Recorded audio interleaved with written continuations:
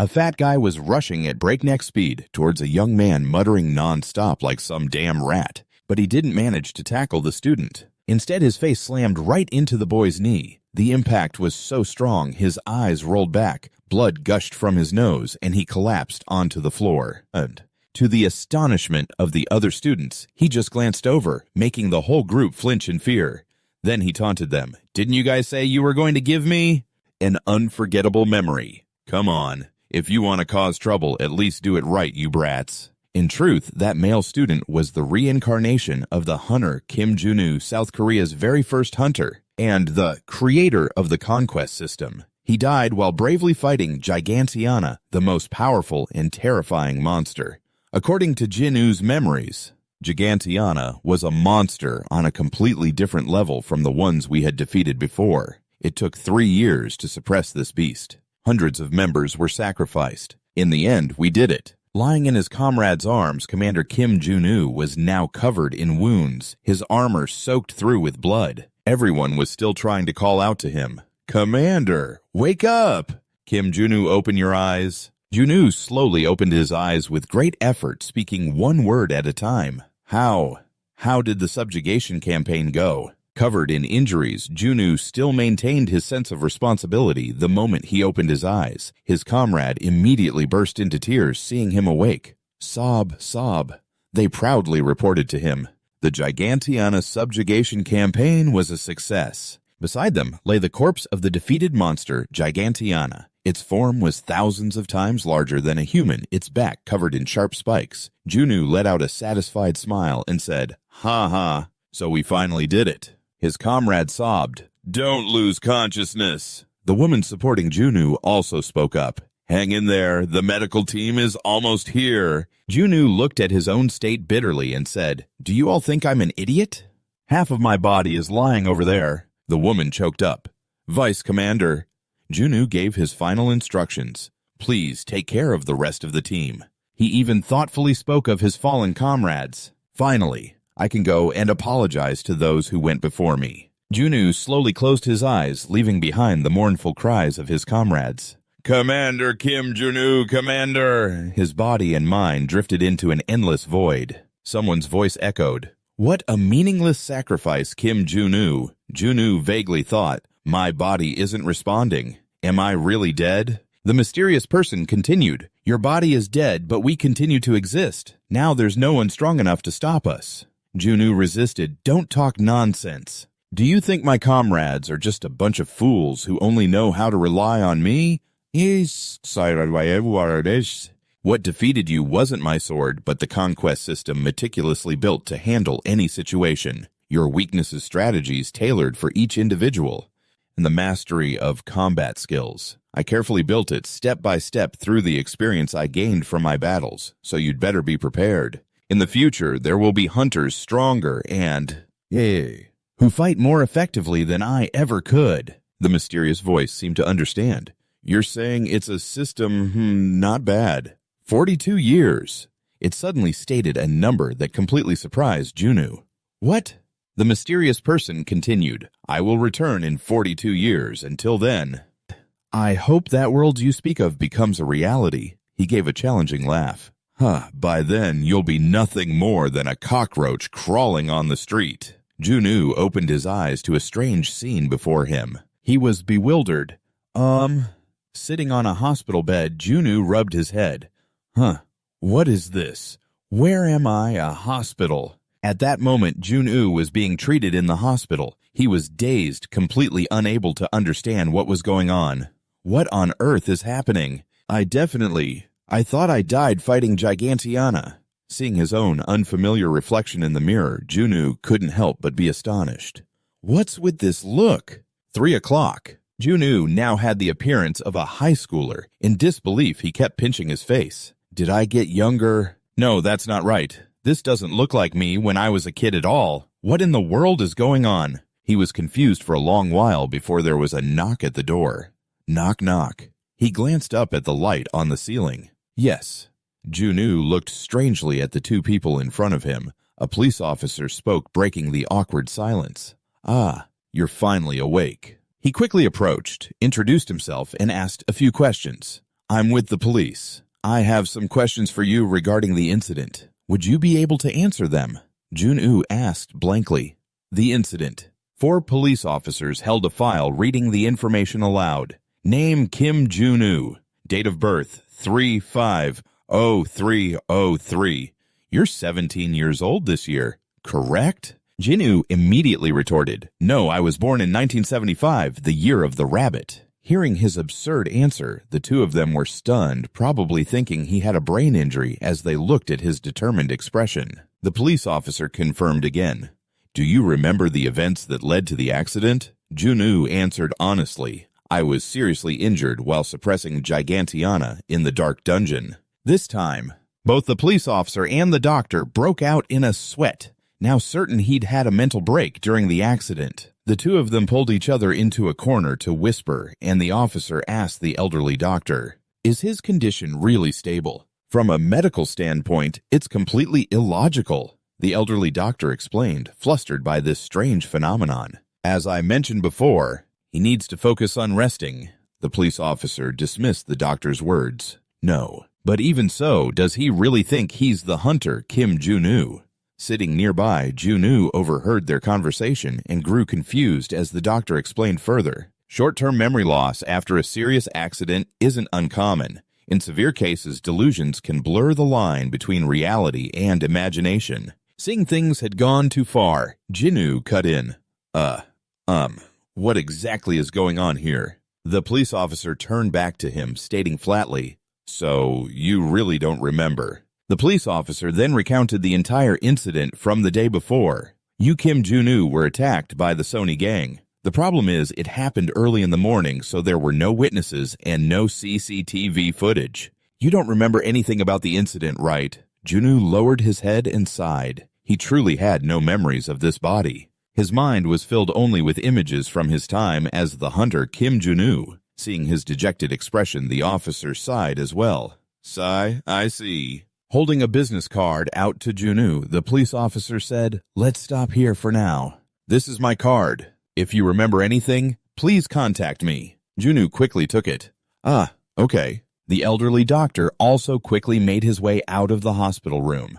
All right, I'll be going now. You just focus on getting better. But Jun-woo called out to him. Wait, doctor. The doctor paused.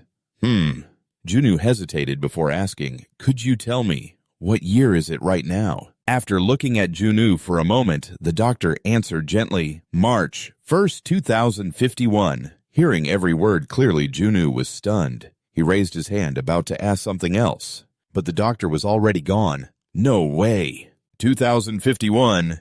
Jun-woo ran to the window, hastily pulling back the curtain. He couldn't hide the utter astonishment in his eyes. What is this? Going back to the days after the catastrophe, Jun-woo remembered. The soul in his memory was a ghost town, abandoned and decaying after the wars with the monsters. It was occupied by vagrants and homeless refugees suffering from all sorts of diseases and starvation. He couldn't believe it had changed this much. Before his eyes was a state-of-the-art Seoul, a city of advanced civilization filled with towering skyscrapers and magnificent architecture. The air was incredibly clean and fresh. People were living peacefully and happily in a new age. He laughed as if not believing his eyes and then burst into tears. At this point, I guess I have no choice but to believe it. Outside, people were trying to connect with nature through physical sports. Seeing this, Jun-woo felt a quiet joy well up inside him. The world of the future had been reborn. Jun-woo sat there searching through his memories. He remembered his old comrades. I wonder if they're still alive. In Belm Sokju Yusik and John Hee, it's been 42 years. By now, they must all be together. Suddenly, the number 42 reminded him of the words that mysterious person had said back then. 42 years have passed. He was shocked, then mumbled to himself, Come to think of it, this year marks exactly 42 years since then. Suddenly, the building began to shake violently. An alarm blared from the speakers. Warning! An incident has occurred. A major crisis is unfolding at the nearby university hospital. Jun-woo was also curious about what was happening. What's going on? In the sky, a blue time rift opened up, also known as a dungeon gate. People shouted at each other to get away from it. Run quick, notify the association. Jun-woo also rushed outside to check the situation. As he ran out, he thought, "This is actually pretty lucky. I'll get to see the upgraded version of a conquest. After 42 years, I can't wait to see how much it has improved." Out in the hospital courtyard, Junwoo saw a crowd of people gathered around watching something. He asked loudly in surprise, "What? Why is everyone just gathering around like this?" Everyone was gathered around the rift, their eyes glued to it, waiting for one of the hunters standing by. A voice came over the loudspeaker. "Attention, attention, this time an advanced hunter will be participating in the raid to ensure everyone's safety. Please stand outside the safety line and maintain a safe distance. In the next 10 minutes, we will be luring the monster out of the dungeon." Hearing the announcement, Junwoo was shocked. He couldn't believe this reckless plan. What the hell? You're going to lure the monster out of the dungeon? Back when he was still a commander, Junwoo had said to his men, "Listen up." A young man stood at a podium, articulating every single word. "The moment monsters leave the dungeon, we are at a massive disadvantage. It's common for a city to be destroyed by a single monster, and in severe cases, an entire nation can be wiped out." Despite Junwoo's solemn warning, no matter what, the raid must be conducted inside the dungeon. That is the first and most essential rule. Remember this. The men below had roared in unison, "Sir, yes, sir," but now, 42 years later, these hunters were insisting on luring a monster out of its dungeon. To Junwoo, this was absolute madness. He pushed through the crowd, walking and cursing, "This bunch of lunatics." Over on this side, cameras were already set up to film, and an MC was even on standby to broadcast this sensational event live. A voice from the logistics team called out, "Is the camera crew set?" The people outside buzzed with excitement. "It's starting."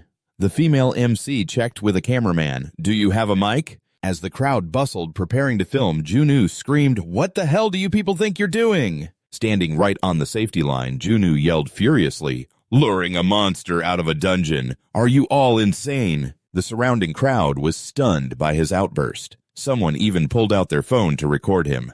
"Who is that? Looks like a student." Junwoo paid them no mind and continued to roar, "Hunting monsters!" Isn't a child's game gathering a crowd to do something so absurd? A famous figure appeared, drowning out Junwoo's words as the crowd erupted in cheers. "She's here. Go Yun-chae! Go Yun-chae! Go Yun-chae!" Everyone was excitedly waiting for Go Yun-chae to appear as a luxury car slowly approached the scene. Guards were already blocking the road in front of it. "Go Yun-chae! Go Yun-chae! Go Yun-chae! Go Yun-chae!" Slender legs stepped out of the car, followed by a girl with a stunning face. She was dressed in hunter's armor, a sword hanging at her side. They all called her Hunter Go Yun-chae. Currently, she was the most sought-after hunter. Reporters and paparazzi shouted, "Hunter Go Yun-chae! Please look over here! I love you, Yun-chae!" Standing amidst the screaming crowd, Junwoo stared blankly at her. "That's a modern-day hunter. Awesome people." He quietly sized her up. "She's younger than I thought. I wonder how skilled she really is." Yun-chae strode confidently toward the dungeon gate, fueled by the crowd's cheers. "Go, Yun-chae! Go, Yun-chae!" She raised a hand to her neck, making a gesture to connect to the system. A system window immediately popped up. Accessing Unified Raid Support System of the Supernatural Dimension Management Association. Authorized. User Hunter Go Yun-chae. Access complete. B-Rank Skill Subsystem. Usable skills for this engagement are now available. A spotter announced over the comms, "The monster is exiting the dungeon." Yellow lightning crackled at the dungeon gate, and a monstrous foot emerged. It stepped out from the gate, its maw full of sharp teeth, gaping, as if to devour everything in sight. Before Yun-chae stood a monster resembling a gigantopithecus, bearing its iron-like fangs and snarling. Yun-chae showed no fear. Standing before it, she activated her skill. Ice Subsystem Crystallization. The blade of Yun-chae's sword instantly transformed into crystalline ice. The monster let out a furious roar. Its sheer force was incredibly powerful, pushing Yun-chae back several feet. She braced herself, then lunged forward, slashing at the monster with her crystal sword. The part she struck was instantly frozen solid. A high school girl in the crowd filmed the scene on her phone. She couldn't help but gasp. "So cool! Amazing! It's like she's dancing right." An elementary school kid brought by his dad to watch a hunter fight a monster, live, cheered excitedly.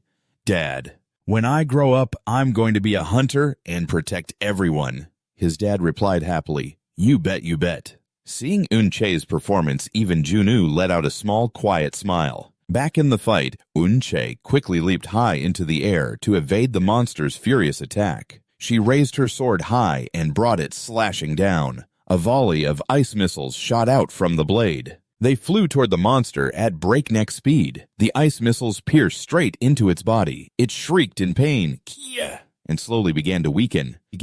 Finally, it collapsed completely. Eun-chae landed just as it fell, creating a picture-perfect scene. The crowd went wild, chanting, "Go Eun-chae, go Eun-chae!" But for some reason, Junwoo just stood there and burst out laughing. He spat out each word, his eyes blazing with fury. "You call this a raid?" Shoving through the crowd, Junwoo stormed right up to Eun-chae and started yelling. Everything is a complete mess. A rookie hunter dressed up like a celebrity, relying only on her skills to fight. The support team is so cowardly, they didn't even provide any backup. He snarled, enunciating every word. And the most infuriating thing is, carrying out a public raid on a crowded street is full of countless hidden dangers. Junwoo had already pointed all of this out, but it seemed neither the citizens nor the hunters involved paid any attention to it. Furious, he walked over and kicked a video camera away, shocking everyone. A hunter stepped forward to stop him. "That's enough." "What the hell do you think you're doing?" Not backing down, Junwoo yelled back, "What the hell do you people think you're doing? Dragging a monster out of a dungeon. Are you all insane?" He chewed them out. "Don't you realize a monster that leaves a dungeon can go berserk if it can't adapt to this dimension?" They stared at him blankly, not understanding a thing. Unfazed, Junwoo continued, "What if you activate a skill in a crowd this big and something goes wrong? What if the monster has some unexpected trait not listed in the intel?" Amidst his scolding, the citizens all took out their phones to record, whispering to each other, "Who is that guy? He looks like a high school student." The entire process of him yelling was posted publicly and spread all over social media. Junwoo couldn't care less and turned to look at the people in the rear, saying, "And the rear position is completely exposed." The man he was scolding got angry. "What?" Junwoo continued to shout, "And you call this a raid?" This is no different from a street performance. A girl's voice cut in.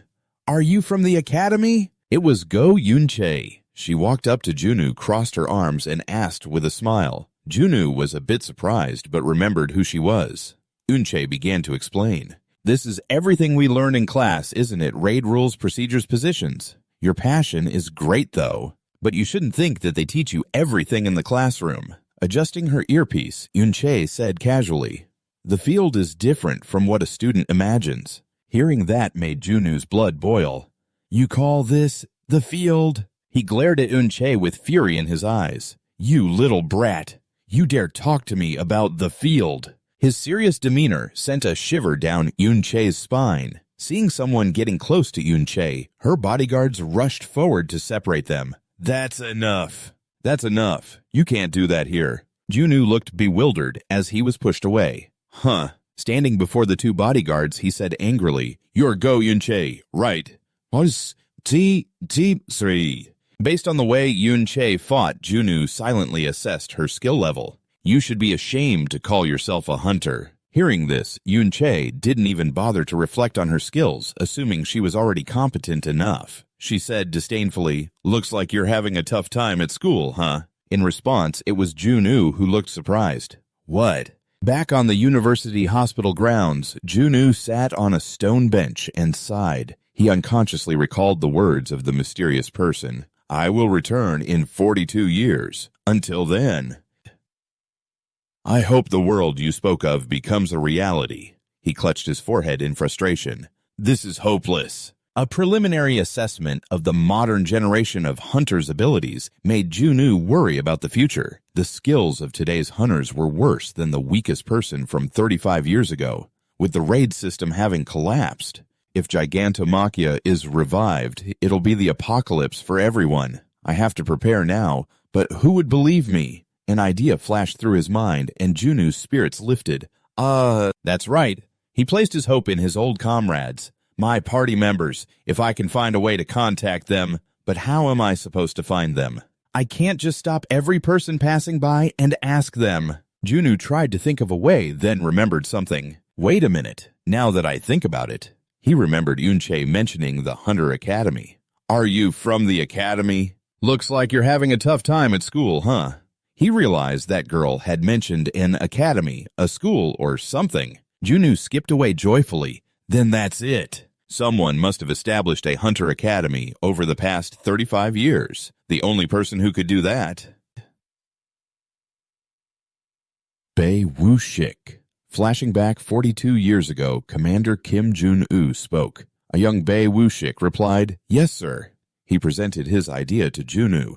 "It would be great if this war ends with our generation, but that's unlikely to happen, right? After I retire from active duty, I want to build an academy and properly raise the next generation." Woo-shik excitedly asked to name the academy. "That's right. What should we name the school? You decide, sir." Commander Junu was surprised to be asked.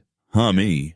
Holding a cup of water, Junu said slowly, "Well, let's just keep it simple. Something like the Korean Hunter Academy." Usik said with dissatisfaction. "That's too plain." Back in the present 42 years later, Junu had made his way to the academy. He looked at the academy gate in disbelief. "Are you serious?" Junu was surely surprised because Usik had actually given the academy such a plain name just as he'd suggested. Putting the name aside, Junu looked around and was truly impressed. But this school is absurdly huge. Suddenly, a voice called out to Junu, "Hey, student, what are you doing there?" The security guard walked over and asked, "I don't think I've seen you around. Are you a student at our academy?"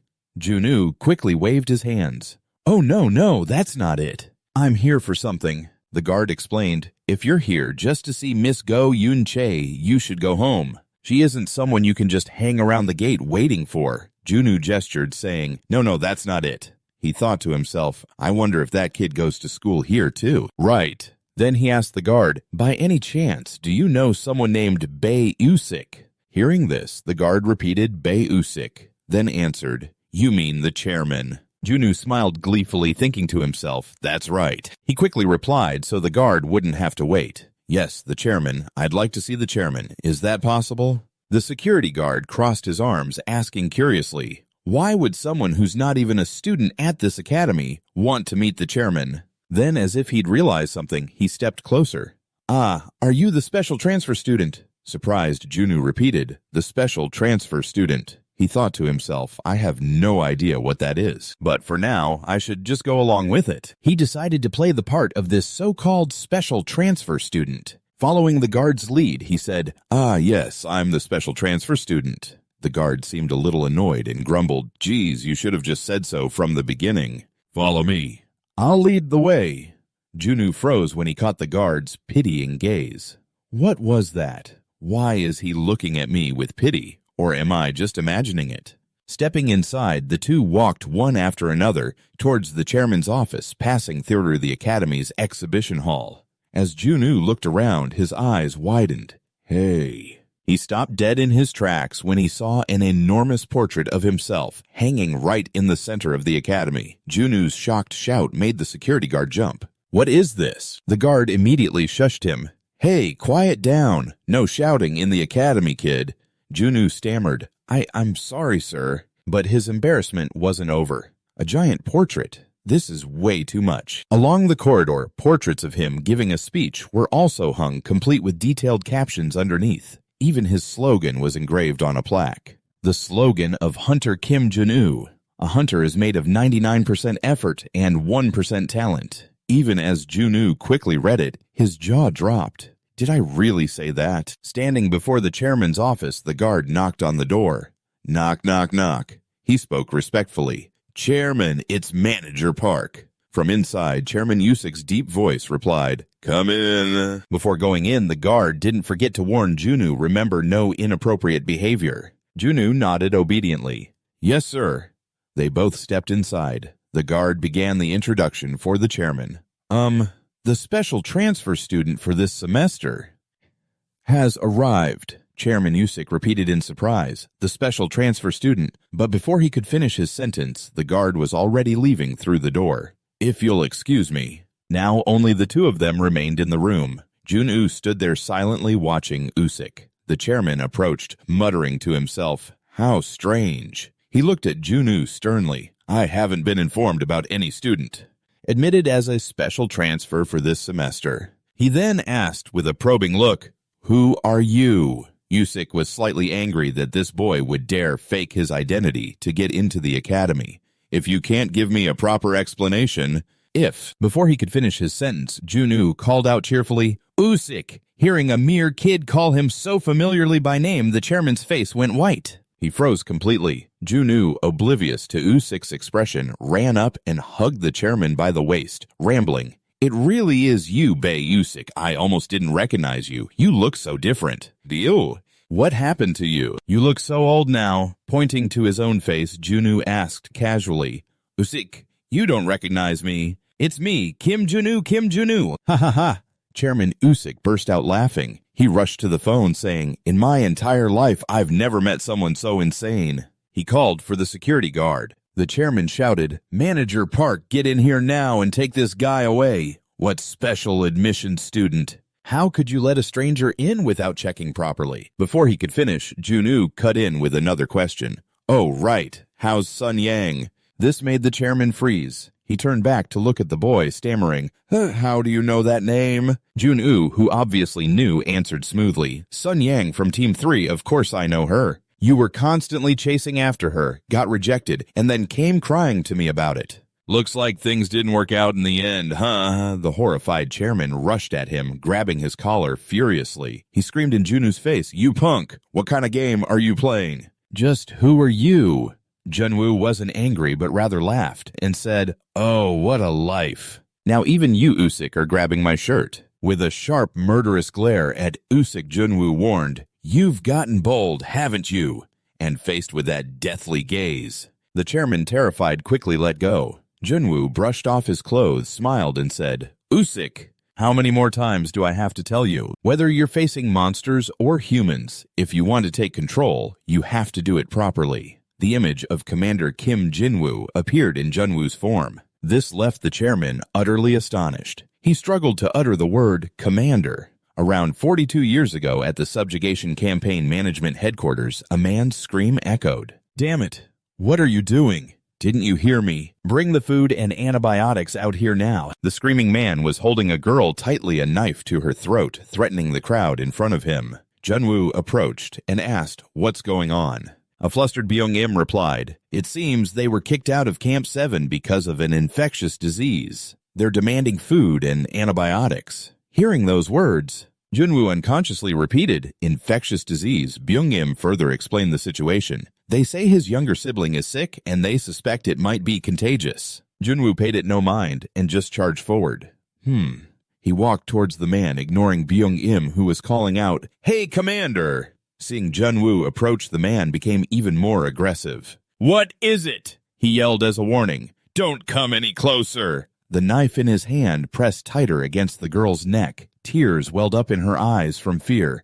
Jun-woo resolutely kept moving forward. A hint of tension crossed his face. He looked at Jun-woo, approaching, his expression changing slightly. He pointed the knife at him, acting even more recklessly this time. Don't come any closer. Do you want her to die, huh? Jun-woo replied nonchalantly. Go ahead if you want. This surprised the man, causing him to lower his guard. What? Hearing this, the girl became even more terrified. What did you say? Jun-woo continued indifferently. I said go ahead if you want to. With monsters roaming around freely like this, dying suddenly. Isn't anything strange? The man couldn't stand it anymore and growled, What the hell are you talking about? Seeing that the man was wavering, Jun-woo challenged him. What's wrong? You can't bring yourself to do it, huh? Didn't you say you wanted to save your sibling? Then you should be able to get the medicine, even if it means killing everyone here. His words left the man completely stunned. Even his comrades didn't understand why he was abandoning the girl instead of helping her. Gaining momentum, Jun-woo continued. If you're going to save one person, you must also be prepared to take the life of another, no matter who it is. That's the world we live in now. So whether you're facing monsters or humans, if you want to take control, do it properly. With each moment, Jun-woo got closer to him. Finally, with a stern face, he spoke as if lecturing him. If you can't do that, then stop with these useless games, or just go die peacefully next to your sibling. Each of his words was like a knife stabbing into the deepest part of the man. Furious but helpless against him, he could only stand there growling. Grrr! Suddenly, he pushed the girl aside, making her stumble. Whoa! Then he rushed at Junwoo, intending to attack him. He thrust the knife straight at Junwoo, but he dodged to the side. Then Junwoo grabbed his wrist and threw him over his shoulder, making him lose his balance. Furious at the surprise attack, he swore, "Son of a bitch!" He was slammed to the floor by Junwoo, his back hitting the ground hard. He lay flattened. He staggered to his feet, still clutching the knife, groaning in pain for a few moments. Suddenly, he became enraged and cursed, "You bastard!" Then he leaped up, gaining momentum. He plunged the knife down towards Junwoo, shouting incessantly, "Die, you bastard!" "Just as expected," Junwoo said excitedly. "That's right. That's the spirit." Then he quickly activated the equipment on his hand, the Patelis ring weapon. Just as the man swung down, the activated Patelis ring blocked his attack. It sent the man flying back a short distance. While he was still off balance, Junwoo gently raised his hand in front of him and activated the weapon's ability, Super Extreme Compressed John Explosive Flick. Junwoo just needed to flick his finger lightly. The activated skill sent the man flying far away. He slammed hard into the barrier wall behind him, leaving a large hole in it. A huge lump also appeared on his forehead from Junwoo's flick. He sat there dazed. Seeing this, Junwoo didn't intend to attack further. He turned and called to Byung-im from behind. Byung-im quickly answered, "Yes." Junwoo ordered, "There are still some antibiotics left. Write quickly, form a search party, and find his sister. She's probably around here somewhere." Byung-im sensed something was wrong and asked his commander, "Wait a minute, if his sister really has an infectious disease." Before he could finish, Junwoo explained, "The distance from Camp 7 to here is over 100 kilometers. It takes almost a week to travel. If it were truly an infectious disease, he would have been the first to die." "Yes." Seeing that Byung-im was convinced, Junwoo urged him, "If you understand, then hurry up and do it." Byung-im turned to carry out the order immediately, not forgetting to glance back briefly. "Yes." Then Junwoo turned to Usik, the young chairman of the academy, and said, "Take this person to Jun Yang's uncle. When he wakes up, feed him and put him into training starting tomorrow." Usik hesitantly asked, "Does that mean?" To which Junwoo replied, "That's right. From now on, we're a team." The image of Junwoo's gallant figure walking away was etched into Usik's mind. Back in the present, the Usik of 42 years later stared stunned at Junwoo and stammered, Is that really you, Commander? What's with your appearance?" Junwoo didn't know how to explain it either. "I don't know either. I just woke up, and I was like this." Usik mumbled quietly, Unbelievable." Seeing Usik's unconvinced expression, Junwoo sighed and said, "Looks like you still don't believe me, huh?" Usik quickly explained, "To be honest, wouldn't anyone react this way? A dead man coming back to life in the body of a child." Seeing this, Junwoo had to play his last card, bringing up an embarrassing secret about Usik that only he knew. "Oh, is that so? Then what should I do? Maybe I should bring up the fact that you pissed your pants during our first hunt to convince you." Before he could finish, Usik landed a solid punch right in his face. Outside, the head of Academy Security was rushing to the chairman's office. As he ran, he replayed the chairman's scolding in his head. "A special admission student. How could you let a stranger in without checking properly?" The thought sent a shiver down his spine.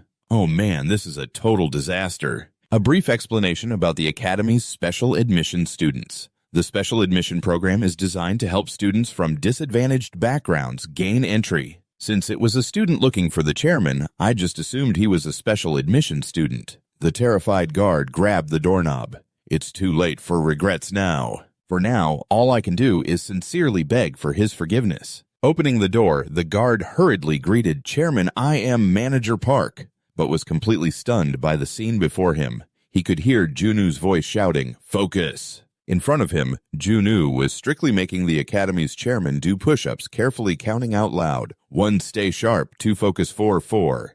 The security guard stared at the scene. He felt a secret sense of relief at having escaped a scolding. Junwoo's voice continued counting relentlessly, 1 stay sharp, 2 focus 1 stay sharp. The security guard slowly closed the door and left. 2, 1, 2. A while later, Junwoo was sitting on a chair, holding an ice pack to the spot where Usik had punched him. Usik sat nearby, looking remorseful. As Junwoo iced his face, he yelped, "Humph, it still hurts." Chairman Yusik hurriedly apologized. "I'm so sorry, Commander. That memory was just so embarrassing. I lost control." On the table, a cup of coffee was already prepared as an apology to Junu. Moving on, Junu said, "Man, the world really has changed a lot." Yusik understood and replied, "You must be very shocked, Commander. It's as if everything changed in the blink of an eye." Holding the coffee cup, Junu said seriously, "That's right. And among all the changes, these conquests are the most prominent." He recounted what he'd seen that morning to Chairman Yusik.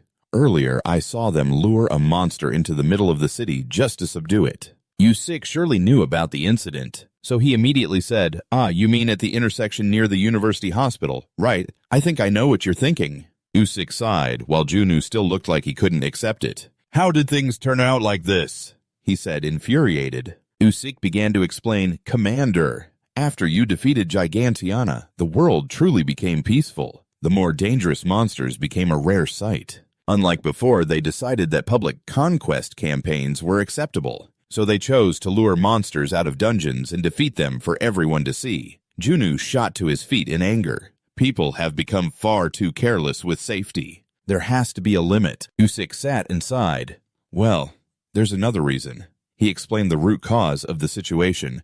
"Right now, it's very difficult to sustain this industry without advertisements from sponsors and backing from large corporations. The Supernatural Dimension Management Association and countless government agencies are all closely intertwined. This makes the campaigns more complicated as their private interests are heavily involved. As a result, hunters have basically become celebrities. The conquest campaigns have degenerated into this distorted system." Hearing this, Junu quickly said, "It's not too late to fix this." He turned to Yusik. "You're the chairman of the academy, right? From now on, you should focus on educating these kids." Yusik cut him off. "I already told you, because of the complicated web of connections between the large corporations and government agencies, I can't even change a single educational regulation on my own." Junu couldn't hold back his frustration. "What are you, a puppet leader?" Then he remembered something, and his face lit up with hope. "That's right. What about the other members? If we join forces with them," Yusik said helplessly, "those very members are the ones pulling the strings behind the large corporations and government agencies." He clasped his hands on the table's side and said slowly, "I hate to say this, but I'm certain that the majority of the members won't be happy about the fact that you've returned commander." Hearing this, Junu asked, "You think so too?" But for Yusik, his commander's return was a joyous occasion. Hearing Junu's question, he hurriedly replied, "Oh, no. You have no idea what this means to me, Commander, but Junyu has finally figured it out, the way to conquer and survive in this new era." This made him extremely frustrated. He clutched his head in annoyance, saying, This is a complete mess." Mr. Usich quickly held up a hand in denial, as he truly didn't know about the existence of that mysterious message. He said to Junyu, "You shouldn't say that. After all, the world is at peace now, isn't it?" Then he smiled and said, "I'm an old man now. But Commander, you've become young again. Starting a new life with a new style is a good option too." Junyu interrupted, "Gigantiana will be revived." Those words made the man freeze completely before he snapped out of it and asked, Wait, what did you just say?" Junyu helplessly repeated his words, "Gigantiana will be revived." The mere thought was horrifying. Usich turned pale and stammered, "Gigantiana? You're saying that Gigantiana is going to be revived again?" Junyu said just as helplessly, "Yes, I don't want to believe it either, but it's the truth." Then he recounted what happened. "As I was on the verge of death and losing consciousness, I met him. He said he would return in 42 years and that I would see him again." Usich shouted in disbelief, "Impossible! Could you have mistaken it for something else? You don't actually believe that, do you?" Junyu calmly asked back, "Why, you don't believe me." "Well," Junyu tried to explain, "you believe that someone like me who died 42 years ago could come back like this, right?" Usich stammered, Well, this is..." Seeing his hesitation, Junyu gave up.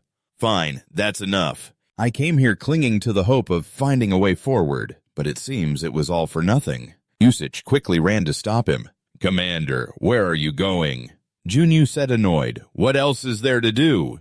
He spoke with the same determined look as before. "I'll handle it myself." Hearing this, Usich jumped in surprise. What? He looked at Junyu's current body with doubt. No matter how skilled you are, Commander.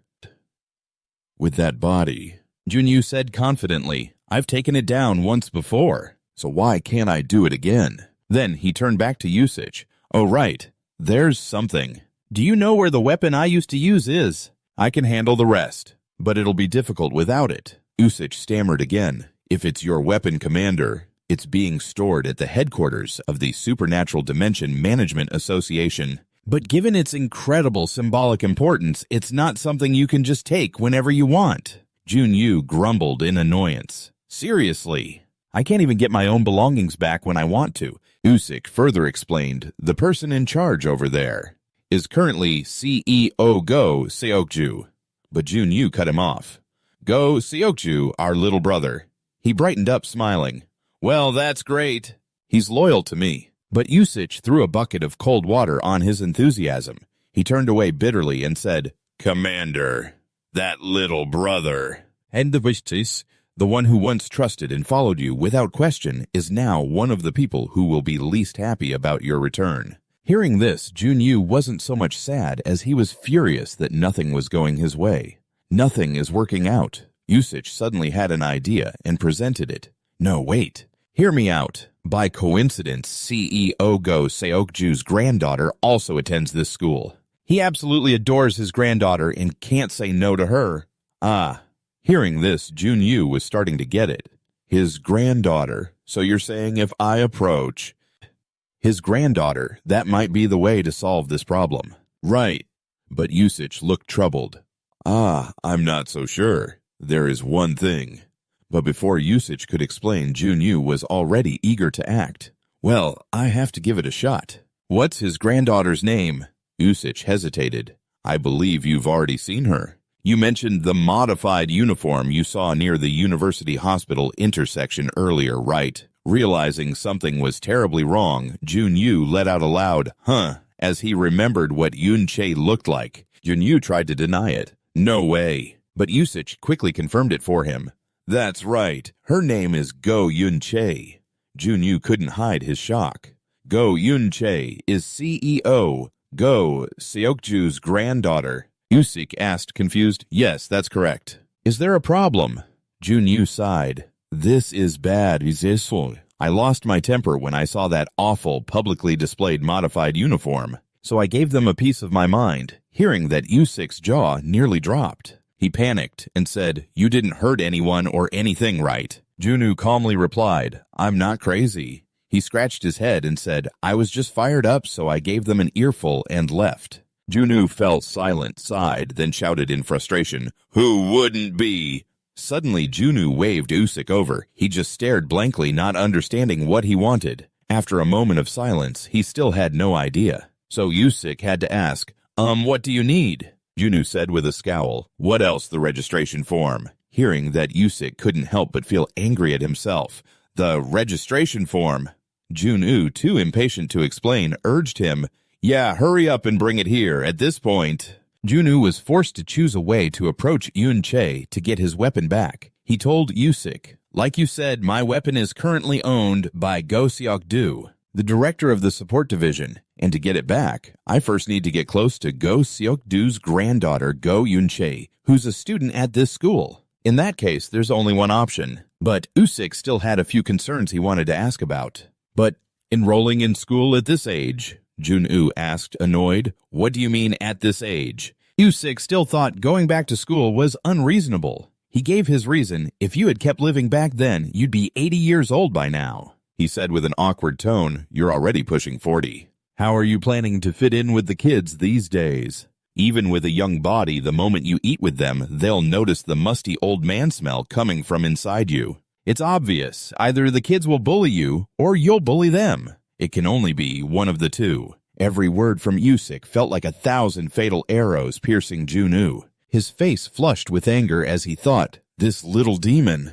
Unable to listen anymore, Junyu furiously shouted in Usich's face, Who said I'm going there to make friends? The second I get my weapon, I'm dropping out. Usich still had strong reservations about this decision. Or are you always this stubborn? He looked up at him, his eyes hoping he would change his mind. Seeing this, Commander Junu stuck to his original plan. He said with a smile, "That's why I died before you guys, isn't it?" Seeing Junu's resolute attitude, Usyk knew he wouldn't back down, so he had no choice but to hand him the special admission student registration form. He looked at him with pleading eyes. "I just have one favor to ask.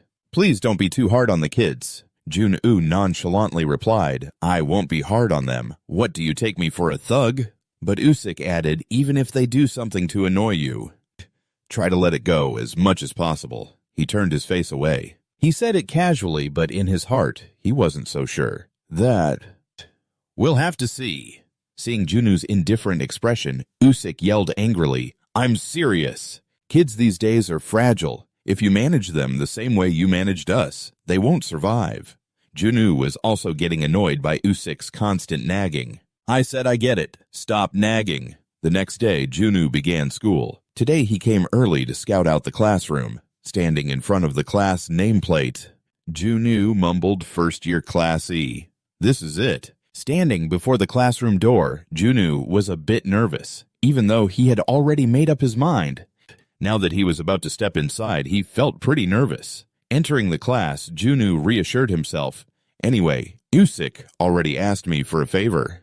I have to try to avoid attracting attention until I find a way to approach Go Yun-chae." A voice called out, asking, "What are you doing?" A short-haired girl with emerald green eyes, who looked quite a bit like Go Yun-chae, except for her eye color, stood there asking Junu why he was standing right in front of the door. "If you're not coming in, then move aside." Junu was a bit flustered. I was just about to go in." Just then, she got a clear look at Junu's face. He looked somewhat familiar, so she leaned in closer to get a better look. Her action made Junu jump. "What the?" Then she said with a less than friendly tone, "Aren't you the dog from yesterday?" Junu was dumbfounded, not understanding at all. "Yesterday?" The girl turned and walked inside, not forgetting to explain, "I heard a special admission student was transferring in today, but I didn't expect the dog from yesterday to show up." The girl said indifferently, "Well, whatever. It's none of my business." Junu still couldn't understand the meaning behind her words and shouted back, "Hey, that's why I have to ask. What do you mean, the dog from yesterday?" Being called a dog for no reason annoyed him. What the hell? She just says what she wants and leaves. Seriously, kids these days. Seeing as he was much older, Junu couldn't be bothered to argue with a 17-year-old kid. He calmly entered the classroom. He peeked with one eye, surprised.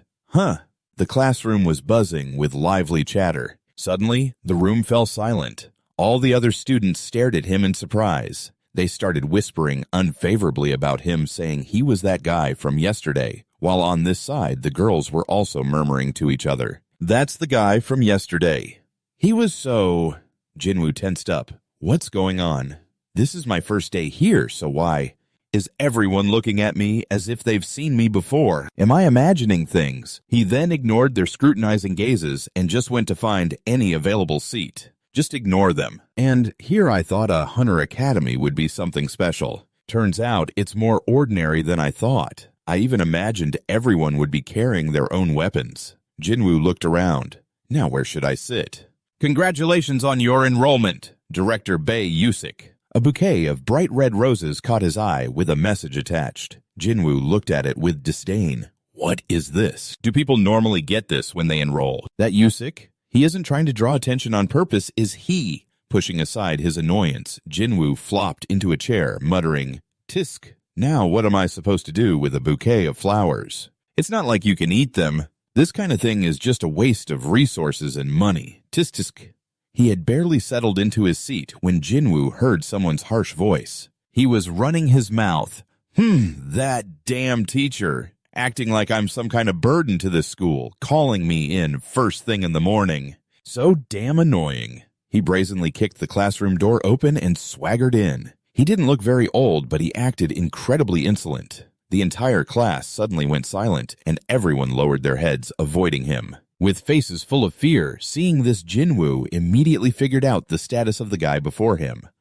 So he's one of those types who thinks he's the king of the classroom, is he? How pathetic. He noticed that Jinwoo was a new face. He glanced over in surprise, an amused smile spreading across his face. He walked over to Jinwoo and said in a sleazy voice, "Well, well, well, who do we have here?" Leaning close to Jinwoo's face, he spoke rudely. "You're that dog from yesterday, aren't you?" "Yep, that's him. The guy who picked a fight with Go Yunchae during the public hunt. So you're the special exception transfer student everyone's been whispering about, huh?" With that, he burst out laughing. Surprised, Jinwoo asked him, "How did you know?" The guy just replied, "You don't know." Then he shoved his phone in front of Jinwoo's face to illustrate.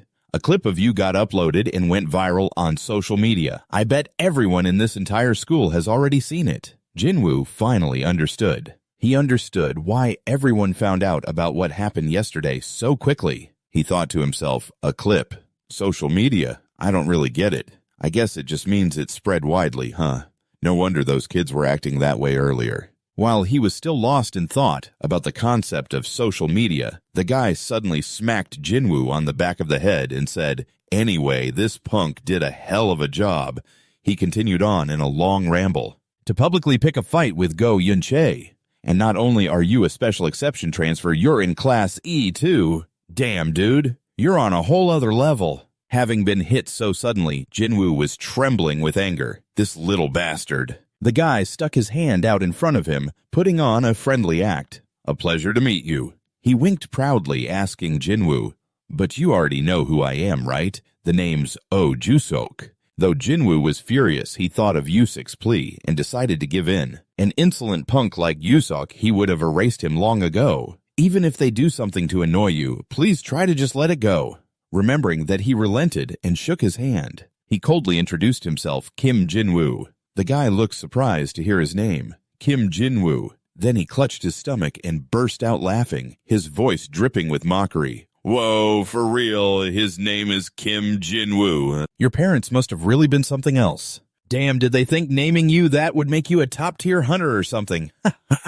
"Oh man, that's hilarious as hell. Great to meet you, Min Jinwoo. Let's hang out from now on, all right?" The guy was so busy laughing and talking that he didn't notice Jinwoo's expression had turned absolutely murderous. On the outside, he laughed along with him, but inside, he was furious enough to tear the world apart. He hated that he couldn't just beat him to a pulp right then and there. Jinwoo told himself, just stay calm, endure it, keep it down.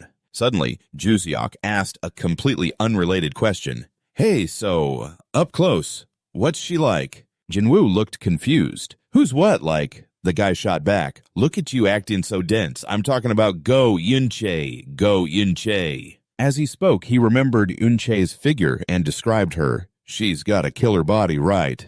Her face isn't bad either, easy on the eyes. And her grandpa is the director of some place. I forget where? That's probably why she has such a prickly personality." Jusiok continued with a look of regret. "If it weren't for that personality, she'd be exactly my type." Wait, no, that's wrong. Totally wrong. Those eyes of hers are a bit too shrewish. If only she could change that. Someone's voice cut through his rambling. "Don't get carried away." It was the spunky girl from earlier. When Jusok saw her, he clicked his tongue. "Tisk, honestly. Now what? You again, seriously, in this entire class, E?" Aside from Junu, she was the only one who wasn't afraid of his authority. She mocked him. "Why don't you go take a look in the mirror? With a face like that, you have the nerve to judge other people's appearances." Haha, Josiok, embarrassed, laughed loudly. "Is this bitch brain dead? I've already let you off several times. Are you trying to push your luck now or what?" The girl replied nonchalantly. "What is there to push? We're all just the lowly dregs of Class E." Hearing that, the guy turned his head, let out an intrigued "whoa," and said with a superior air, "Don't tell me you think you and I are on the same level. I came from Class B." She replied, not paying him any mind. "Oh, right. And then you got points deducted for poor skill usage and were demoted to Class E. What a great achievement. Your father's connections must be pretty great, huh? If it weren't for him, you would have been expelled ages ago." Her words infuriated him, his face contorting like a gorilla's. Josiok, so embarrassed, he went berserk, moved to strike her. "This bitch, damn it." The girl could only stand there, closing her eyes, waiting without dodging. Suddenly, Josiok opened his eyes in shock. He was sitting flat on the ground. "Huh, The whole class also stared in astonishment at what had just happened. Yoseok, furious, screamed, "What the hell? Hey, are you out of your mind?" In front of him stood Min Junwoo, his leg raised as if about to kick him in the face. It was surely his doing that he was on the ground. Yoseok sat on the floor, looking up at Junwoo in a daze. "Hey, Min Junwoo." Suddenly his expression changed, becoming intrigued. "Did you just kick me, huh?" Junwoo replied calmly, "What you don't know, need me to do it again." As he got up, dusting off his legs, he sneered, "Ha, son of a bitch. It's the first day of school, and you already don't know your place." Yoseok furiously shouted, "I guess I'll have to beat you to a pulp to knock some sense into you, right?" It was Junwoo's turn to laugh out loud. "Ha ha ha, my God." Then he put on a terrifying face and warned him, "This little punk." Have you ever faced the Grim Reaper before, daring to spew words like that? But he truly didn't know what fear was immediately charging forward to punch Junwoo and teach him a lesson. "What the fuck are you barking about, you specially admitted piece of shit?" But Junwoo wasn't about to let him run wild. He quickly ducked, dodging perfectly, and thought to himself, what a pathetic punch. He pointed out every flaw in his attack. 2. Your left and right hips are wide open. So pathetic. He readied his fist, about to smash it back into Yoseok's face, but the teacher intervened. "What are you students doing?" The two of them quickly stopped, freezing in place. He said angrily, "It's the homeroom teacher? Why'd she have to show up right now?" He walked away, not forgetting to leave a threatening remark. "I'll deal with you later, Min Junwoo. Your school life here, I'm going to make it a living hell for you. Just you wait." A few hours later, in the chairman's office, Yoseok was massaging his temples to calm down. He sighed, looking at Junwoo. "Seriously, it's the very first day of school. Why would you do something like that?" Junwoo explained defensively. "Hey, I was already holding back a lot." "You know," Yoseok spoke up, "for now I've taken care of it. So we should be able to resolve this matter without getting the school violence committee involved. However, I can't fully predict and how that person will react." Junwoo thought it was just a childish matter, but hearing Yoseok make such a big deal out of it, he asked, "What do you mean?"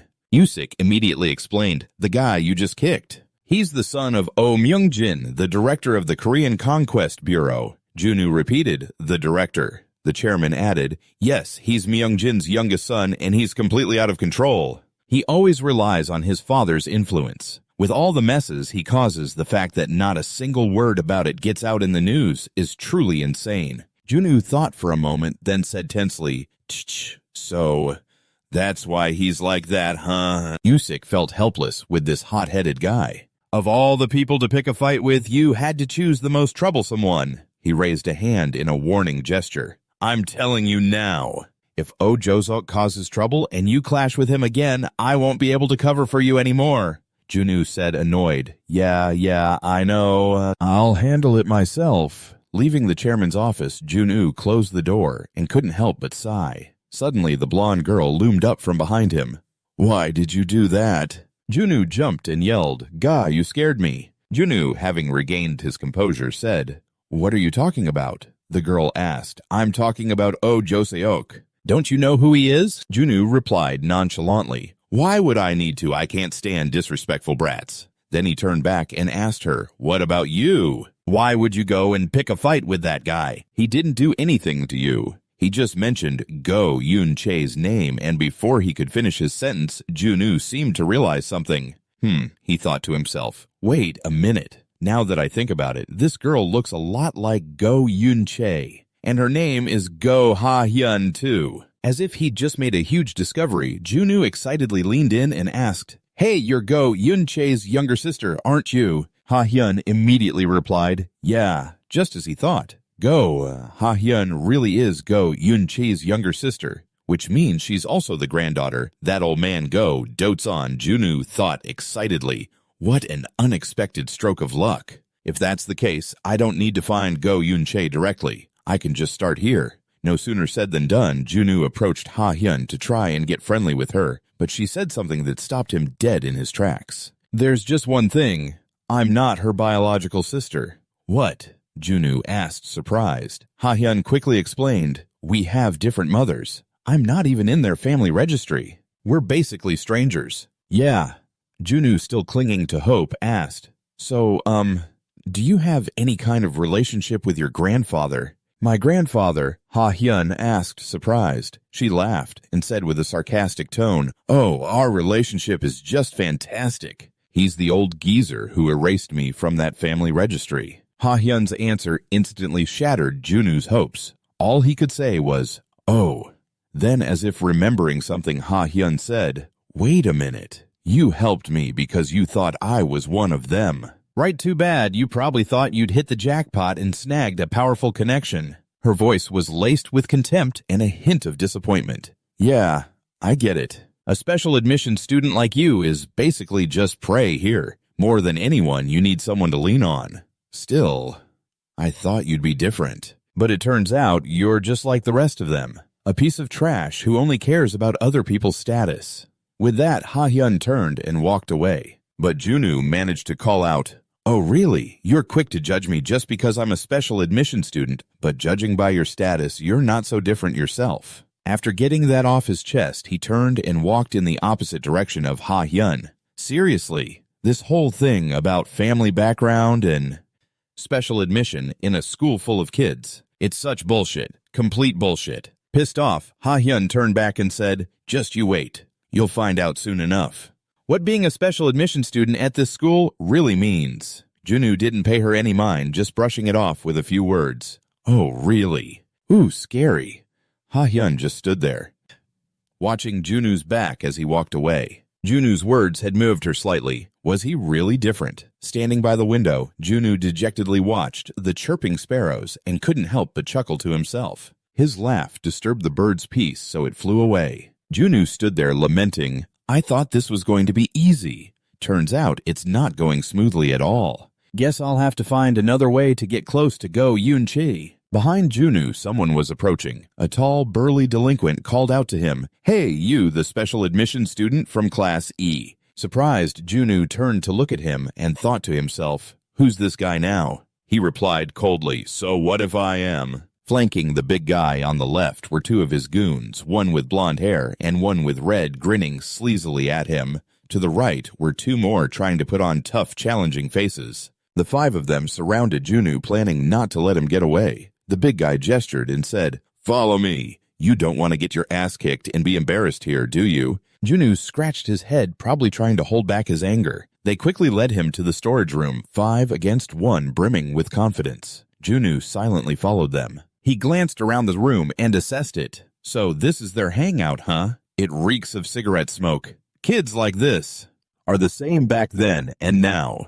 From the middle of the room, Juseok's insolent voice rang out. "Yo, Junu, you're here, huh?" The lights flickered on, shining down on Juseok, making him look like the main villain in some action movie. He began, "Before we make some unforgettable school memories, I want to ask you something first." His voice dripped with contempt as he said, "A special admission piece of trash like you, what gives you the guts to mess with me?" "It's so surreal, I thought I was dreaming," Junu said, looking annoyed. "To be honest, everywhere I go, all I hear is special admission student. I'm actually getting more curious. What's so important about that anyway?" Hearing that Juseok asked gleefully, What's so important about that?" His tone shifted to anger as he snarled at Junu. "This son of a bitch got in on welfare because of his disadvantaged background, and he thinks he's on the same level as us. Of course that's going to be a big deal, you damn flea-bitten mutt." Then he laughed as if it was a lucky break for Junu. "Ha, if I wasn't on probation right now, I would have smashed you myself. You should count yourself lucky. Guys like this usually know when to stop before things go too far." As he finished speaking, he ordered his lackeys, "Go play." From behind, one of the lackeys tried to sneak a kick at Junu, but he spotted it and dodged to the side. It made the guy lose his balance and lunge forward with the momentum. Thud. He fell flat on his face. Seeing this, Junu asked blankly, "What are you doing?" A guy named Jusok, watching from the side, offered some light praise. "Oh ho, you're pretty good at dodging, huh?" The blonde and red-haired guys then rushed forward, not forgetting to curse, "You arrogant bastard. A special admissions student like you."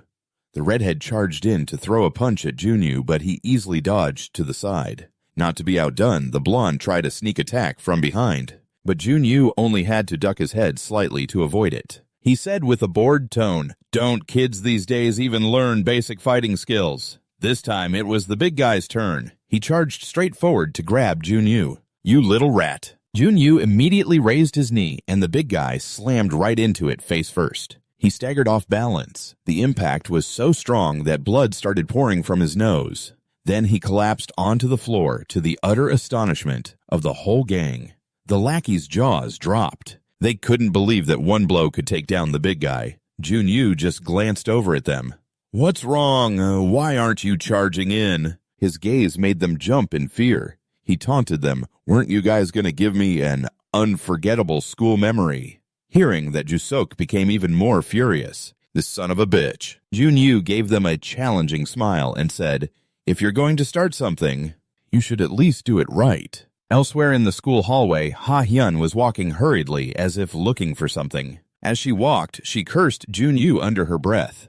"That damn kid." She recalled the words Junyu had said earlier. All this talk about family backgrounds and special admissions in a school full of kids, it's ridiculous, completely ridiculous. Ha-hyun fumed. How can he say that when he doesn't know anything? Walking past a classroom, Ha-hyun suddenly stopped when she heard what some students were talking about. "Hey, that special admission student got called out by Oh Jusok's gang." The students were all gossiping about it. They were even snickering, saying he deserved it. His school life is over now. Completely over. Isn't this a new record for the fastest a special admission student has dropped out? Did anyone tell a teacher about this? Do you want to get dragged into this by snitching for no reason? Ha-hyun stood there hearing every word they said and decided to ignore it and walk away. As a special admission student, that's what he gets. And for acting so arrogant. As she thought that Junyu's voice echoed in her head. "Are you making all these assumptions about me just because I'm a special admission student? Looks like you're no different, are you? Also making a big deal about someone's background." Ha-hyun stood in front of the classroom for a long time pondering Junyu's words before deciding to run to him. Meanwhile, Junyu was waiting for the gang to charge, but they just kept hesitating. Seeing this, Juseok yelled, "Are you guys kidding me? Don't be scared. Hurry up and take him down, you idiots." They just stood there growling to build up their courage, but didn't move an inch. Junyu stood there bewildered and said, "You're making this big of a fuss just over a nosebleed." He gave Jusok a cold stare, assessing his physical and mental abilities to be truly on a childish level. Jusok just stood there growling exactly like his underlings. Then annoyed, he turned to the red-haired guy and ordered, "Hey, use your skill." The guy looked back fearfully and said, "If we get caught, we'll be expelled." Jusok screamed, "Then we just have to make sure we don't get caught." Hearing that, they became more resolute. They all got into an attack stance in unison. Aseka Junyu looked at them in surprise. He had noticed the bracelets they had just revealed, silently analyzing them. A bracelet identical to the one Unche used to wear. Nowadays, instead of carrying actual weapons, they use those. They started pressing the switches on their bracelets. Jusok, who was sitting up top, grew impatient. He pushed his lackeys aside, revealing a glowing bracelet on his own wrist. "That's enough. All of you get lost, you idiots." Accessing system. The system quickly announced access to the Management Association's Integrated Conquest support system. It has been granted. Seeing this, one of his lackeys shouted a reminder. "Hey, Jusok, if you get caught again during your disciplinary period." But he was furious now. He paid no mind to the warning. "Shut up, damn it." 6 system notifications. Student Ozu Seok's access to the D-rank skill has been completed. Skill use is now activated. Armed combat type. Jun-woo stood there quietly observing how the system bracelet worked. The weapon Brexperia materialized in Juseok's hands. It was a 3-headed spear. So his weapon is a trident named Brexperia. He said smugly, "Let's see how long you can talk tough. I'm gonna make you piss your pants and beg for mercy." Junu, however, wasn't the least bit scared and even carefully asked him, "Hey kid, do you even know how to use that skill?" Yuseok asked back in astonishment. "What?" he said with an obvious tone. "Is this guy crazy or blind?" "Can't you see I've already used it, you idiot?" Junu let out a soft sigh, then picked up a cleaning broom nearby and said, "You think summoning the weapon is all there is to the skill?" While dusting off the broom in his hand, he harshly criticized him. What an ignorant fool. Junu boldly pointed the broom at him, deciding to use it to fight against the guy's trident. This time Junu was truly angry. The image of Commander Kim Junu seemed to appear lecturing the rookie hunter kids. How dare you use a skill on another person? Outside of a dungeon, huh? In the teacher's office, a curious teacher approached Class E's homeroom teacher. Ms. Yubin, I heard the special admission student caused trouble as soon as he arrived today. It sounds like you're going through a lot. Ms. Yubin gave a weak laugh in response. Oh, yes. Ha ha. The other teacher, feeling encouraged, continued. But what nerve does he have to go up against Ju Seok from Class B? Being a special admission student placed in the lowest class. That basically means he has absolutely no talent as a hunter. Hearing that Ms. Yubin immediately denied it. Oh no, that's not it. The other teacher suddenly shouted, What? That student? Kim Junu! Ms. Yubin explained further. He passed the aptitude test with the classification of exempt from evaluation. Hearing that the other teacher couldn't hide his astonishment. What? He stammered, That's only given to those with a special combat level so high it can't be measured. Exempt from evaluation classification, he added. To date, the only student to receive exempt from evaluation status is Go Yun-chae. Are you saying that special admission student is on the same level as Go Yun-chae? Amazed by Junu's potential, the teacher asked further, but why was he placed in Class E if he has that kind of skill? Obviously, he should be in Class A and fast-tracked as a candidate for student leadership. Ms. Yubin shared the same sentiment.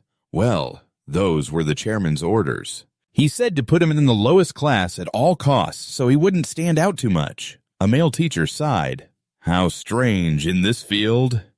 Isn't it natural for people like us to aim to stand out? Ms. Yubin replied slowly. I myself have absolutely no idea, honestly. Suddenly, Ha-hyun spoke up from out of nowhere. Sir, ma'am. He threw open the door to the teacher's office, panting, as if he'd just run for his life. The male teacher looked over in surprise.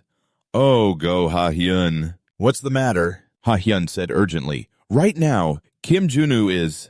Back at the equipment room, Junu and Jusuk were clashing. Jusuk thought with difficulty, Damn it! He lunged forward, unleashing a flurry of attacks at Junu. But almost all of them were blocked by him with just one hand. He furiously kept jabbing the trident towards Junu, secretly thinking, What the hell is happening? Normally, just activating the skill should be enough to easily handle a low-level opponent. Is this bastard blocking my attacks with just a broken broom? Damn it! What the hell is going on? As he thought this, Ju Seok couldn't believe his eyes. He tried to rush forward, determined to land a hit on Junu no matter what. Ju Seok looked at the smug Junu and growled in frustration. You bastard! Junu, while blocking his attacks, lectured him. An armed skill isn't just about swinging blindly. Unwilling to be lectured by Junu, he shot back. What does a special admissions student like you know? Junu paid no mind to his words, silently observing the equipment's characteristics. He added casually, The characteristics of an armed summoning skill are determined by the core it was extracted from. The Dark Malice Trident is a skill derived from the core of a devouring dark beast, a monster that controls shadows. Dodging an attack, Junu looked at Yuseok and said, Now here's the question. What characteristics does the weapon you're swinging around like a fly swatter have? Juseok, of course, didn't know, and remained lost in his anger, swinging wildly while cursing, Damn it! You bastard! It's known that Ozu Seok obtained the Dark Trident because he has a powerful father. The Dark Malice Trident skill core was a gift he received from his dad when he was in middle school. Because of that, he was admitted to the Officers Academy and registered in the Integrated Conquest Support System, securing a spot in Class B after graduation. It was almost certain that he would become a hunter affiliated with the association, and if he did well, this Ozu Seok could even become a student officer and aim for an early field deployment. He never bothered to pay attention to his equipment's characteristics simply because, with a powerful father, his path ahead was already paved for him. There was no need to try hard to practice to study. This thought was deeply ingrained in Juseok, so no matter how much Junu probed, he only felt insulted. He screamed in anger, Why is this bastard? But then Junu easily used the broom to make him drop his weapon.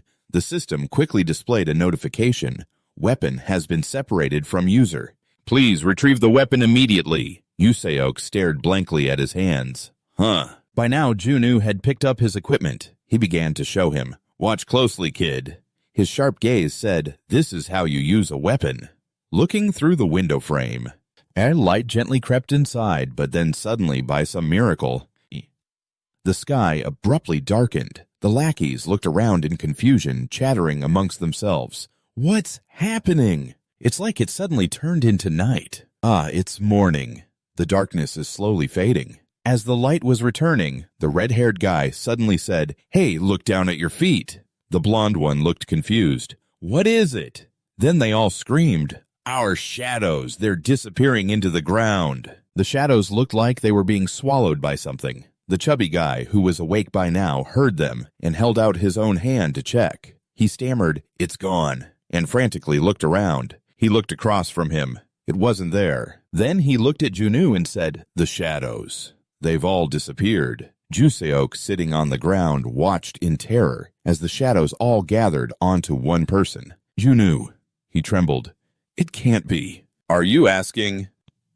If this is the same bad boy I know, Junu stood there baring his teeth in a terrifying grin that scared the piss out of him. Terrified by Junu's appearance, Juseok was frozen to the spot on the ground. He panted heavily. Ha, ha, ha.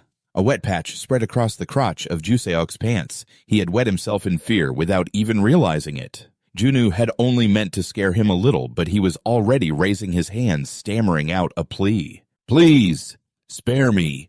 Junu raised the black spear, his eyes furious like he wanted to eat him alive. The spear shot towards Jusuk, stopping just centimeters from his body. Juseok cried, raising his hands to shield himself. A system warning appeared. 1 minute has passed. The weapon will be forcibly disabled. Sealing weapon. After the alert faded, the black spear also slowly vanished. Junu quickly returned to his normal appearance. He let out a small sigh and said, Well, that should be enough. But by now, Juseok was so scared he had fainted, foaming at the mouth on the floor. Junu nudged him with his foot. Hey, hey. He said loudly, Get up, you brat. Hearing that, Juseok slowly opened his eyes, tears and snot running down his face.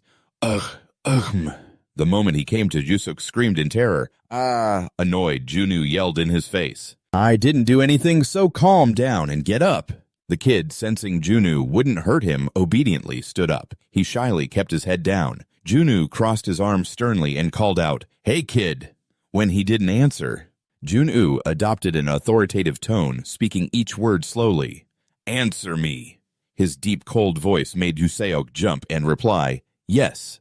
Junu carefully enunciated skills and weapons. They all exist to defeat monsters. Using them on people, especially outside of a dungeon, isn't that incredibly dangerous? Juseok was too scared to even breathe a word. But Junu wasn't satisfied with that. He glared at him threateningly. Answer me. He frantically replied, Yes, it's dangerous. Good. Junu didn't forget to add a threat. If you ever dare to use a skill in front of me again, I guarantee I'll break your legs for real. Answer me. Juseok struggled to reply, Yes. After that, Junu turned to face the lackeys who were now standing neatly in a line. All right now, you. He stopped. He walked up to the chubby guy and told him, Punch me. They all got scared and frantically waved their hands. Huh.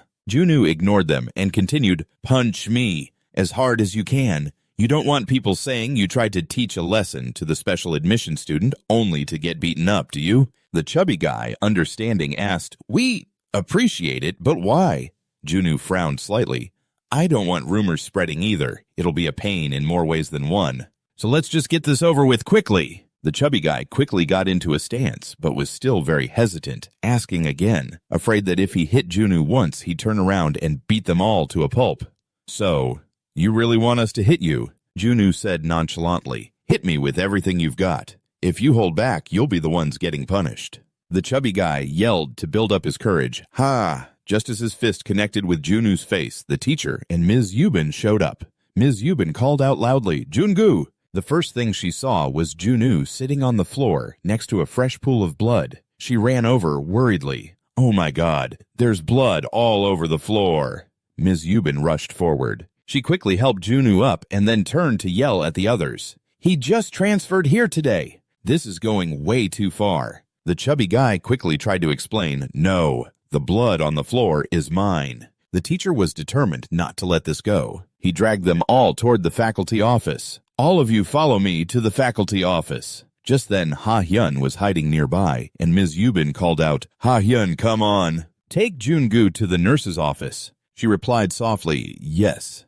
She was about to help Jun-woo, but then Ha-hyun saw him muttering to himself, "Damn it.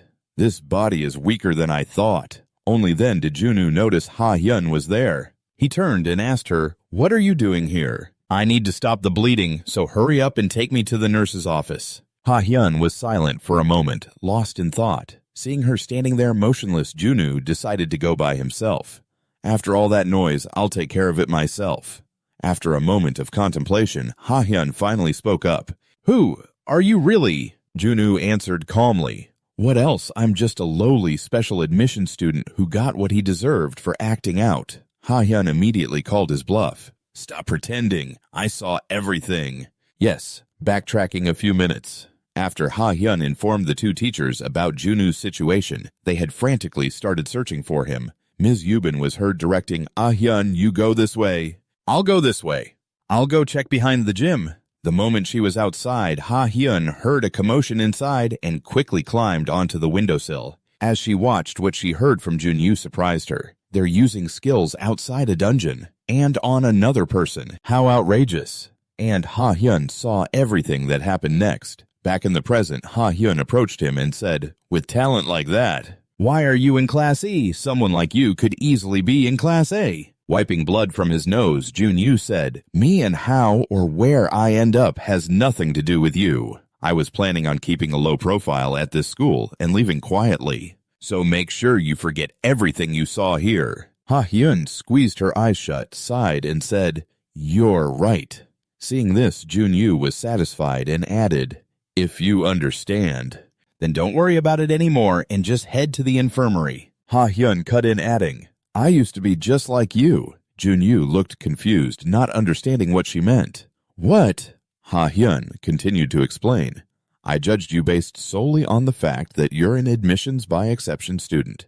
And deep down, I even looked down on you." Jun-woo stood there grimacing. "Let's just go to the infirmary." But Ha-hyun's words continued. "And yet I criticized you as trash, who only cares about background and status. I'm sorry. Please let me apologize properly." Jun-woo, wanting to end the conversation, quickly said, "All right, I get it. Now let's just go to the infirmary." Ha-hyun persisted, "I'm sorry for bringing this up so suddenly, but you have to help me. I absolutely have to become a member of the student council." Ha-hyun's sudden plea took Jun-woo completely by surprise. "What?" Ha-hyun quickly explained. "To run for the student council, you need a sponsor. However, if someone sponsors a kid with no background like me, the other candidates will—" Jun-woo, seeming to understand, cut in. "So they'll harass the sponsor just because it increases the number of rivals." Ha-hyun said bitterly, "That's right. Unless the candidate has a powerful family like Oh Jiseok's. That's why no one wants to be my sponsor." Then Ha-hyun made her request. "So, about that. If it's you, you could be my sponsor." Jun-woo flatly refused no. "I'm busy enough with my own problems." Seeing Jun-woo's firm refusal, Ha-hyun offered a condition to persuade him. "I'm not asking you to help me for free. If there's anything you want, I'll do it." Jun-woo, already tired of his plan to get close to Go Yun-chae to retrieve his equipment, said coldly, "That's enough. This isn't something you can solve, so just take me to the infirmary." Ha-hyun kept trying to negotiate. "You're still not used to the school, right? I can help you get used to everything." Jun-woo replied indifferently, "I don't need it." Ha-hyun quickly added, "Don't tell me it's money." Still not tempted, Jun-woo brushed her off. "Do I look like someone who'd take a kid's allowance?" Ha-hyun hadn't given up yet. She decided to play her last card. "Then I'll introduce you to Go Yun-chae." Hearing that name, Jun-woo turned back in surprise. "You'll introduce me to Go Yun-chae?" he exclaimed excitedly. "How? I heard you got kicked out of your house. Are you still in touch with Go Yun-chae?" Ha-hyun said awkwardly, "It's not like that." She pressed her lips together, trying to avoid it, but finally confessed, "Because she's a member of the student council. If I become a member too, I can naturally meet her." Jun-woo was so angry his nose started bleeding again. He deflated and turned to leave. "Just forget it. I was so stupid to expect anything. I'll handle it myself, so you just... Before he could finish, Jun-Yu's head started spinning and he collapsed right in front of Ha-Hyun. She ran over in a panic, yelling, "Hey Kim Jun-Yu, what's wrong?" Jun-Yu struggled to get the words out. "I already asked you to take me to the infirmary." Meanwhile, at the Hunter Academy's conference room, an emergency teachers meeting was underway. The teachers were quickly assembled, sitting grimly around the conference table. Chairman Bae Usik was also present. A homeroom teacher from Class 1D Kang Gi-jun spoke up. "Oh, Jiseok, this is the second time already." And he used his skills again while on disciplinary probation. The homeroom teacher of Class 1C Lee Jong-hoon agreed. Last time, it just ended with a light punishment. But honestly, that didn't make sense either. Everyone knows that using skills on campus is grounds for expulsion, right? Park Soo-jung, the superhuman class teacher, also agreed. "I agree. This time, we can't turn a blind eye like we did before." The combat class teacher, Ian Wonmo, sitting beside her, said angrily, "On top of that, teacher Han Yubin and I saw it with our own eyes. We cannot let this slide." At this, Principal Seol Min-jun turned to ask, "Chairman Usik, what is your opinion?" Chairman Bae Usik, resting his chin on his hands, asked grimly, "Teacher Han Yubin." "Yes," she answered calmly. The chairman continued, "So it's true. Oh Jiseok and his friends really did attack Kim Jun-yu." Teacher Yubin said firmly, "Yes, I witnessed it at the scene with my own eyes." Seeing this, Usik confirmed once more, "So you're saying Kim Jun-yu was in fact beaten?" Ms. Yubin remained firm with her initial answer. "Yes, that's right." At that moment, only then did Chairman Wusik let out a sigh of relief and laugh heartily. "Thank you very much. I'm sure you found it hard to believe when you heard that Jun-woo was beaten, because with his skills and fiery temper, it's completely absurd that Jun-woo would be beaten by a bunch of amateurs." The chairman then regained his serious demeanor and announced, "As everyone knows, the unauthorized use of skills on school grounds is a very serious matter. It requires strict disciplinary action. With a similar case having just occurred a few days ago, it seems we cannot be lenient again.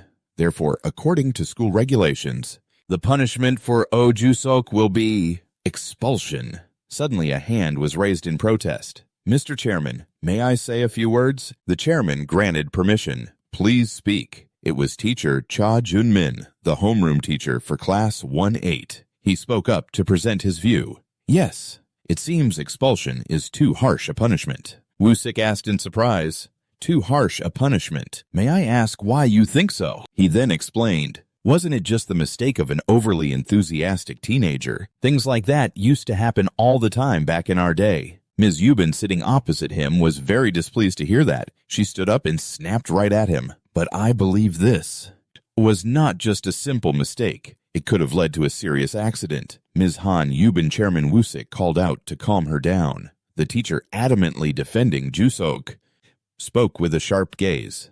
"Oh, Jusok is a talented student. He will surely be the pride of this academy in the future. As teachers, we shouldn't cut short that potential just because of one mistake, should we?" He then added, "Of course, I'm not saying he's blameless. Using skills on school grounds is definitely a violation of school rules." He gleefully held up a single finger and proposed, "Therefore, for Oh Jusok, I think a 1-week suspension is a suitable punishment." Wusik then spoke up, guiding the meeting. "I understand what teacher Cha Jun-min is saying. We will decide on Oh Juseok's punishment later and inform everyone." Then he stood up and announced, "We will conclude the meeting here for today." Everyone quickly left the meeting, each one resentful and very displeased that Jusok had not been expelled. Inside the meeting room, teacher Jun-min lingered smirking cunningly at his phone screen. He raised his phone to call someone. Beep! The person on the other end had just answered. When he hurriedly and humbly said, "Yes, Minister, this is Cha Jun-min." He then quickly reported the results of the meeting to the director. "The discussion has concluded. It seems the matter will end with a suspension." "Ah, yes. Of course. Isn't young Yusok certainly the most promising candidate for the student council?" "Ah, yes. I will make sure to handle that special admission student." He gave a sinister laugh, a plan already forming in his mind to suppress Jun-woo. "The end-of-month evaluation is coming up.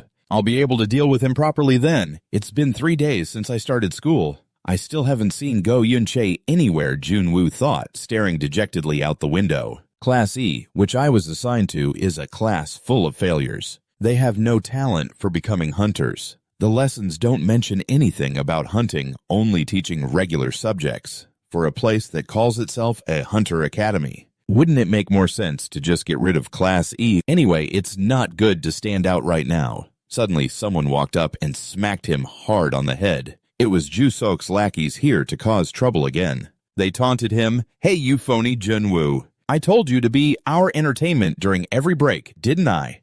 That's right. They surrounded Junwoo's desk pointing. "Oi, this bastard.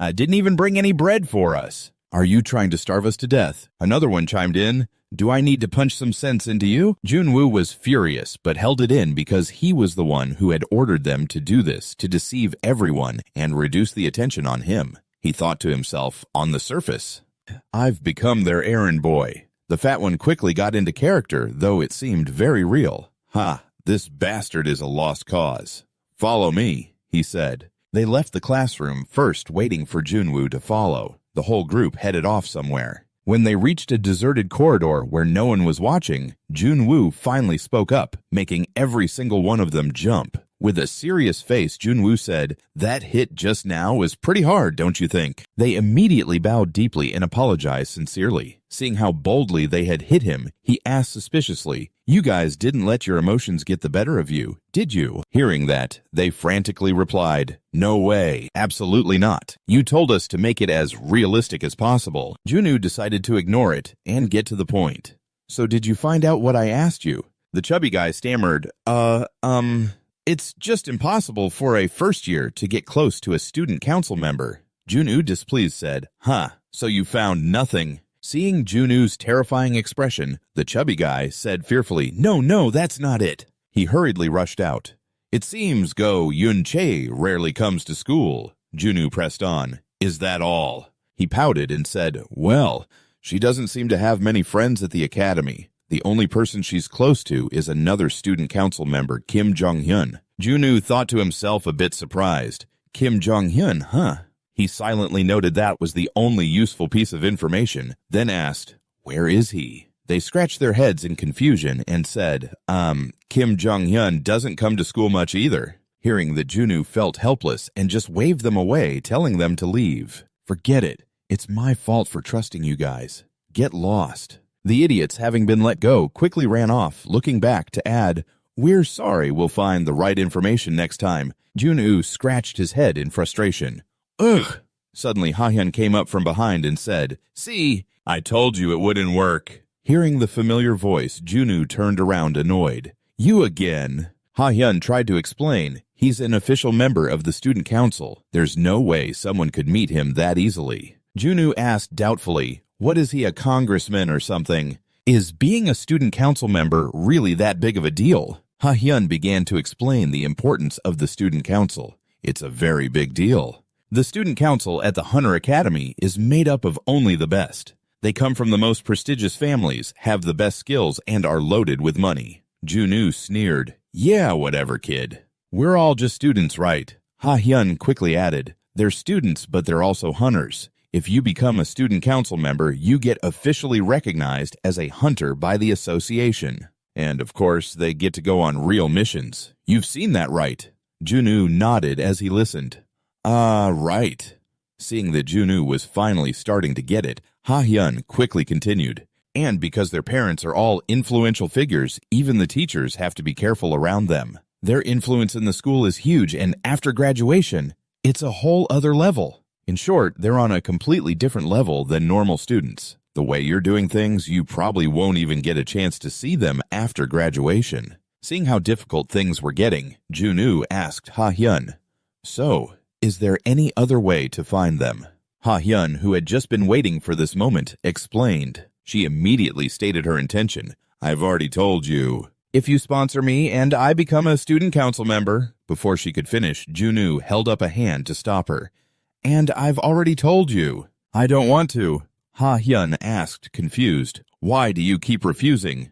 Is there some kind of disadvantage for you in this?" Junwoo replied calmly, "You just finished saying it yourself. You said only those with prestigious families and excellent skills can get in, right? But as I see it, you have neither." Ha-hyun immediately proposed, then teach me. Even if I don't have a good family background, at least I can try to improve my skills. I'm a fast learner, so my skills will improve quickly. Suddenly, Junwoo burst out laughing.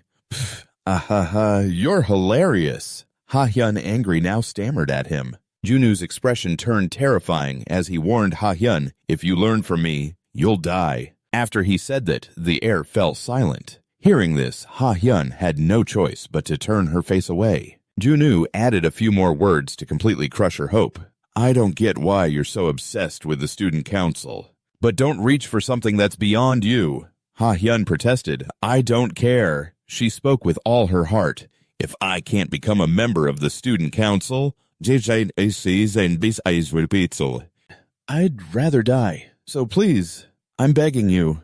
But her eyes shone with a determination that was hard to stop. Mastering martial arts, whatever it is, just teach me. I'll endure any training, no matter what it is. Junwoo just waved a hand dismissively and started to walk away. Break time's over. I'm leaving. Seeing that she was being ignored, Ha-hyun called after him. Wait, what about the sponsorship? Wait, Kim Junwoo. Junwoo just smiled and walked away, ignoring Ha-hyun, who was rushing to catch up. Seriously? Wait, he thought to himself. This kid's got guts. It's been a long time since I've seen eyes like that. She might actually be useful. Back in the classroom, for Class 1, EM's Yubin spoke up. All right then, you all did great in class today, the teacher said with a bright smile, standing at the podium. As you all know, we have a monthly assessment this week. Right. The whole class answered in unison, yes. The teacher then reminded them, just because it's a monthly test doesn't mean you can slack off. Your scores weren't that great last month, so please try harder this time, okay? Yes, ma'am. This time it will mainly be written tests on the usual subjects, if you all focus on your studies. As she was speaking, someone suddenly interrupted. My apologies for interrupting your homeroom period. It was Mr. Junmin, a lackey of the bureau chief. Mr. Cha Junmin, Ms. Yubin said, surprised by his sudden appearance. He said with a smile, yes, it's nothing serious, but I'm here to inform you about some changes to the monthly assessment starting with this one. He nonchalantly walked to the podium, much to the teacher's surprise. All right, everyone, listen carefully. Starting this month, the first year's monthly assessment will be replaced with a practical exam. It will be conducted in a real dungeon. The announcement left everyone stunned, except for Junwoo. Ha-hyun, sitting below, was shocked. A practical exam? Unable to stay calm, Ms. Yubin immediately spoke up. Wait a minute, a practical exam? Mr. Junmin quickly raised his hand and said, My goodness, Ms. Han Yubin, please lower your voice in front of the students. Ms. Yubin spoke up to defend her students. A practical exam is too much for kids who haven't even finished their first semester, especially for my students. Hearing this, he said smugly, Are you saying that Class E isn't capable of handling a practical exam? Rebutted like that? Ms. Yubin hesitated slightly. Well, he added, this has already been decided. It's been pointed out that excluding someone from education due to a slight lack of ability is discriminatory. Then he turned to look down at the students and lectured them. How long do you all plan on staying on the sidelines? If you're attending a hunter academy, you should at least graduate with the basic skills to become a hunter. Don't you think so? Junwoo, who had been sitting in deep thought, silently assessed the situation.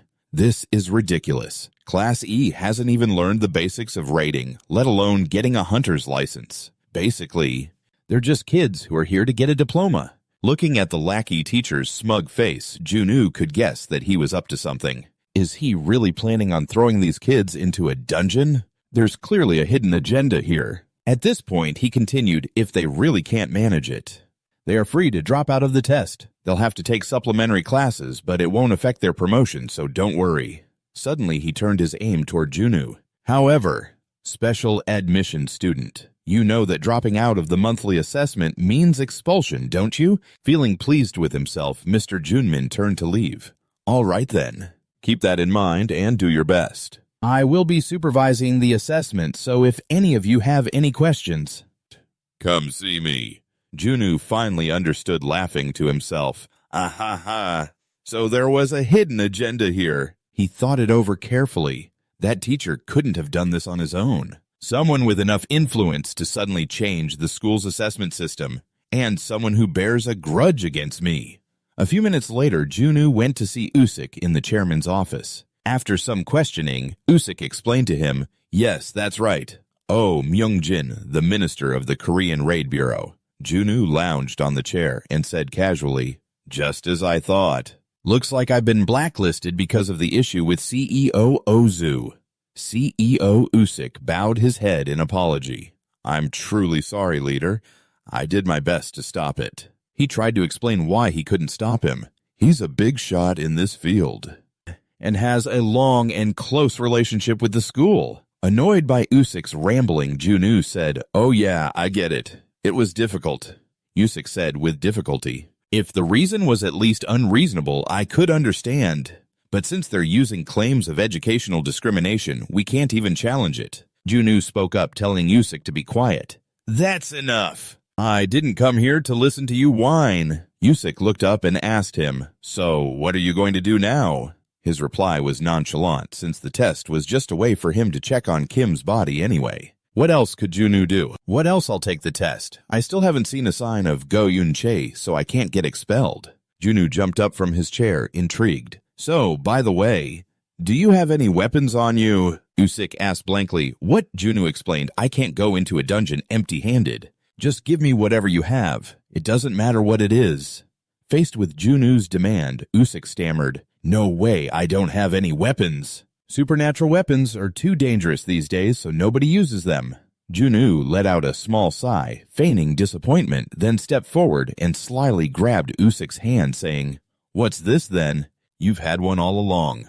This little brat even dares to lie to me." Usik stammered, "Huh, liar. I really don't have one." Junwoo stared intently at the ring on Usik's hand, exposing him. Then, "What is this?" Knowing he'd been found out, Usik panicked. Junwoo even clearly identified the origin of the Ring of Patalus. Usik had no choice but to take the ring off his hand in front of Junwoo. Seeing it, Junwoo immediately asked, "The Ring of Patalus, you still have it? Hey, hasn't it been almost 55 years? Usik said bitterly, "I didn't even think about it after the leader passed away. I only wear it out of habit." He recalled the sight of Junwoo subduing the medicine thief with this weapon. He couldn't help but feel nostalgic. Seeing him just sitting there staring at the ring and smiling, Junwoo cut in, "Are you spacing out?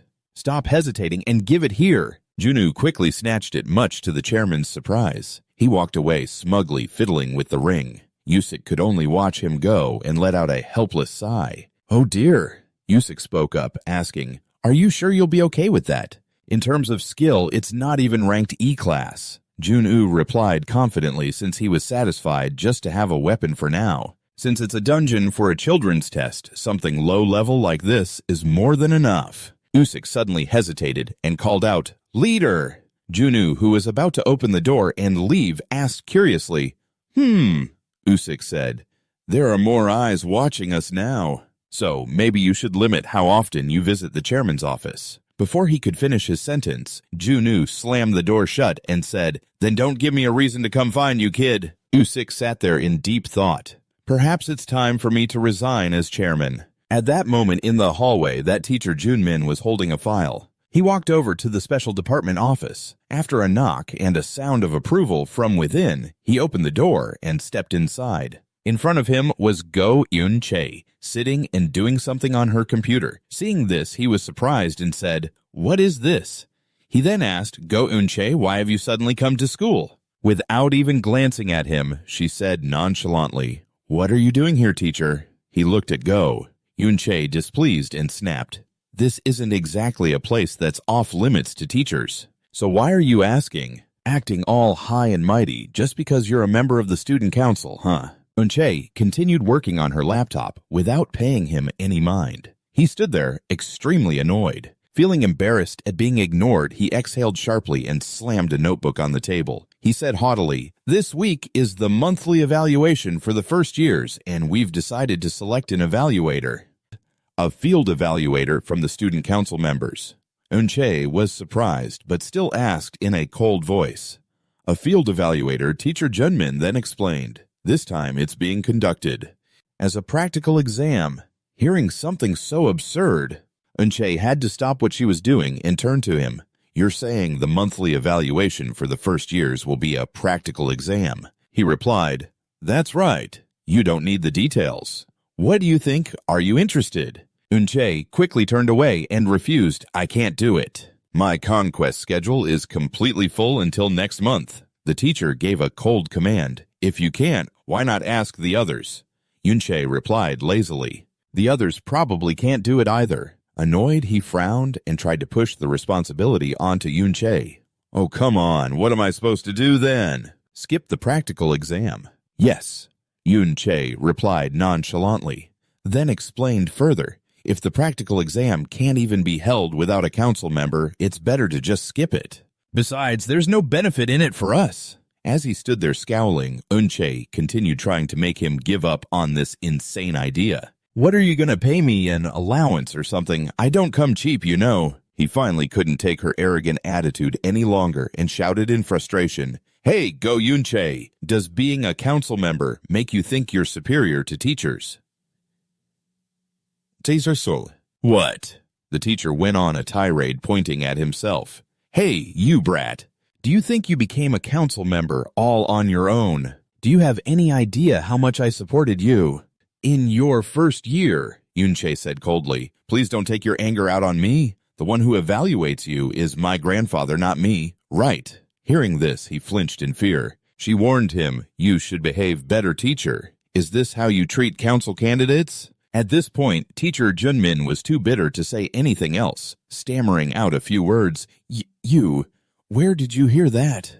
Just as he finished, a boy opened the door and walked in, not forgetting to greet them with a bright smile. Good morning. He turned to the teacher and added, Oh, Teacher Cha, it's been a while. What brings you to the special department? He suppressed the anger he'd been showing. He said calmly, We need someone from the student council to evaluate the practical exams for the first years.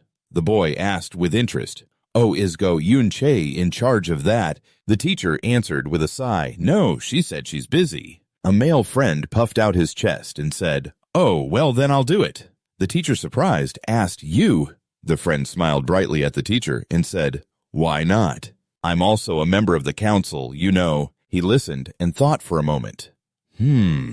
This kid's a bit of a handful. But he had to accept since no one else was willing to handle it. All right, the papers are over there. Fill them out and bring them to the faculty office. Okay, the friend quickly replied, Yes, I understand. Looking at the two of them, Eun-chae couldn't help but sigh. Yeah. Then she spoke up. Don't you have a conquest schedule? The friend replied nonchalantly, I'll just skip it. I'm not as famous as you, so it's no big deal. Hearing this, Eun-chae asked back, Why? The friend let out a small, and let Eun-chae continue. You really don't like Teacher Cha, do you? I don't understand why you'd want to get involved and help me. Holding the information sheet, he replied with amusement. Let's just say it's more like I'm keeping an eye on that guy. He said meaningfully, because I don't want something like that incident to happen again. He added cheerfully, Besides, I'm curious about the test results of a certain person who yelled in your face. During the last public conquest, I heard that guy joined as a fast-tracked freshman this time. Hearing this, Eun-chae was also surprised and asked again, Fast-tracked. She recalled that moment. Junwoo had said things that no one had ever dared say to her before. That guy seems to know a lot about conquests. Isn't he supposed to be a student? The friend explained further, I got curious and looked into it. On the first day, that guy completely humiliated Ozu CEO. So I dug a little deeper. Turns out he was exempted from the evaluation just like you. Looking at Eun-chae, the friend put on a mysterious air. Aren't you curious what kind of person he is? Finally, the day of the monthly evaluation test arrived. The freshmen were all lined up neatly in the stadium. Junwoo looked around. Let's see. A few people are absent from Class C and D. So, everyone from Class A and B is participating. They look eager, itching to show off their skills. In contrast from my class, it's just me. Did no one else from my class come? Suddenly, Ha-hyun walked up from behind. She had decided to take the test this time too, probably to prove her determination to Junwoo. It's good that I don't have to wait for my turn. Huh. Junwoo turned around bewildered and asked, Hey, why are you here? Ha-hyun replied blankly, What do you think? Obviously, I came to take the test. Don't worry, I won't be much help, but I don't plan on being a burden either. Hearing that, Junu yelled, "Don't be ridiculous. You think a dungeon is easy? Just because you have one low-level skill." He hastily warned Ha-hyun, "Stop while I'm still being nice. Don't you realize this test is designed to make Class E give up from the start?" Ha-hyun refused Junu's request. "I don't want to. I already told you. I have to become a student council member, even if it kills me."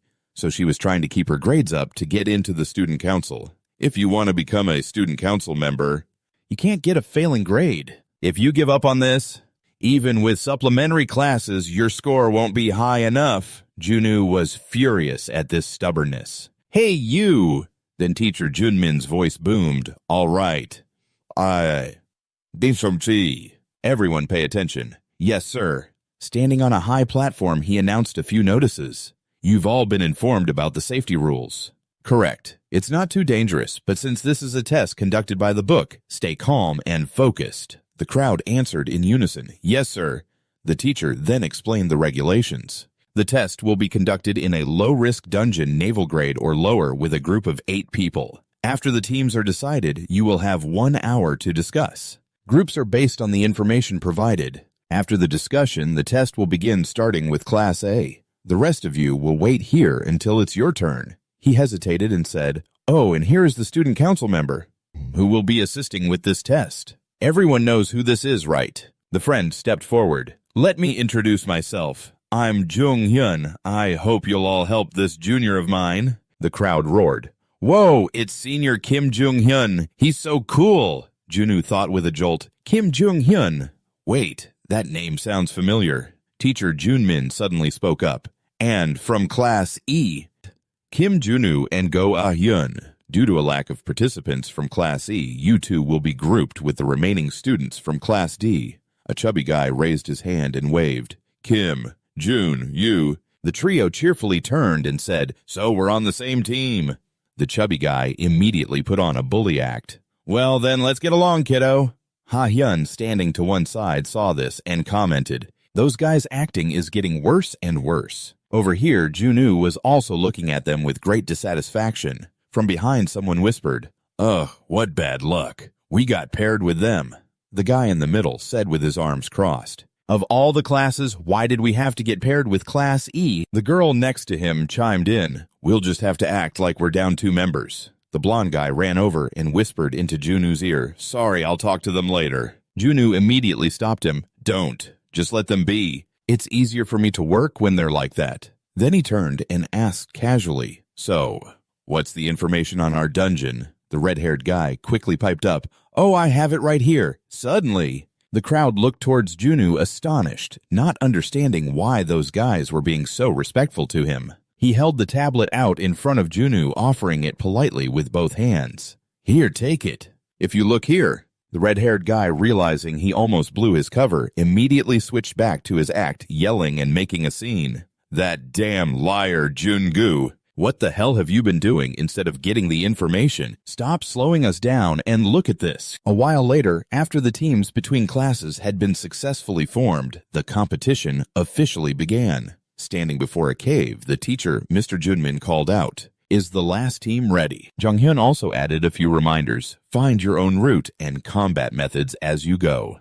The teacher explained the rules to the juniors in the group. The test ends when you reach the boss room and successfully defeat it. Then he turned his face and said with a smile, "Nothing special, right?" Even so, Junu was annoyed that the teacher seemed to be targeting him. A team member spoke up, "All right, let's go. Time to start the test." Junu and the group quickly approached the dungeon gate. Only Junu and Ha-hyun looked eager, while the group of chubby guys looked very wary as they stepped inside the dungeon. As he walked, Junu checked the information sheet and thought to himself, "A dungeon with cave-type monsters. Very classic." Suddenly a sound came from up ahead. It caught Junu's attention. A swarm of mole rats rushed out from the front, an estimated 100 of them. They were aggressively charging towards the students. "Squeak, squeak, squeak," the red-haired guy shouted in fear. "Monsters ahead." The chubby guy turned back to warn everyone. "Prepare for battle." Everyone quickly used their bracelets to log into the system. "Conquer." The system screen appeared. "Accessing." This is all. Access to the Supernatural Space Management Association's unified hunting support system has been granted. Only Junu remained standing there with his arms crossed. He intended to quietly observe their skills. Let's see what skills these guys really have. The blonde guy was the first to attack. Wind magic, wind blade. He used his hands to send a gust of wind towards the monsters. Not to be outdone, the red-haired guy. Combat style sharpshooter, slingshot.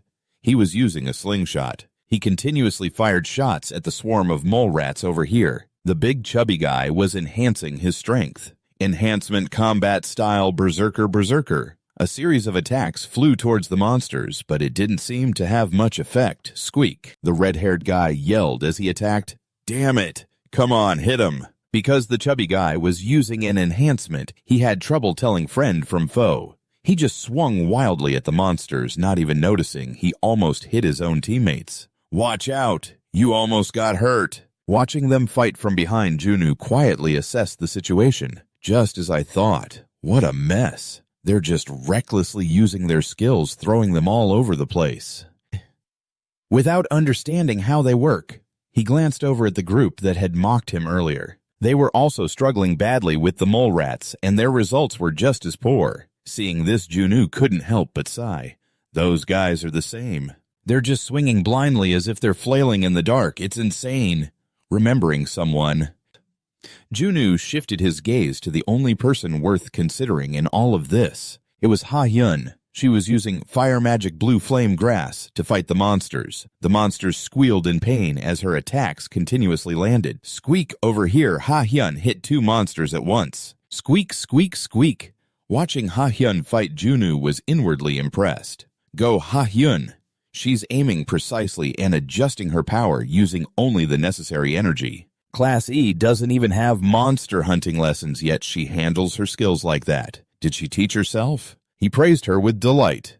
For a kid, she's surprisingly good. Well, she's still at a beginner's level, though. The Class D guys could be heard panting. Huff, huff, huff. Because they were attacking so randomly, they quickly tired out. One of them whined, "Is this really a low-level dungeon?" The leader chimed in, "It feels like it's never ending." They stood there complaining, completely unaware of a monster lurking behind them. It quickly leaped forward to attack them, realizing they were in danger. Junu quickly activated his equipment. Item equipped paddleless ring. Weapon ability activated super high-pressure kinetic strike. He quickly tossed a stone into the air. He prepared to flick it in that direction. The stone became like an explosive bullet. Jun-U accurately flicked the stone bullet towards the monster. Stone, bullet, adamant fist. The stone pierced through the monster's body. It swiftly left a large hole in its body, much to the astonishment of the Class D guy. Junu then spoke up with a reminder, "That's why you guys are so easy." Getting exhausted from spamming skills so randomly like that. Damn it, be more careful. Do I have to be the one to collect this? The others, despite being saved by a hair's breadth, aren't even grateful and turn around to say this. Just stay out of it. That other girl is just as arrogant, crossing her arms and thinking, that transfer student is obviously trying to score some easy points. Junu was just speechless at their mindset. So childish. Can't these idiots even read the situation? One of the underclassmen called out to Junu. He looked over to see them sitting and panting, struggling to get each word out. "Are you sure you can do this? This is harder than I thought." Junu clutched his head helplessly. Oh man. He peeked through his fingers, analyzing their complete lack of situational awareness to the point they don't even realize they were almost killed. They've been recklessly spamming their skills, and even though we're just at the dungeon entrance, their stamina is almost gone. There's no way I can continue the hunt with these guys. His eyes shifted to Ha-hyun, who was still trying to fight. He thought to himself, the only useful person here is Go Ha-hyun. Can I really rely on her? To make a difference. But I just want to say, screw it, and continue the hunt by myself. Still, there are eyes watching. And more importantly, something is making me uneasy. Junu realized something was off. He turned to report to that obnoxious teacher, Junmin. "Sir, don't you think the condition of this dungeon is a little strange?" He turned back in surprise. "What?" Jun-U explained the situation. "The monsters are appropriately low level, but there are a lot of them. We're still at the dungeon entrance, and yet the kids are already exhausted. And we're nowhere near the boss yet. He suggested there might be something unusual inside the dungeon, so it would be best to stop today's hunt and assess the situation. But the teacher immediately cut him off as he looked at him.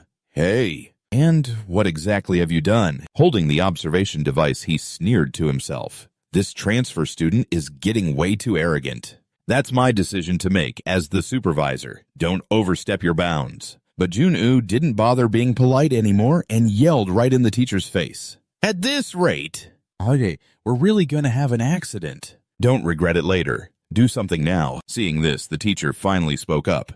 All right then, everyone listen up.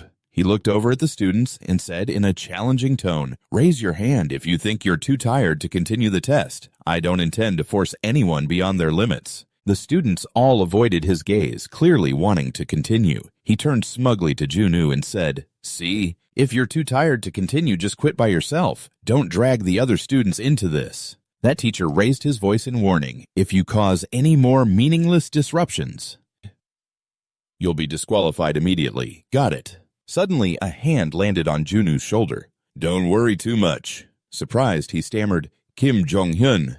Senior Jong-hyun reassured him. If the situation looks dangerous, I'll intervene. He started to leave, but didn't forget to add, I may look like this, but I'm a member of the student council. Just trust me this one time. Hearing that Jun-woo had no choice but to let it go, he and the others continued deeper into the dungeon. Standing before a large gate, the underclassmen cheered excitedly. We're finally here. The boss room. Before them was a tall, sealed gate. Suddenly, the group fell silent, hesitating to approach. Seeing this, Jun-woo sighed. They're already scared before even facing the boss. Unbelievable. Jun-woo spoke up first. I'll open the door.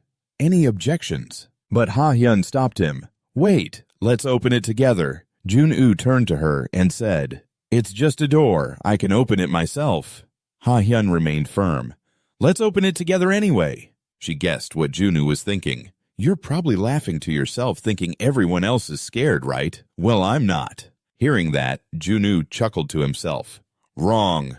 The two of them approached and pushed open the heavy doors to the boss room. Suddenly, Jun-woo froze at the sight inside. The monster's eyes were half closed. You could see it was covered in injuries. The monster was lying in a pool of its own blood, seemingly having already lost the will to fight. Seeing this, Ha-hyun was completely stunned. Huh? The other students asked in disbelief. No way. Is that the boss? Is it dead? The teacher, Junmin, asked in confusion, what's going on here? Is this the right dungeon we were supposed to practice in? Jong-hyun looked at his device and replied, no, this is definitely an active dungeon. Ha-hyun, surprised, called out to Kim Jung-gu as he approached to examine the monster's condition. After a brief analysis, Jun-gu concluded it was a dungeon break and turned around shouting an order for the students to retreat. Seeing this, they panicked. Huh, retreat. What are you talking about all of a sudden? But Jun-gu didn't have time for a lengthy explanation. He roared angrily, damn it, it's a dungeon break retreat now. But Ha-hyun remained frozen. Jun-gu glanced to the opposite side. His eyes caught something unusual. A monster many times larger than the boss was baring its fangs and claws, growling. His lackeys, who had just started running, glanced back in absolute terror. To explain a dungeon break, it's an event where a boss from one dungeon chases out a weaker boss and seizes its dungeon. It's the rarest event that can occur in a low-level dungeon. Everyone was utterly terrified at the sight. Both the teacher and Jong-hyun, watching through the monitoring device, were extremely worried for the students' safety. Ha-hyun covered her mouth completely in shock. The worst-case scenario had happened. Jun-gu tried to steel himself. Before him now was a level 6 elite-grade monster, a three-tailed sharp lynx. He gritted his teeth, analyzing it carefully. A level 6 elite boss in a C-grade dungeon. This was a catastrophe. After Jun-gu's warning, the students were scrambling to escape in a panic. Hurry up to the exit. The sharp lynx quickly leaped up, chasing after them. It lunged forward, blocking everyone's path. Jong-hyun stepped in front, quickly telling everyone, get behind me. The teacher, Mr. Jun-min, trembled in fear and stammered, the exit. Jong-hyun switched to combat mode, hastily accessing Conquest. The system screen lit up, accessing the Hunter support system. Unified by the Supernatural Space Management Association. Approved. User Hunter Kim Jong-hyun. Access to C-rank skills complete. Skills are now usable. Starting now. Spikes of light began to emerge from Jong-hyun's body, particularly from the armor on his arm. He activated his combat enhancement skill. Mad Porcupine! With the crazed look in his eyes, he faced the monster. Jong-hyun couldn't fight it alone, so he called out, "Kim Jun-gu, to be honest, I can't take on a level 6 elite by myself. And not with my current skills. Can you help me?" Jun-gu was surprised to hear his name. Me. At this point, Jong-hyun didn't hide it anymore. "Yeah, sorry, but I did a little research on you. You received an evaluation exemption verdict, didn't you? I don't think this is the time to be hiding your skills. What do you think?" Jong-hyun's blunt statement stunned everyone. Ha-hyun knew Jun-gu wasn't a normal student, but she never expected he was granted an evaluation exemption. She turned to look at Jun-gu surprised. "Evaluation exemption?" The blonde-haired student also shouted in disbelief. "Only Senior Go Yun-chae has that in the entire school, right?" Suddenly, Jun-gu became tense. He remembered the time of his power measurement before enrolling. Chairman Woo-shik had personally handled Jun-gu's file. He let out a soft sigh as he looked at the system displaying Jun-gu's evaluation index. Kim Jun-gu unmeasurable. Huh. I saw this coming, but as expected, it's unmeasurable. You have been granted an evaluation exemption verdict, Jun-gu said hesitantly. Hey, can't we just pretend it never happened? I feel like it'll make me stand out too much. Woo-shik said exasperated. I can't do that. This is one of the few administrative tasks where I can at least exercise my authority fairly. If you keep quiet about it, the teachers will probably just turn a blind eye and let it slide. And when I say it's a task where I can exercise my authority, it also means that not many people pay much attention to it, Woo-shik said with a chuckle. Ha ha. Back in the present, Jun-gu could feel that his future school days were going to be a huge pain. He cursed to himself, damn it. I shouldn't have been so soft back then. Actually, this is for the best. I never intended to let this guy fight alone anyway. I'll just support him without being too conspicuous. With that thought, he decided to help. Jun-gu quickly leaped forward. I'm not sure I know what you're talking about, but if it's fine by you... Jong-hyun replied, satisfied. Thanks, I feel reassured now. The two of them quickly rushed towards the three-tailed sharplynx. It was growling angrily, raising its claws to attack, but it suddenly stopped staring at Jong-hyun in surprise for a long moment. No one understood why it was acting that way, but Jong-hyun saw its vulnerability. An opening, he thought to himself, and quickly reinforced his gear. Jong-hyun launched all the spikes from his battle armor at the sharplynx. Ah! The porcupine spikes stabbed into the sharplynx's head, leaving long gashes. Feeling the pain, the sharplynx roared, Grah! The monster looked like it was about to collapse as Jong-hyun landed back on the ground. He still had a section of spikes on his back that hadn't been launched. Seeing the monster was off balance, Jong-hyun broke off the spikes on his back, leaped high into the air, and charged forward. Once again, he plunged them forcefully into the top of the sharplynx's head. His furious eyes showed he'd put all his strength into this move. The monster shrieked in pain. Ja! The Class D student started murmuring in disbelief. So that's the skill of a student council member, huh? The student group that had been with him was also reevaluating themselves. What we were doing, it was really just child's play. They looked over at Jun-gu judgmentally.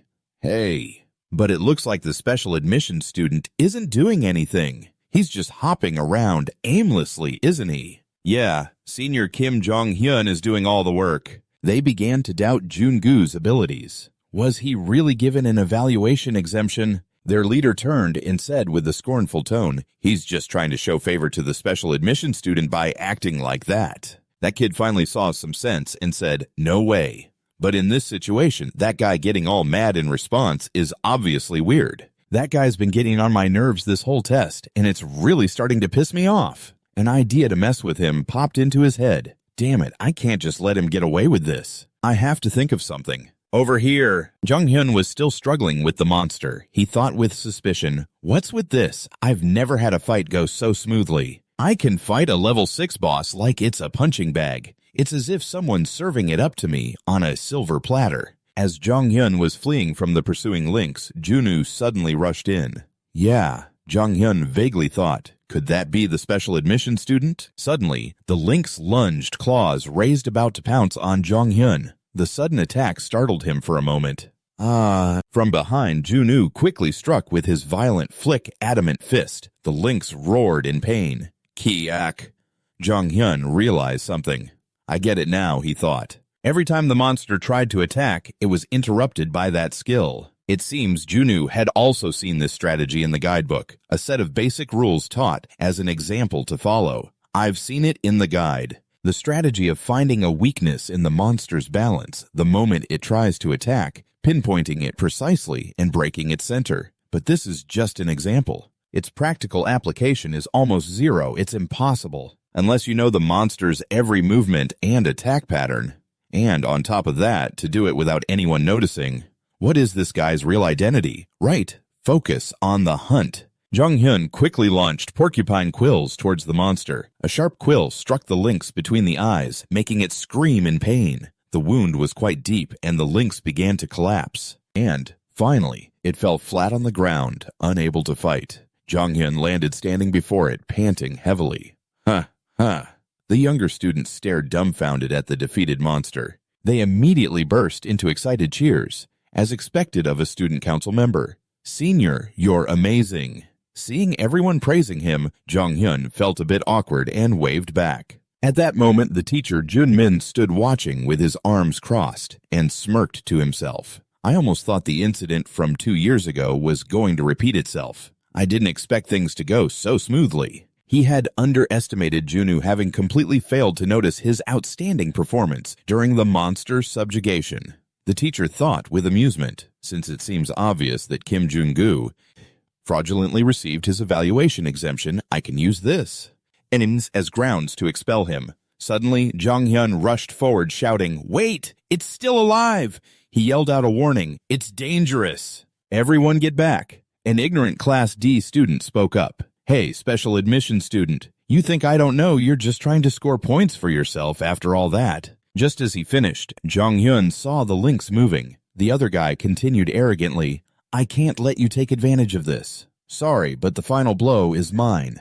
The lynx's eyes flew open with rage. It let out a ferocious roar that made the guy's face go blank, leaving him frozen to the spot.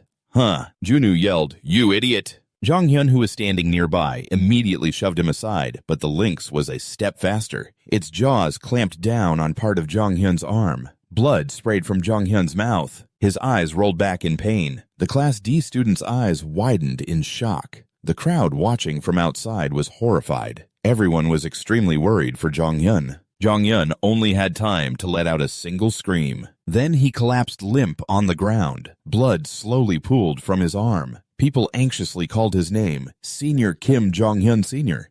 But now Jong-hyun couldn't hear a thing. The crowd descended into chaos, screaming and scrambling. "Run, nature, Senior Jong-hyun, damn it, run!" Ha-hyun stood there frozen. At this moment, Ha-hyun's mind was in turmoil. Senior Jong-hyun. He did that in an instant. What should I do? How can I possibly help? The lynx had advanced toward Ha-hyun, its eyes gleaming with a deadly light. Ha-hyun tried to calm herself down in this situation. In a situation like this, I have to stay calm to solve the problem. Calm down. Go Ha-hyun beast-type monsters are afraid of fire, so my skills should be effective against it. So. Ha-hyun panted in short gasps, overcome with fear. No way, my body's trembling. I can't do anything. Ha-hyun was frozen stiff with fear as the monster snarled, baring its fangs and claws. Junwoo rushed forward, using his equipped violent flick adamant fist. He used his equipped ring to land a powerful punch, sending the lynx flying several meters away. Ha-hyun was astonished by the power of his equipment. She could only call his name Kim Jung-gu. The monster was knocked far away. Suddenly, Junwoo turned around and headed in the opposite direction. Confused, Ha-hyun called out, "Jung-gu, over here." The Class D student was kneeling before Jong-hyun, weeping. Then Junwoo rushed over and grabbed him by the collar. He spat out each word, ordering, "Stop screwing around and get back with the senior. If you don't want to die." The terrified student immediately obeyed. Then Junwoo turned back and started giving orders. "Hey, you, the big guy, get over here and help the rest of you hide in the corner and don't move." "Got it." Junwoo entered his fighting stance, blaming himself for what happened to Jong-hyun. It's my fault. I shouldn't have hesitated. I should have handled it myself from the very beginning. He approached the monster enraged. Junwoo stopped to observe the situation. The lynx had leaped into the air, transforming its three tails into arrows and launching them. At Junwoo, he quickly dodged, and as he did, he activated his weapon's ability, Ultra-High Pressure Shockwave Violent Flick Adamant Fist. He landed a punch right on the lynx's snout. In agony, it opened its mouth, blood spraying out as it trembled. Junwoo quickly regained his stance and relentlessly barraged the monster. Violent King Finger Iron Fist. Violent King Finger Iron Fist. His eyes were bloodshot with rage. John was putting his all into every blow. The students hiding nearby could only gape in astonishment. Finally, Junwoo was revealing his true strength. The instructor who had been smugly planning to fail Junwoo just moments ago could now only stammer in confusion, "What's happening?" He gritted his teeth in frustration. A moment ago, he wasn't doing anything, and now he's like a completely different person. This isn't some damn joke. Could it be that the story about him being exempt from evaluation was true? Watching Junwoo beat the monster to a pulp, he thought at this rate, he's far more skilled than a veteran hunter from the association, and he's even using an outdated supernatural weapon that nobody uses anymore. And this instructor was actually planning to find fault with Junwoo. Do you have any idea what happens when you use a supernatural weapon? It's incredibly dangerous. Hearing him, Junwoo just ignored it. As he dodged the monster's claws, he thought to himself, "Yeah, as if I wouldn't know that." The teacher must be talking about the penalty. He looked at the patella's ring on his hand and analyzed it. The penalty. Every supernatural weapon has its own unique penalty. The effects and activation conditions differ depending on the type. In some cases, it can even take the user's life. But even so, the reason I insist on using supernatural weapons is because they're powerful. The bracelet, also known as an ARC, is convenient for use through the integrated network, and its biggest advantage is that it has no penalty. But even so, it only allows you to use the skills of the monster that serves as its core. On the other hand, a supernatural weapon refines the power of a monster core, reinterprets it, and reforges it into a form suitable for a hunter to use. As a result, its performance is vastly superior. Skill substitution has lowered the barrier to entry, but because of that, the current generation of hunters has become weaker. It might be fine for now, but what if monsters that require supernatural weapons become the norm? Lost in thought. Junwoo was careless, giving the monster an opening to attack. Ha-hyun saw this and screamed, "Watch out!" The lynx slashed its claws fiercely towards Junwoo. But in an instant, Junwoo vanished without a trace. The enraged monster tried to locate his presence. An activation alert sounded, activating super high pressure shockwave. From above, Junwoo spun around multiple times, his rotation speed increasing. As he neared the monster, he quickly activated Tyrant's Finger Strike. Then he landed a powerful blow on the top of the monster's head, causing it to stick its tongue out in pain. The punch was incredibly powerful. Its aftershock reached the spot where everyone was hiding. It sent everything around them flying, but through the thick smoke, the figure of Junwoo stood there proudly. The penalty of the Patelis ring is the Devourer of Fear. Junwoo stood before the monster, observing it silently. Suddenly, the lynx's eyes widened as it looked at Junwoo's figure in fear. The system displayed a warning alert, penalty activated, the Devourer of Fear. Junwoo thought to himself, "Patelis, a grade 6 monster I hunted a long time ago. If even one person feels fear towards that monster, it becomes so strong that it's impossible to hunt. We called that monster the Devourer of Fear, but this ring was crafted from the core of such a monster, retaining that very characteristic. The penalty is the one who feels fear first dies. A simple rule. Whoever loses their will dies." Junwoo had won the battle of fear against the lynx. He turned and walked away. Behind him, the lynx had already collapsed. Junwoo thought to himself, "Well, it's just a weapon that only works on grade 6 monsters and below." He then rushed over to the others.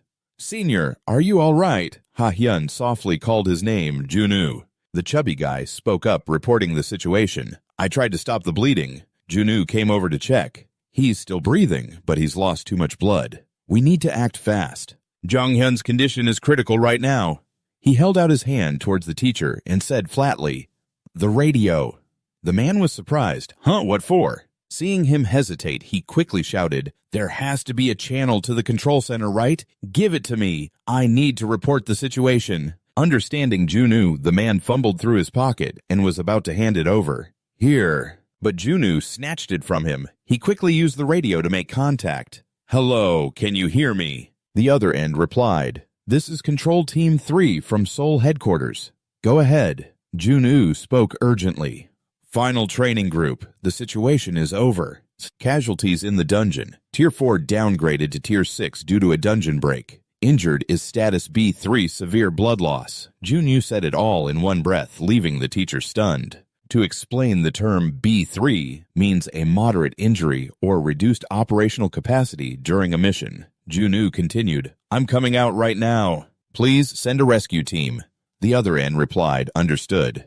The rescue team will be there shortly." "Who is the injured party?" Junoo reported third-year student at the Hunter Academy, Kim Jong-hyun. "Student council member, please notify his guardian." The teacher, feeling ignored this whole time, spoke up, "Hey, who are you?" How does a specially admitted E-rank student who hasn't even taken the hunting course know about injury codes and the reporting system? He shouted angrily, "Hey, didn't you hear me? Who are you? Who the hell are you?" As soon as the words left his mouth, Junoo punched him straight in the face. His eyes blazed with immense anger. The man crumpled in a corner in pain. Junoo couldn't hold back anymore and yelled, "Hey, you bastard! Aren't you the supervisor? So how can you not even assess the situation?" The teacher, holding his swollen face, stammered, "Bastard! How dare a student talk to a teacher like that?" Junoo warned angrily, "Say one more word, I dare you." The man fell silent, not daring to utter another word. A few minutes later, the medical support team arrived. Everyone hurriedly got Jong-hyun onto a stretcher. Seeing the rescue team arrive, Junoo felt relieved and watched them go. Just then, Chairman Woo-sik quickly arrived. He asked, "Are you okay?" He sighed and said, "It seems you couldn't hold back." Junoo replied indifferently, "Thanks to that, no one died."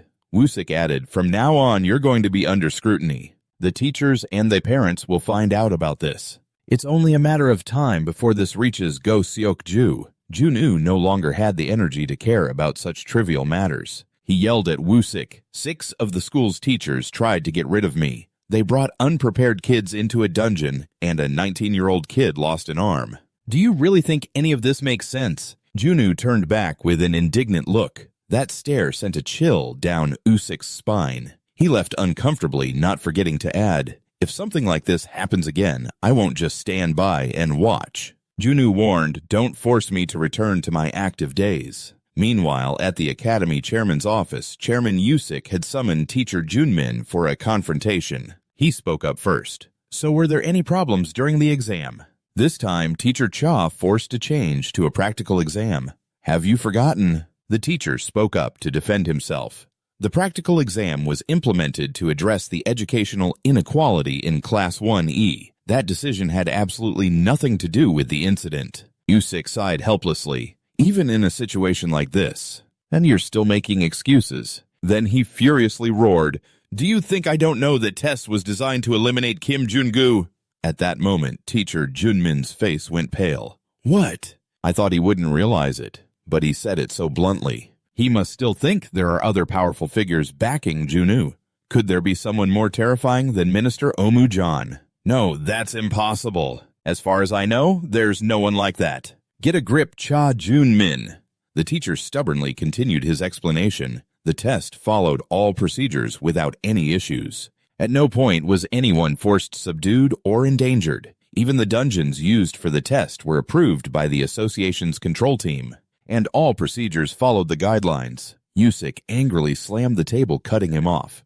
"I'll say it again. The problem was the reckless change to a practical exam. The minimum score was 60 to avoid failing, and you, Teacher Cha, knew full well that regular special admission students wouldn't stand a chance." He then brought up the fact that Junoo was an evaluation-exempt student, but Kim Jun-gu isn't a regular special admission student. Didn't he receive an evaluation-exempt ruling? And accordingly, he also achieved the best results on this test. Seeing the chairman seem to back down, he added, "I'll say it again. This incident was simply An unfortunate accident caused by the natural phenomenon known as a dungeon break. He smiled smugly, shifting the blame to Usyk. Besides this test, wasn't it something that you also approved, Chairman? Anzis. Usyk fell silent as if in tacit agreement. After a moment, Usyk said in a low voice, I understand. And he gave an order. Prepare a report on the incident and bring it to me before the end of the day. We'll review it with the control team and check the body cam footage before making a decision. Teacher Junmin nodded and replied, Yes, sir. He then arrogantly started to leave the office before Usyk could stop him. Usyk spoke up. Let me make one thing clear. What I'm afraid of isn't Minister Omi Ung-jin or Kim Jun-gu. He said sternly, Even now, the Kim Jun-gu from over 45 years ago is the one I fear the most. The confused teacher turned back. What do you mean by that? Usyk warned, if something like this happens again, there'll be nothing I can do for you. Seeing the chairman's serious expression, Teacher Junmin also felt a flicker of fear. After stepping out of the room, he stood there in thought for a long moment. Yes. Then he breathed a sigh of relief. He quickly took out his phone to make a call, reporting the situation to the minister. Yes, minister, it's me. The person on the other end asked. All right. How did things go? Teacher Junmin reported, It seems like it will be handled internally. The minister sighed, sounding somewhat relieved. Yes.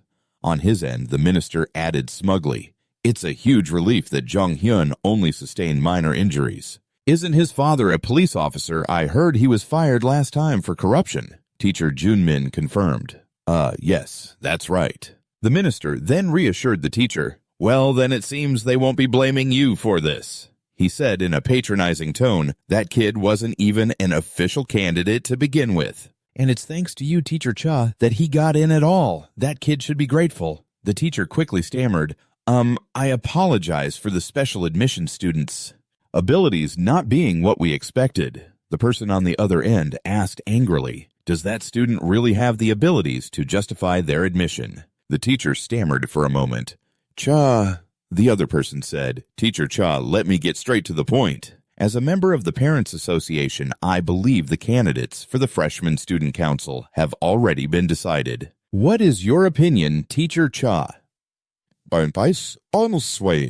Hearing such probing words, a chill ran down Teacher Cha's spine. He hurriedly agreed. Of course, that's exactly what I believe. The minister, satisfied, said, Good. I trust you'll handle things properly. The person on the other end then warned, Teacher Cha, you've worked hard, so don't get complacent and stay on your toes. You must be tired of teaching by this point after all. Aren't you? The teacher replied softly. Just leave it to me. The person on the other end finally seemed to let him off the hook.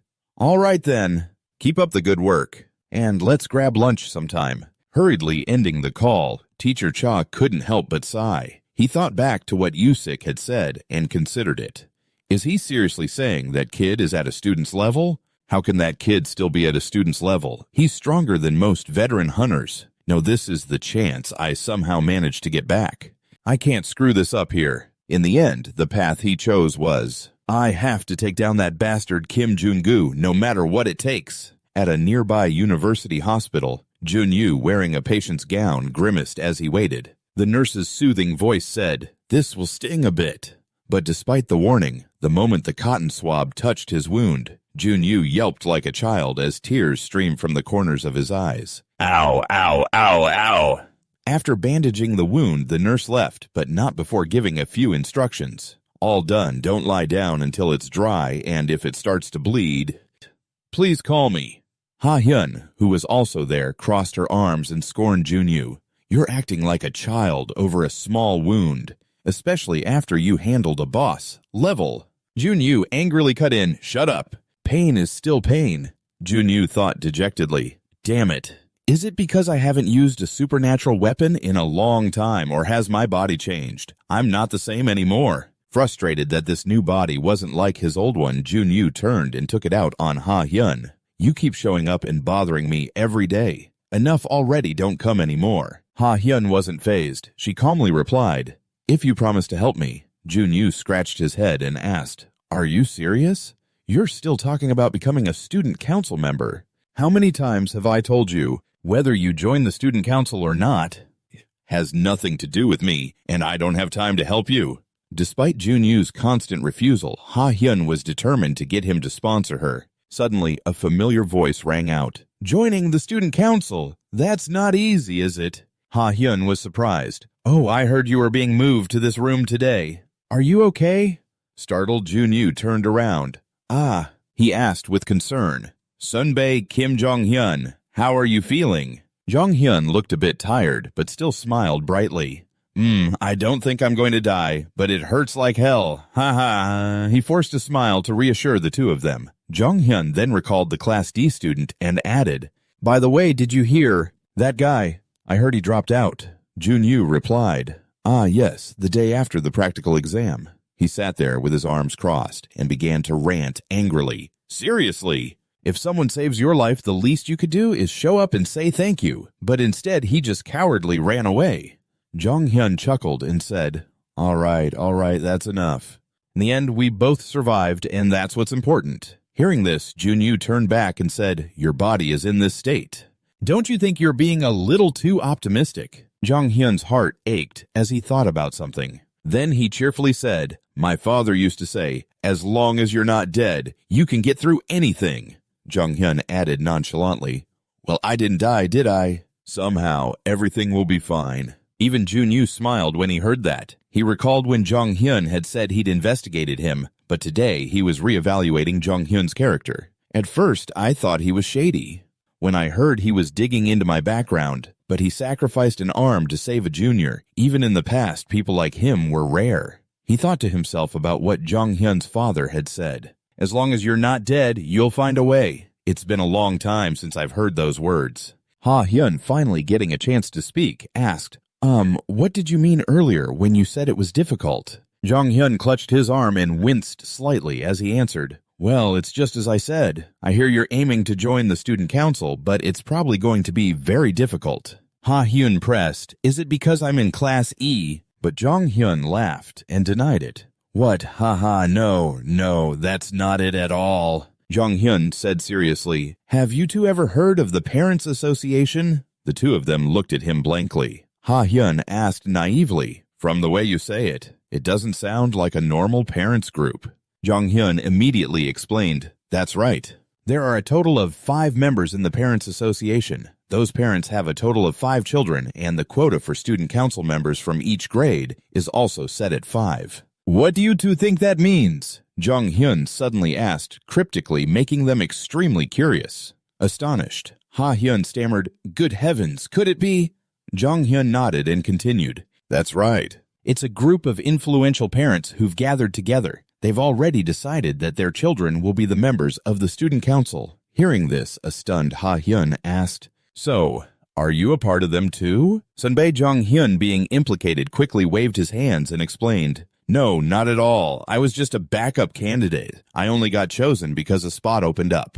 Junyu thought for a moment before speaking his conclusion. So, whether it's the Parents Association or the Green Mothers Club or whatever, they hand-pick the candidates, and if there's someone they don't approve of, they get rid of that person. Is that what you mean? A brief explanation of the Green Mothers Club. This is a common term in Korea for a parents' safety organization. Junyu hesitated, then continued, So could it be that some students have died in the process? Ha-hyun was shocked to hear that. Since Jong-hyun knew it was true, he just sighed and said, What do you all think? Then he turned to Ha-hyun.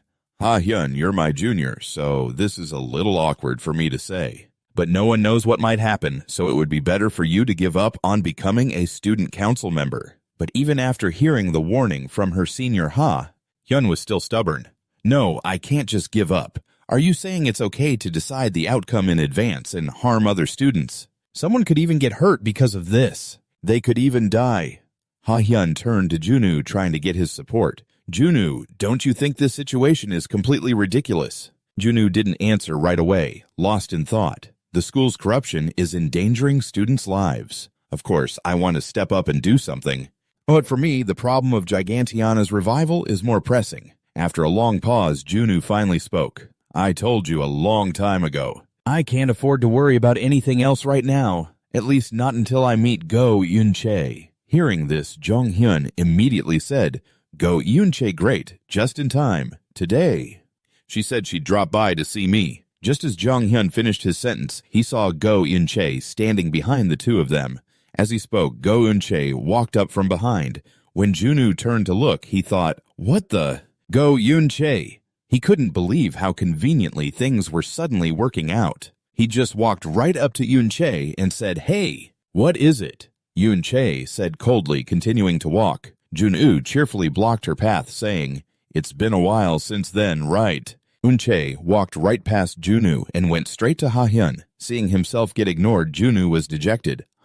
Seeing her looking at her, Ha-hyun said, "It's been a long time, Senior Go Eun-chae. Has it already been 2 years? You came to me before and told me to give up on entering Hunter Academy, too," Ha-hyun said with a defiant look. "What are you going to do about it now?" "I'm already enrolled." Eun-chae looked at her younger sister in front of her and said nothing. Suddenly, the two locked eyes in a stare down, making the other two extremely uncomfortable. Junwoo, watching from the side, thought, "I don't know what happened between them. She doesn't seem to like me much, but it looks like there's a serious grudge there." He cautiously thought about Ha-hyun and her insistence on getting into the student council. Maybe the reason she's so fixated on becoming a student council member has something to do with their relationship. After a long moment, they both broke their gaze. Ha-hyun, dejected, turned to leave since there seemed to be nothing more to say. "I'll be going now."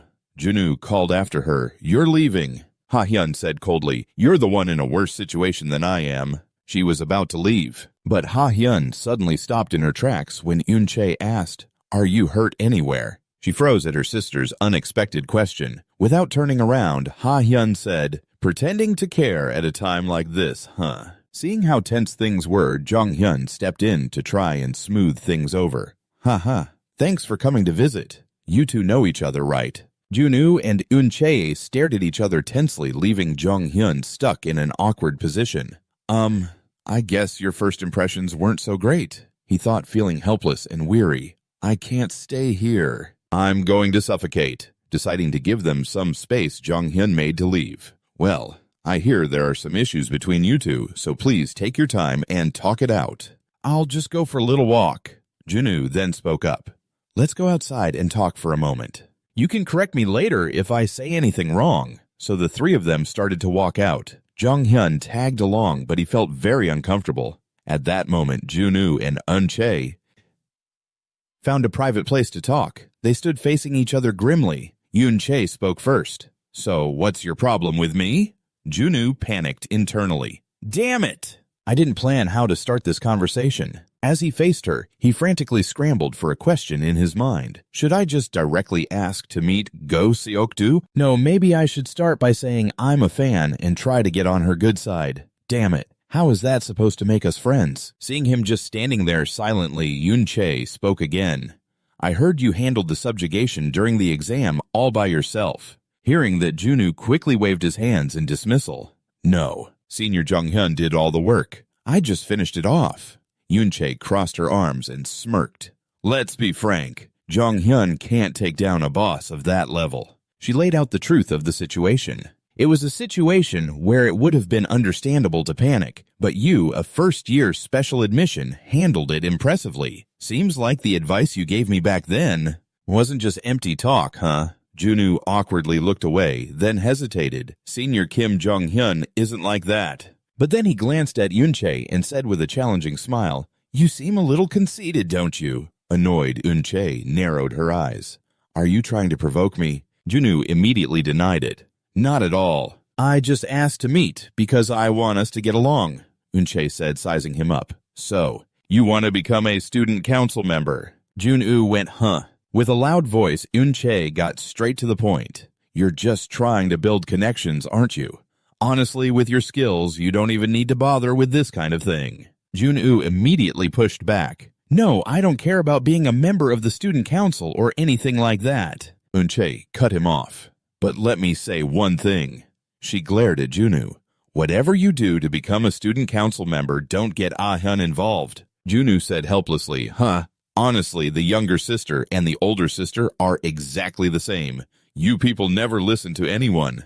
Eun-chae snapped. "What did you say?" Junwoo sighed and continued, "Whether it's about getting involved or not, The one who wouldn't stop talking about wanting to be on the student council was Go Ah-hyun.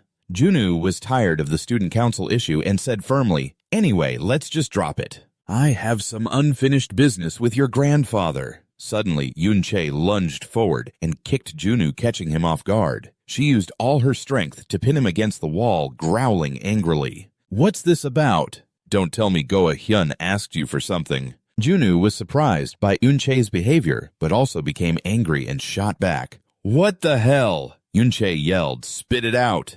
Did she ask for your help running for the council position? Or does she want you to get revenge for her, huh?" Yoon-chae kept rattling on, leaving Junwoo speechless. He struggled to say, "Damn it, seriously." As Yoon-chae continued to press him against the wall, Junwoo had to kick off the wall to gain momentum. He then lunged forward, grabbing Yoon-chae's wrist to restrain her. Yoon-chae lost her balance and stumbled back, but quickly threw a knee up to fight back. Junwoo struggled to block it with his hand. He winced slightly. His unhealed wound made it hard to be as flexible as before. Yoon-chae quickly broke free from Junwoo's grip. She lunged, aiming a punch at Junwoo's face, thinking smugly,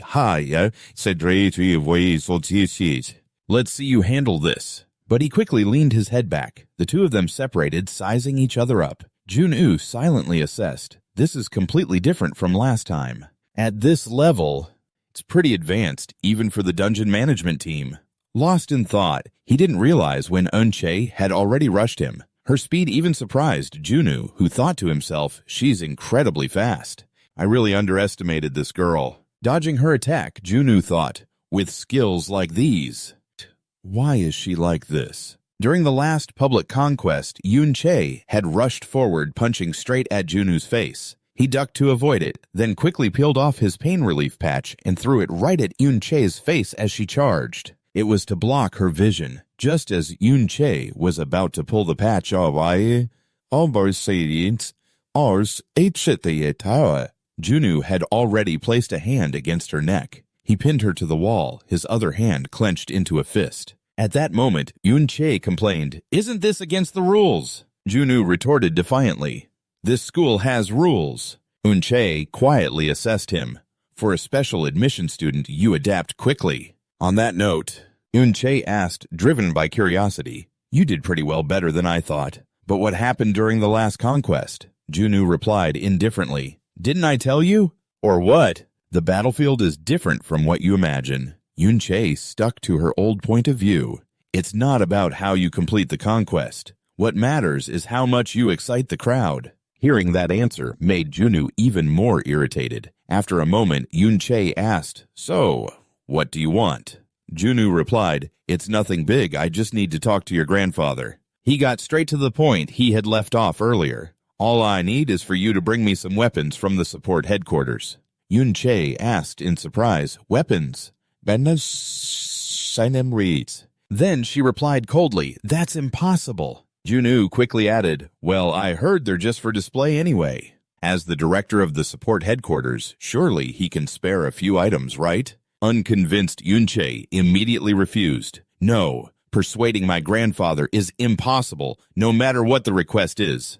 Junwoo asked, annoyed, "What do you mean by that?" Seeing that the two of them were about to cause a scene, a nurse ran up from behind and yelled, "Hey, patients, you're not allowed to make a commotion in here." Hearing that, Junwoo sheepishly turned around, seizing the opportunity. Yoon-chae pushed his hand off her. She spun around and walked away. After a moment's hesitation, leaving Junwoo standing there confused, he called after her, "See you later." Yoon-chae bluntly replied, "I hope you don't show up in front of me again." He said smugly, "That's going to be difficult, especially since you're Goseok's granddaughter." After Yoon-chae left, Junwoo trudged back to his room. Rong-hun saw his grim expression and came over to ask, "So, did the talk go well?" Junwoo sighed and replied, "Not really." Seeing his expression, Rong-hun had already guessed as much. "Yeah, I figured as much." Still curious, Junwoo asked, "About senior Go Yoon-chae. Is her relationship with her grandfather not very good?" "Model," Jonghyun said in surprise. "Director Go drives a clunker." Jonghyun paused for a moment, then said hesitantly, How should I put this? It's not exactly good, but it's not exactly bad either. It's more of a formal relationship, I suppose." But Junwoo asked, confused, "Not like a typical family?" Jonghyun nodded. "Exactly. So what did you talk about? Junwoo answered evasively. Well, the conversation didn't really go anywhere, so I didn't get straight to the point. I told her I needed her to ask her grandfather for a personal favor, but, she said she couldn't. Seeing this, Jong-hyun chimed in. That's to be expected. Eun-chae has never asked her grandfather for anything before. He added meaningfully, that old man is pretty scary. Hearing this, Junwoo asked curiously because his description of her grandfather didn't sound like the person he had met. What do you mean? Jong-hyun, realizing he'd said too much, quickly deflected, that's not something I should be discussing here. Then he turned to Junwoo with a smile and said, anyway, it's your fault, you know. If you just make a one-sided demand like that. Of course, she's not going to agree. At that, Junwoo asked naively, so should I offer her money? Jong-hyun couldn't help but burst out laughing. Why would she need money from you? Then, remembering something that might interest Yoon-chae, Jong-hyun said, there is one thing that might get her attention. Junwoo, now very impatient, quickly asked, what is it? Jong-hyun revealed getting Go Ah-hyun to drop out. Junwoo froze solid. Seeing his reaction, Jong-hyun explained, I'm not sure why, but she really doesn't seem to like Go Ah-hyun being at the academy. Hearing that, Junwoo recalled how angry Eun-chae got when he mentioned Ha-hyun during their conversation. Considering how quickly she reacted, it must be true.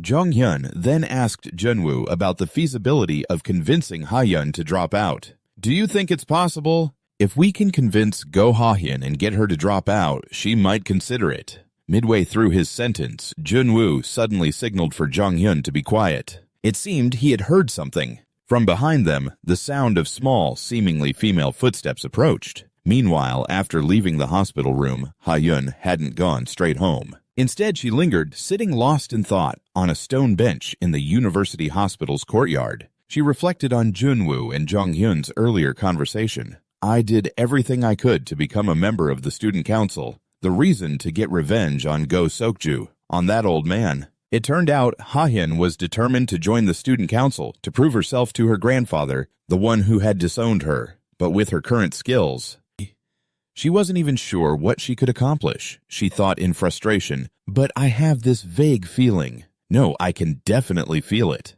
With my abilities, just becoming a student leader is difficult. Even graduating feels impossible. That's why she had set her sights on Junwoo, someone with the skills she needed. Someone who could train her to become a more elite hunter. That's why I need Kim Junwoo, a first year, who's far beyond his class level. If that guy helps me, I can definitely do it. That's why I asked him so many times, but, lost in thought, Ha-hyun let out a bitter laugh. Ha, now there's really no reason for him to help me. Then she silently tried to comfort herself. She was just someone who'd been used and cast aside, always having to bear everything alone. That's why Ha-hyun thought, it's fine, this always happens. This time too, I have no other choice. But to manage on my own.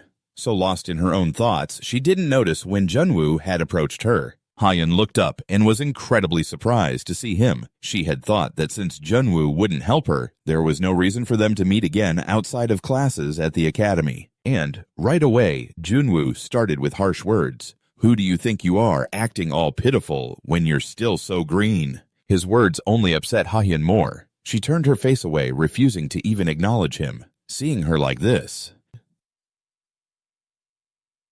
Junwoo's tone softened as he asked, aren't you going home? Ha-hyun replied, I was just about to leave. Junwoo sat down about to say something. Just asking.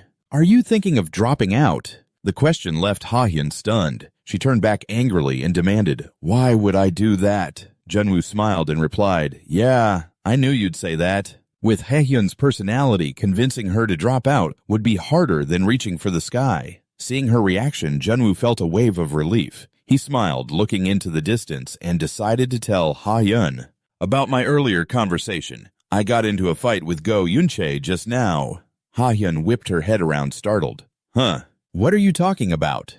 A fight. Junwoo wondered how she knew so specifically. He said awkwardly, yeah, we kind of went at it. He didn't forget to compliment Yoon-chae. She's got skills, you know. Then he leaned back and said casually, anyway, because of that, things have gotten a little more complicated, and the first impression was already terrible. So this is our second time fighting, huh? Hyun ignored him. So Junyu just said, I'm thinking of changing the plan a bit. I'm going to stop trying to persuade her. And instead, I'll start threatening her. Ha-hyun looked at him with a bewildered expression, then scoffed. Ugh, how disgusting. She didn't believe Junyu could do it and asked, threaten Go Yoonji. You're kidding, right? Junyu answered flatly, no. I'm thinking of finding Go Yoonji's weakness from now on. Ha-hyun thought for a moment and said, what kind of weakness could a person like that possibly have? Junyu suddenly pointed at Ha-hyun and said with certainty, you're her weakness.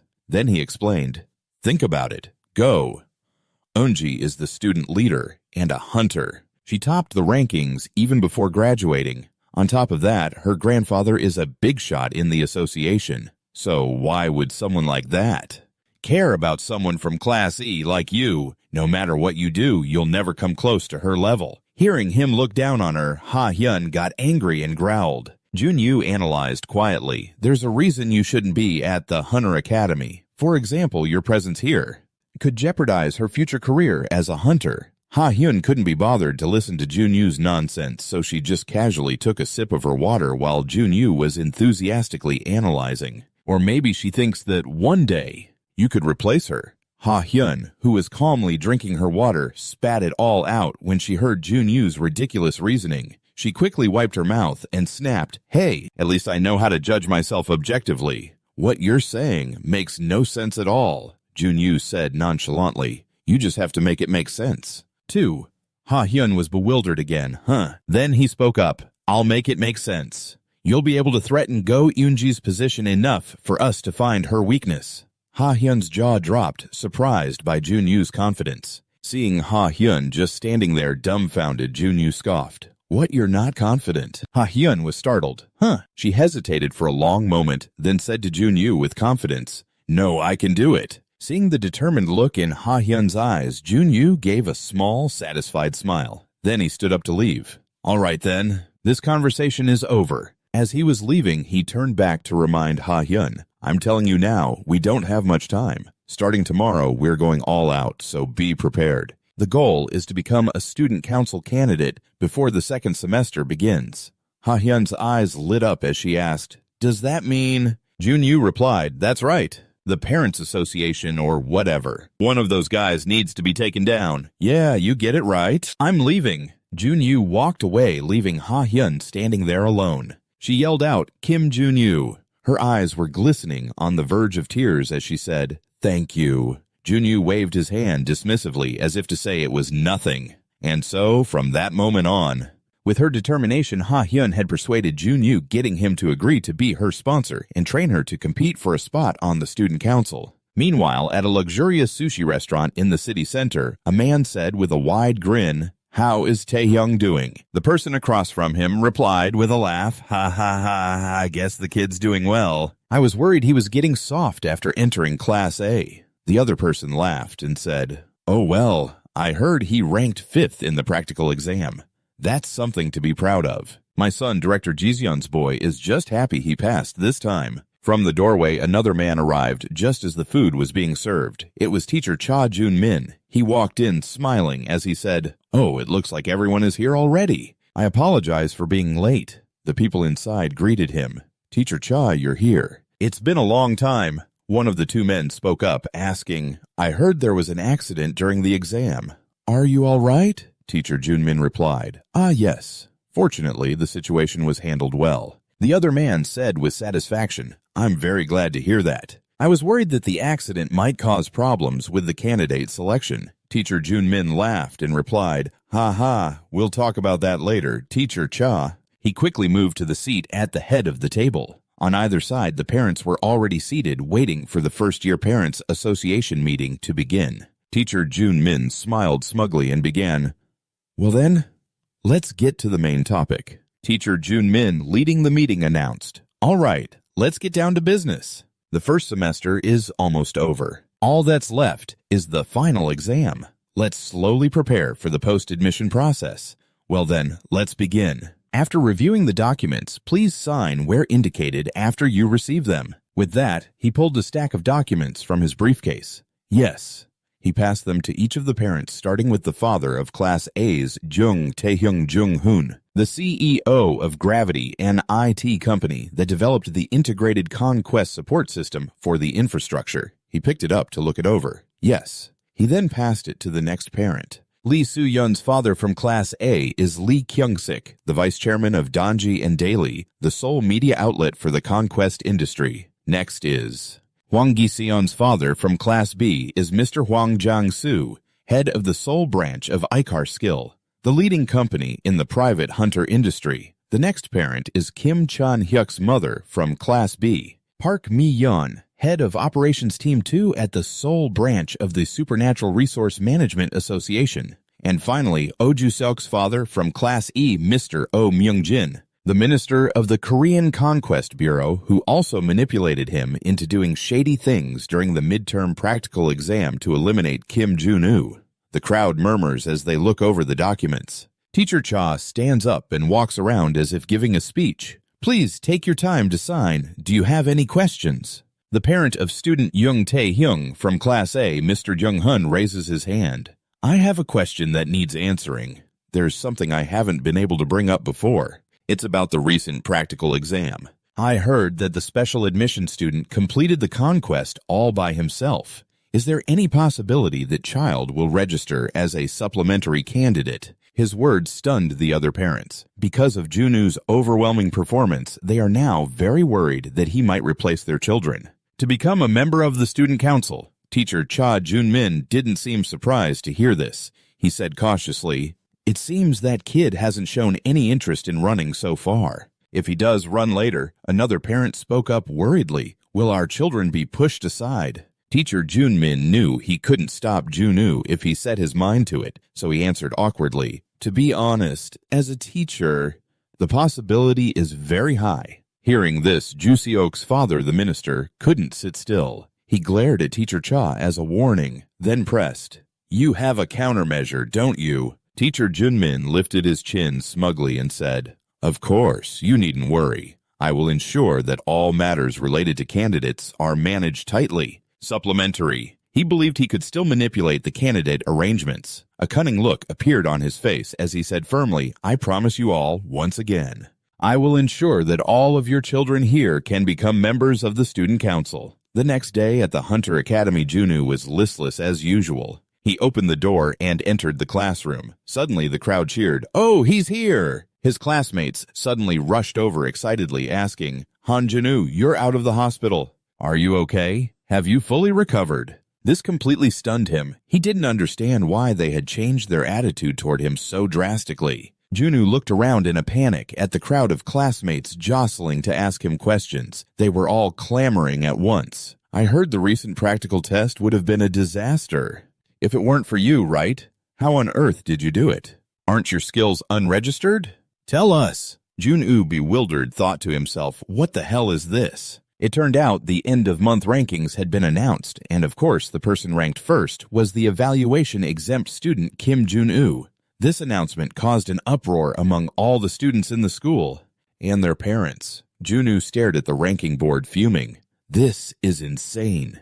He was still standing there angrily as the crowd continued to bombard him with questions. "I heard Sunbae Jonghyun was seriously injured too. If I'd known you were that good, I would have talked to you sooner, Junwoo. We're going to the snack bar. Want to come with us? Tell us the story on the way." Unable to take it anymore, Junwoo growled, "Hey, all of you stop pretending you know me and get lost." As soon as Junwoo finished speaking, the crowd fell silent, in fear, staring at him in astonishment. Only Ha-hyun was sitting quietly at her seat. Junwoo walked toward his desk and added, "Seriously, He walked over and asked Ha-hyun, "What's going on? The teacher would never give me a perfect score." Ha-hyun, just as puzzled, replied, "I'm not sure about the specific details either, but I don't think they could tamper with the scores, right?" Junwoo pondered this. "At least it seems like the results weren't manipulated. That's a relief, I guess," he thought. Junwoo pushed the thought aside and asked Ha-hyun about her progress. "Putting that aside, are you doing exactly what I told you to do?" Ha-hyun immediately replied, "I am. But how long are we going to focus only on physical training?" Seeing that Ha-hyun seemed anxious, Junwoo spoke up. "Hey, Strength and stamina are the foundation. Skills and weapons don't matter if you don't have the power to fight. Ha-hyun said worriedly, yeah, I get it. But you still need to prepare since the final exam is coming up.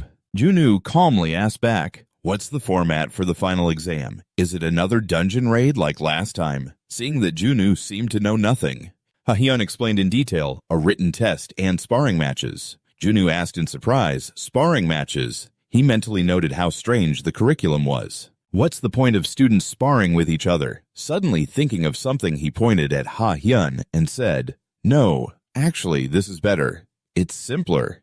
You just have to beat one person. Ha-hyun didn't understand what he meant, so he asked, who's that? Junwoo replied nonchalantly, who else? Oh, Juseok? Ha-hyun was pretty shocked to hear him say that. Oh, Juseok. Junwoo quickly explained, yeah, that guy is definitely one of the candidates the Parents Association pre-selected. He analyzed the situation in detail with his father's power. He's the minister of the Conquest Bureau. After I had a conflict with him, that snake of a teacher schemed and plotted to create this whole situation. This kind of chaos couldn't happen without the Parents Association involved. Remembering something, Junwoo asked, they said the student council members are selected based on the monthly midterms and final exams, right? Seeing Ha-hyun nod, Junwoo continued, oh, Juseok has been disciplined twice and couldn't even participate in this month's final evaluation. There's a high chance he barely scraped by with enough points to pass the first round. So all you have to do is beat that guy, and you can pass the first round of selections. Ha-hyun sat there pondering. Oh, Juseok, huh? Suddenly he shot a terrifying glare at Ha-hyun. What, you're not confident? Ha-hyun stammered, no, I'll try my best. But Junwoo still wasn't satisfied. Try. It was so scary that Ha-hyun shouted, I'll do it. I'll make it happen. Hearing that Junwoo seemed satisfied and turned around. All right then. Starting tomorrow, we'll be adding martial arts training to the mix, got it? Ha-hyun replied with difficulty. I understand. Junwoo added, if you have time, ask your friends if there are any other candidates. Ha-hyun immediately panicked. Then he said with difficulty, I don't have any friends.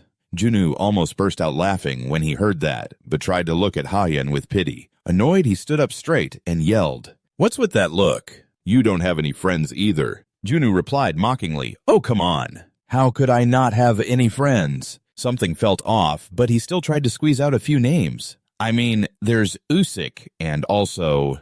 Remembering his senior Jong-hyun, as long as I'm alive, I'll find a way, and held up 3 fingers counting. Seeing his hesitation, Ha-hyun leaned in and asked, what is it? Is there a problem? A little embarrassed, Junwoo turned to face the window, avoiding the question. No, it's nothing. At the same time, at the nearby university hospital, Jong-hyun was recovering in his hospital bed, saying dejectedly, it's so boring here. It'd be nice to have some of the younger guys around so I wouldn't be bored. Should I watch some YouTube or something? He was about to reach for his phone to watch YouTube, but remembered his right arm was gone. A bitter feeling welled up inside him. Suddenly his father approached, calling son. Jong-hyun's bright smile returned as he answered Dad. His father was carrying a fruit basket. Seeing his dad come to visit, Jong-hyun said, Dad, didn't you say you had work today? He replied cheerfully, I talked to my team leader and finished early, so I came. Sitting down next to Jong-hyun, he asked with concern, how are you feeling, son? Are you doing any better? He replied politely, yeah, I don't feel like I'm about to die or anything. Seeing him in such high spirits, his father was relieved. Well, that's good. Then he recalled his own father saying, your grandfather also lost his right arm during a conquest, but he never gave up until the very end. In fact, after that, he became an even greater hunter. His words were meant to encourage Jong-hyun. Jong-hyun then continued his father's story while training his remaining left arm. He always said, as long as you're alive, you'll find a way. Seeing this, his father laughed. Ha ha, that's right. Son. Suddenly he pulled a file from his jacket pocket and placed it in front of him. Anyway, I've been secretly investigating something. This is the investigation report on the accident from 2 years ago. He handed it to Jong-hyun and said, the accident 2 years ago. I think I can prove the Parents Association was involved. Jong-hyun said wearily, that again. His father said firmly, I'm telling you this time it's for real. Look at this document. The initially planned test was suddenly changed the day before, right? Pointing to a line of information from the investigation on the paper, he added, "Now if we can just find proof that the Parents Association bribed someone for that test." But this didn't make Jong Hyun happy at all. He yelled for his father to stop. "Dad, just stop." He said worriedly, "You were kicked off the police force for investigating the Parents Association. So why can't you just let it go? We lost everything because of that. What more do you want to do?" he shouted, startling his father. The reason he reacted this way was only because he was thinking of his dad. Their family wasn't powerful, so they could never fight against the schemes and plots of those powerful people. You only stopped your father's investigation because you wanted to keep the family safe. Before things could escalate, seeing your angry expression, he spoke with bitterness. Jong Hyun didn't want to hear anymore and turned to leave. "Dad, it's time you accepted it. No matter how much you investigate, you'll never be able to take down the Parents Association. Just like, no matter how hard I try, I can never become a hunter again." But his father tried to continue. "Jong Hyun, your grandfather." Jong Hyun cut him off. "Dad, please don't talk about Grandpa anymore." He left bitterly, ignoring his father calling after him. Who would believe a story from over 45 years ago anyway? His father sat there, brooding over what Jong Hyun had just said. Meanwhile, Junwoo was meeting with his lackeys to ask about something. Standing on the walkway, he put his hands on his hips and asked, "So, did you guys find anything?" The chubby one timidly replied, "It seems like nothing is happening in Class C or D right now." Junwoo pressed, "What about the other classes?" The chubby one scratched his head and stammered, It's a little hard to ask the people in Class A and B directly." Junwoo sighed and thought, Right now I'm trying to see who's running for the student council. Looks like these guys aren't capable enough." Suddenly, he opened his wallet to get something to reward them, making them jump. "Good job, guys. Here's a little something for your efforts. Treat yourselves and your friends to something tasty." They quickly refused, as if it was crazy to even consider taking it. "Oh no, you don't have to." He acted like an annoyed adult and told them, "Tisk. When an adult gives you something, you just say, 'Thank you,' and take it." Seeing them just staring blankly, refusing to take it, Junwoo's voice turned menacing. "What are you doing? My arm is about to fall off." The chubby one respectfully took the reward money with both hands, his face still bewildered. "Oh, thank you," he stammered. But this is only 1,001. Junwoo casually added, "Oh, it's fine. Don't feel too burdened. For the three of you to buy snacks, you'll need at least that much." They quickly left. Holding the meager 1,001 bill, they were completely dumbfounded. Junwoo, still standing there, smiled, thinking he had rewarded them too generously. These kids. He smiled happily, reminded of the old days when he was their age. Just a single 1,001 bill made me feel like I owned the world. Then, as if remembering something, he looked off into the distance and thought, "Anyway, for now, I should focus on what I can do.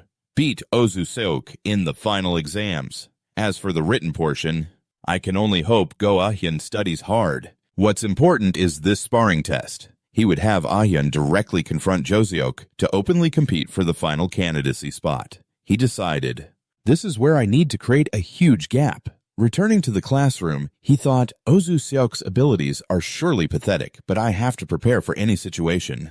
Because I can't predict what tricks the Parents Association will pull. The problem I'm worried about now is there's no suitable place to train Go Ah-hyun. Asking Yusik for help now would attract attention, so it would be a hassle. Suddenly someone called his name. "Oh, Junwoo." Yes, Jong Hyun had recovered and come to school. He greeted back cheerfully, "Ah, Senior Jong Hyun." Jong Hyun also waved happily. "Hey, we meet again like this." The two chatted happily. Seeing how quickly he had recovered, Junwoo asked joyfully, "You're already discharged from the hospital." Jong Hyun replied, "Ah, my father just came here to take care of some things at the faculty office and then went back." Remembering Ah-hyun's situation, Jong Hyun asked, "Come to think of it, you said you were going to help Go Ah-hyun. How's that going?" "Is it going well?" "Caught off guard," Junwoo said awkwardly. "Ha ha. Well, Jong Hyun noticed his awkwardness and understood the problem. "I get it." They quickly moved to the stairwell to talk more easily. Jong Hyun spoke first. "It's for the sparring practice, right?" "It's true that if Class E wants to use the gym," Junwoo continued, "there will be all sorts of restrictions like time slots or limits on the number of people." Jung Hyun nodded in agreement. Yes, that's why I was a little worried. But are you really planning to go up against the Parents Association? Surprised Junwoo turned his head and asked, Huh, why are you bringing this up all of a sudden? Of course I am. Jung Hyun warned, it won't be easy. We might even have to risk our lives. But with Junwoo's personality, nothing fazed him. He laughed loudly and replied nonchalantly, Oh, it was the same not too long ago. But we all got through it together. Didn't we? We'll find a way again. Jung Hyun knew that was just how Junwoo was, which reassured him. You're right. We all came back alive. Recalling the fight in the dungeon 2 years ago, the students seemed to have been trapped inside because of the gate's vibrations. Back then, Jung Hyun also felt helpless, only able to reach out. As he watched his trapped teammates, he mumbled bitterly, I wonder how things would have been if you had been there 2 years ago. Junwoo barely heard what Jung Hyun was saying. He asked again, What was that? Jung Hyun quickly dodged the question as it wasn't the right time to tell the whole story. He stood up, dusted off his pants, and said, It's nothing. You said you didn't have a suitable place to train, right? Jung Hyun made a suggestion. So, would you like to come to our gym? Right now, in the counseling room, Mr. Junmin was sitting across from Joseok saying, Let me be frank, Joseok. You're the one in the most danger right now. His declaration sent Joseok into a panic. He shouted in confusion, Danger! What do you mean, sir? Mr. Junmin explained the potential threat Kim Jun-gu might run for a position on the student council. At the mention of this name, Joseok lost his composure and screamed, That bastard Kim Jun-gu really? Mr. Junmin calmly replied, Yes, that Kim Jun-gu. Did you know he's exempt from the evaluation? He answered blankly, I was suspended for a week, so of course I didn't know. No, I heard some rumors, but there's no way a special admission student gets exempted from the evaluation, right? The teacher crossed his arms and gravely revealed the truth. He took down a level 6 boss all by himself. I saw it with my own eyes, so there's no room for doubt. Hearing this, Joseok grew even more bitter. But he was still hesitant, not having told anyone about the time Junwoo scared him so badly, he wet his pants. He trembled in his seat and stammered, But anyway, the student council positions have already been decided. Right, my father will. Mr. Junmin cut him off. Joseok, just how much can your parents handle for you? He got straight to the point. Your midterm scores were terrible, and you couldn't even participate in the month-end evaluation. At this rate, Kim Jun-gu will definitely surpass you on the final exams. Everyone was worried that Junwoo would take a spot on the student council, but they didn't know that what he really wanted was to get Hyun into that position. He himself wasn't the least bit interested. Then Joseok shot up and yelled back at the teacher, You just have to make sure that doesn't happen. The teacher countered, At the very least, you know we can't afford to lose on the scores, right? Hearing that, Joseok deflated, grabbing his head with a helpless sigh. Seeing this, the teacher thought to himself, At the entrance ceremony, you boasted that you would definitely become a member of the student council. Then he tried to reassure him, Don't be so discouraged. You can still do well from here on out. You have the exam questions after all. Right. He immediately replied, Yeah, okay. Memorize it. And make sure no one else finds out. So they had it all planned out. Determined to secure Joseok's council seat, the teacher added, The important thing is the sparring match. Hearing that Joseok remembered the sight of Junwoo using his black spear, and his spirit wavered. He said uncertainly, I don't think I can do it. Seeing his panic, the teacher said, Don't worry, I already have a plan. Mr. Junmin put his hand in his jacket pocket, about to pull something out. He placed a bracelet on the table. Joseok asked in surprise, This is an artifact. The teacher explained, It's an artifact that hasn't been registered with the association. Its skill is B rank. Holding it in his hand, Joseok was astounded. What? He stammered. B rank. Currently go. Yun Che was the only one registered with a B rank item, so possessing such a high-class item made him incredibly excited. Most people at our school are D rank. If it's B rank, wow, that's insane. The scheming teacher added, It's the minimum rank that professional hunters use. Use it in the sparring match. Joseok also grinned slyly. This is insane. It's basically cheating. He asked excitedly, "By the way, where did you get this, sir?" Mr. Junmin replied, "This core used to belong to my father. Taehyung's father helped process it into an artifact." The other guy tactlessly pressed on, "Oh, right. Didn't you say your father used to be on the raid management team?" He turned away in embarrassment, avoiding the question. Ahem. Well, it was only for a short time. He changed the subject back to the main topic. "Anyway, I've called a senior to help you get used to the new skill." Joseok was surprised by the thorough preparations. A senior. Suddenly, someone opened the door and walked in. Joseok stammered, "Go," while the teacher smiled smugly. "It's Senior Go Yun-chae." For some reason, Yun-chae had agreed to help this disagreeable teacher. Seeing Go Yun-chae in the flesh, Joseok got excited. "Senior Go Yun-chae is helping me." "This is amazing," Mr. Junmin said smugly. "That's right. I made a special request, so make sure you listen carefully to your senior." He also wondered to himself, "I didn't expect she would agree to help, but it seems even Kim Jin-goo's overconfident attitude is getting on her nerves." With that thought, he prepared to leave. "All right then. Why don't you two discuss the training schedule and methods? I have something to take care of." "Yes, sir." As he walked past Yun-chae, he smugly patted her shoulder. "Please take good care of our Joseok." Although Yun-chae wasn't pleased, she agreed. "Yes, sir." Meanwhile, at the student council's gym, Jun-woo was intensely training Ha-hyun. The two were boxing to build up her stamina and practice close-quarters combat. Jun-woo said as he threw a punch, "Use the open space and don't take your eyes off your opponent. Watch their movements and anticipate their next attack." Ha-hyun was clumsy and getting completely pummeled by Jun-woo. She yelped in pain. "Ow, ow, ow." She cried out, "Hey, wait, this is just practice. Aren't you taking this a little too far? Do you have some kind of grudge against me or something?" Jun-woo spoke up to remind her, "I already told you. We're going to train seriously." Ha-hyun had no choice but to set a condition. "If we're going to go all out, then you have to teach me how to use my skills too. Everyone else gets to use skills during sparring.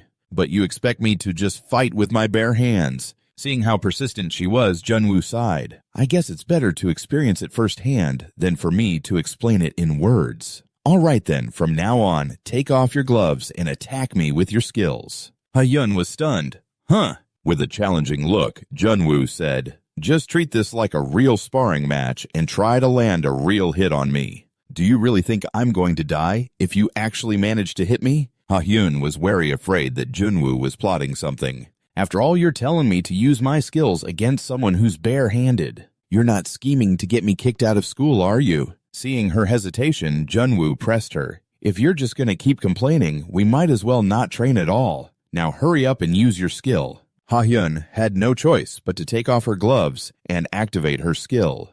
User Student Go Ha-hyun. Accessing D-rank skill. Complete. You may now use your skill. Ha-hyun threw all caution to the wind. Determined to use her skill, she activated her fire-type magic. Skill activated Blue Flame.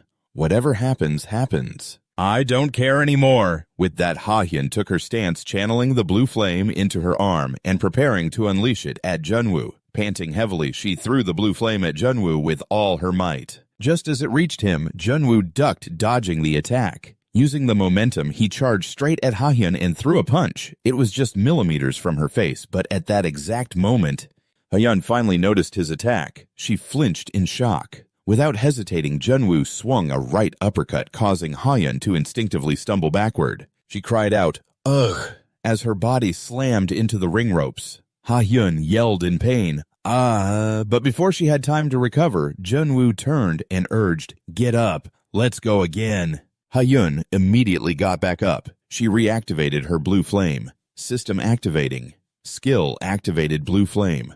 Martial Arts Master Level 2. This time, the blue flame didn't just gather in her arms. It engulfed all 4 of her limbs. The moment the skill was active, Ha-hyun rushed at Jun-woo. She deftly swung her body, aiming a kick straight for his face, but he leaned back just in time to dodge it. As he dodged, he thought, "She's switched to close-quarters combat. A decent effort, assuming she can actually land a hit, that is." Ha-hyun continued to relentlessly attack Jun-woo with everything she had. Seeing his opening, Jun-woo swung a punch into Ha-hyun's side, knocking her to the ground. Ha-hyun quickly clutched her side, muttering something incomprehensible. Seeing her in such a weakened state, Junwoo pointed out her flaw. "You're wondering why none of your attacks are landing, aren't you? Even though your skill has a wider range and is much faster, right? There are two reasons. First, your skill is ultimately meant to be used in conjunction with your movements, especially a technique-based skill like yours. And second, when you use a skill, you're only thinking about how to use the next skill." Junwoo stood there with his arms crossed, giving her a long lecture. Ha-hyun struggled to lift her head and asked, "Isn't that what you're supposed to do?" Junwoo immediately dismissed that idea. "No. If you do that, you create an opening between your skills." He then explained how to apply it. Instead of thinking about how to use the skill, just focus on how to attack. Ha-hyun sat there and complained, "I don't understand what you're talking about at all." Hearing this, Junwoo's face lit up. "Well then, you'll just have to learn the hard way." This time, it was Junwoo's turn to attack, teaching her with his fists. Watch how your opponent moves. If they get in close, use your knee. The moment you see an opening, that's when you unleash your skill. Ha-hyun cried out, "Ow," but still tried to follow Junwoo's instructions. As Junwoo threw another punch, he thought to himself, "I thought you'd give up quickly, but you've got some nerve. Let's see how long you can last this time." Ha-hyun's eyes were wide with concentration, carefully watching his attack. Her gaze filled with determination. In that instant, just as Junwoo's fist flew towards her, Ha-hyun quickly leaned her head back. A perfect dodge. Then planting one foot firmly, she raised her other leg to Junwoo's abdomen. Seeing the opening, Ha-hyun kicked him squarely in the stomach. Junwoo was shocked at how quickly she had learned. "Oh, look at that! Ugh!" The system screen popped up. Skill activated Blue Flame Level 3, Palm Strike, seizing the opportunity while Junwoo was still reeling from the kick. Ha-hyun activated her Blue Flame. Channeling the power into her arm, she lunged forward. Junwoo quickly leaped up as well. The two came face to face. Suddenly, Ha-hyun screamed when she saw something shocking. "Huh." No sooner had the word left her mouth than Junwoo's fist landed squarely on her face. The force of the blow snapped her head back. Dazed, she staggered backward, letting out a soft oof. She only had time to gasp, "Huh." Ha-hyun's head swam as she slowly lost consciousness. She collapsed completely, dropping out of Junwoo's line of sight. She let out a quiet groan, "Damn it," and lay there defeated. Only then did Junwoo point out her final mistake. Ultimately, fighting is all about exploiting your opponent's openings. Whether you're using skills or weapons, you'll never be able to take advantage of those openings. With a one-dimensional approach, he walked closer to her. "Do you understand now? This is why the fundamentals are so important." Junwoo shuddered slightly as he recalled that last moment. "When Ha-hyun activated her blue flame, I had a bad feeling. But still, damn it. Did you really try to kill me at the end there?" I nudged her with my elbow without realizing the exhausted Ha-hyun was sprawled out there. She asked me, "There's something I've always been curious about. Who are you? Or more accurately, what are you?" Surprised Junwoo broke into a light sweat. "Why are you asking that all of a sudden?" Ha-hyun explained. "No matter how much I think about it, I just can't figure it out. We're the same age. So where did you learn all of this?" Looking up, Ha-hyun said mysteriously, "You're not Junwoo held his breath, waiting for her to continue. "Some kind of secret agent who was trained since childhood or something, right?" Junwoo let out a sigh of relief when Ha-hyun uttered those childish words. He turned his back, took a deep breath to compose himself, and said, "Stop talking nonsense and get some rest." Finally, today's training session was over. Just as they were about to leave, Jong-hyun ran up, opening the gym door. He greeted them cheerfully. "Oh, you guys are here early." Standing on the ring, Junwoo looked down and said, "Ah, Senior Jong-hyun." The exhausted Ha-hyun, still lying there, also managed a greeting. "Hello." Seeing her, Jong-hyun immediately asked, "What happened? Are you okay?" Jong-hyun looked around the gym and said sheepishly, "It's so dusty, huh? It's been a long time since my father retired and stopped using it." Ha-hyun gave him a thumbs up and said, "It's okay. This is more than enough." Jong-hyun said politely, "It's been a while since I've been here myself. I used to spar with my father here a lot, although I was the one getting beaten most of the time." But Junwoo knew he couldn't continue like this at the academy, so he asked, "So what are you going to do from now on?" Jong-hyun was surprised by the sudden question. "Huh, why the sudden question about my career?" Then he thought for a moment and said, "Well, even if I give up my position on the student council, I still have to graduate, right? I've been taking this time to think things over." He said bitterly, "I've only ever thought about becoming a hunter until now, but it seems that is impossible right now." Hearing this, Junwoo couldn't hide his look of regret, but he suddenly said, "It's not entirely impossible." Jonghyun was a little startled, then asked again, "What?" Maurice Junwoo continued, "I'm talking about becoming a hunter. You can still do it even with only one arm." Jonghyun was silent for a moment, then resisted the idea. "I know you're trying to cheer me up, but you shouldn't say things like that so lightly, even if it's someone else's problem." But Junwoo insisted, "I'm not saying it lightly. I'm speaking from my own experience." Then he recounted a similar incident. "It's something I've heard either from the adults around me or from things I've learned. There was a hunter who lost his right arm during a hunt. He didn't give up and continued to train. With his remaining left arm, eventually he became even stronger than before he lost his arm." As he spoke, he pointed at Jonghyun. "After that," the phrase he always said almost like a habit was, Jonghyun cut in, "As long as you're alive, you can manage." Junwoo was slightly surprised. "Ah, that's right. Now that you mention it, senior. You said something similar before, didn't you?" Yesterday, Jonghyun vaguely mentioned that by coincidence, that person's name. Junwoo revealed his identity. His name was Kim Chung-hun. He passed away a long time ago, so you probably wouldn't know him. Jonghyun, bewildered, said, "He's my grandfather." Now it was Junwoo's turn to be surprised. He was about to offer some comfort, only to realize Jonghyun had come to terms with it long ago. Sometime later, at the Hunter Academy's training ground, a loud explosion rang out. The shockwave spread all the way to the barrier of the training field. It was that guy Jusuk practicing with his new axe. He was thrilled after trying it out for a bit. "Whoa, what the hell is this? A B-rank skill is this powerful." Then he confidently declared, "Kim Jun-gu, you're finished." Eun-chae, seeing how smug he was, had to speak up. "I get that you're happy with your new toy, but know your limits." Hearing her, he turned around a little surprised. "Ah, senior, go Eun-chae." Eun-chae stood there with her arms crossed. Annoyed, she lectured him. "A sparring match is still a test. I know you have a grudge against Kim Jun-gu, but be careful not to use too much force because of it. Otherwise, you'll be disqualified, and they'll make sure you never use that technique again." Hearing Eun-chae's warnings, he stood there and stammered, well."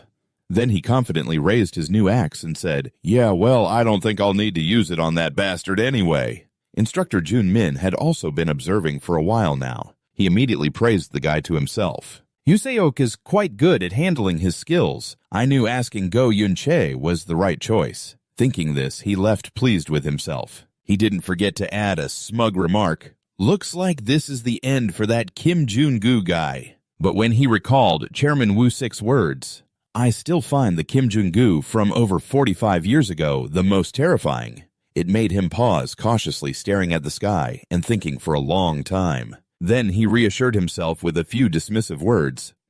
Just the meaningless words of an old man stuck in the past. Returning to a moment 42 years ago. It was dusk at the headquarters of the Conquest Management Unit at the Area 2 camp. 2 hunters assigned to the mission were diligently standing guard for the night. Commander Kim Junwoo cheerfully opened the door, stepped inside, and called out to someone, "Hey, is Chung-hun here?" Inside the room, the man named Chung-hun was flipping through some documents. Notably, his right arm was missing, just like Jong-hyun's. He turned around in surprise. His face was the spitting image of Jong-hyun. This was Kim Chung-hun, who would later become Kim Jong-hyun's grandfather. He turned and greeted the two of them, "Captain and Woo-sik too. Why did you two come here so suddenly?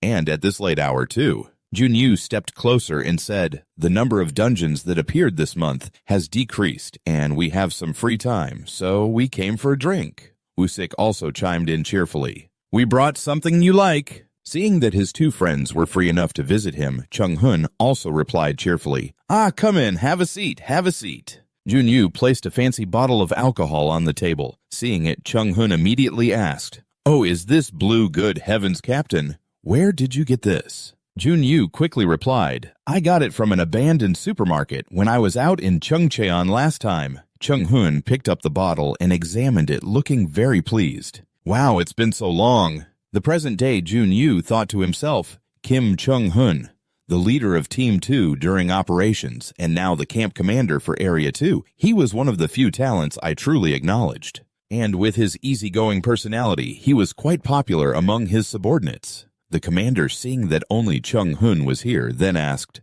"By the way, where is everyone else?" Chung-hun understood and replied, "They went out for a meeting. It'll probably be a while before they get back." Hearing this, Jun-Yu said with a hint of regret, "Really? In that case, let's wait." But Chung-hun immediately chimed in to stop him. Hey, there's barely enough here for just us, so why should we wait for those guys?" But following his train of thought, Jun-Yu recalled Chung-hun's preference back then. If he had one flaw, it was that he loved alcohol a little too much. It had been 5 years since we'd started sharing our deepest thoughts and raising glasses together. Before we knew it, Woo-sik Kim Chung-hun and I had become the closest of drinking buddies without any regard for rank. As Jun-Yu poured a drink, he asked, "So how have things been lately?" "You're still pretty busy, aren't you?" Chung-hun answered, "Yeah, that's right." Then he laughed and said, "Anyway, at least this way I can still live the life of a hunter with this body." Flashing back 8 months earlier during a mission, Jun-Yu, with a bewildered and pained expression, called out Chung-hun's name. At that moment, Chung-hun was lying in a hospital bed.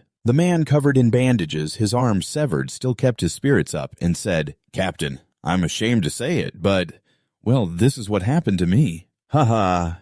Jun-Woo sat there in silence for a long time, just looking at Jung-hoon without a word. In his thoughts, Jun-Woo felt a pang of pity for him. He's such a great talent. What a waste. Jung-hoon spoke up to break the tension. "Captain, sorry, but are there any fighting techniques that only use the left arm?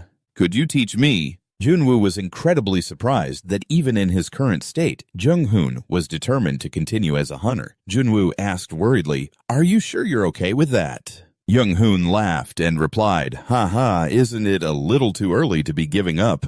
Then he gave a thumbs up showing he was perfectly fine and said his familiar phrase, "As long as I'm alive, I can manage." A few days later, after Jung-hoon's body began to recover, the training started. Handling a sword with his left hand, something he used to wield with his right, was extremely difficult. But he did it, and he proved everyone wrong. His swordsmanship became even stronger than before he lost his arm, a refined sword style that no longer relied on brute force. Instead, it analyzed every situation to precisely target a monster's weak points. Jung-hoon was truly a perfect swordsman. Back at the drinking session, Jung-hoon also reminisced about those arduous training days and spoke up. "To be honest, during that training, it was so hard I actually thought about running away." Jun-Woo quickly laughed and said, "The guy who asked for help in the first place shouldn't be saying that." "You bastard."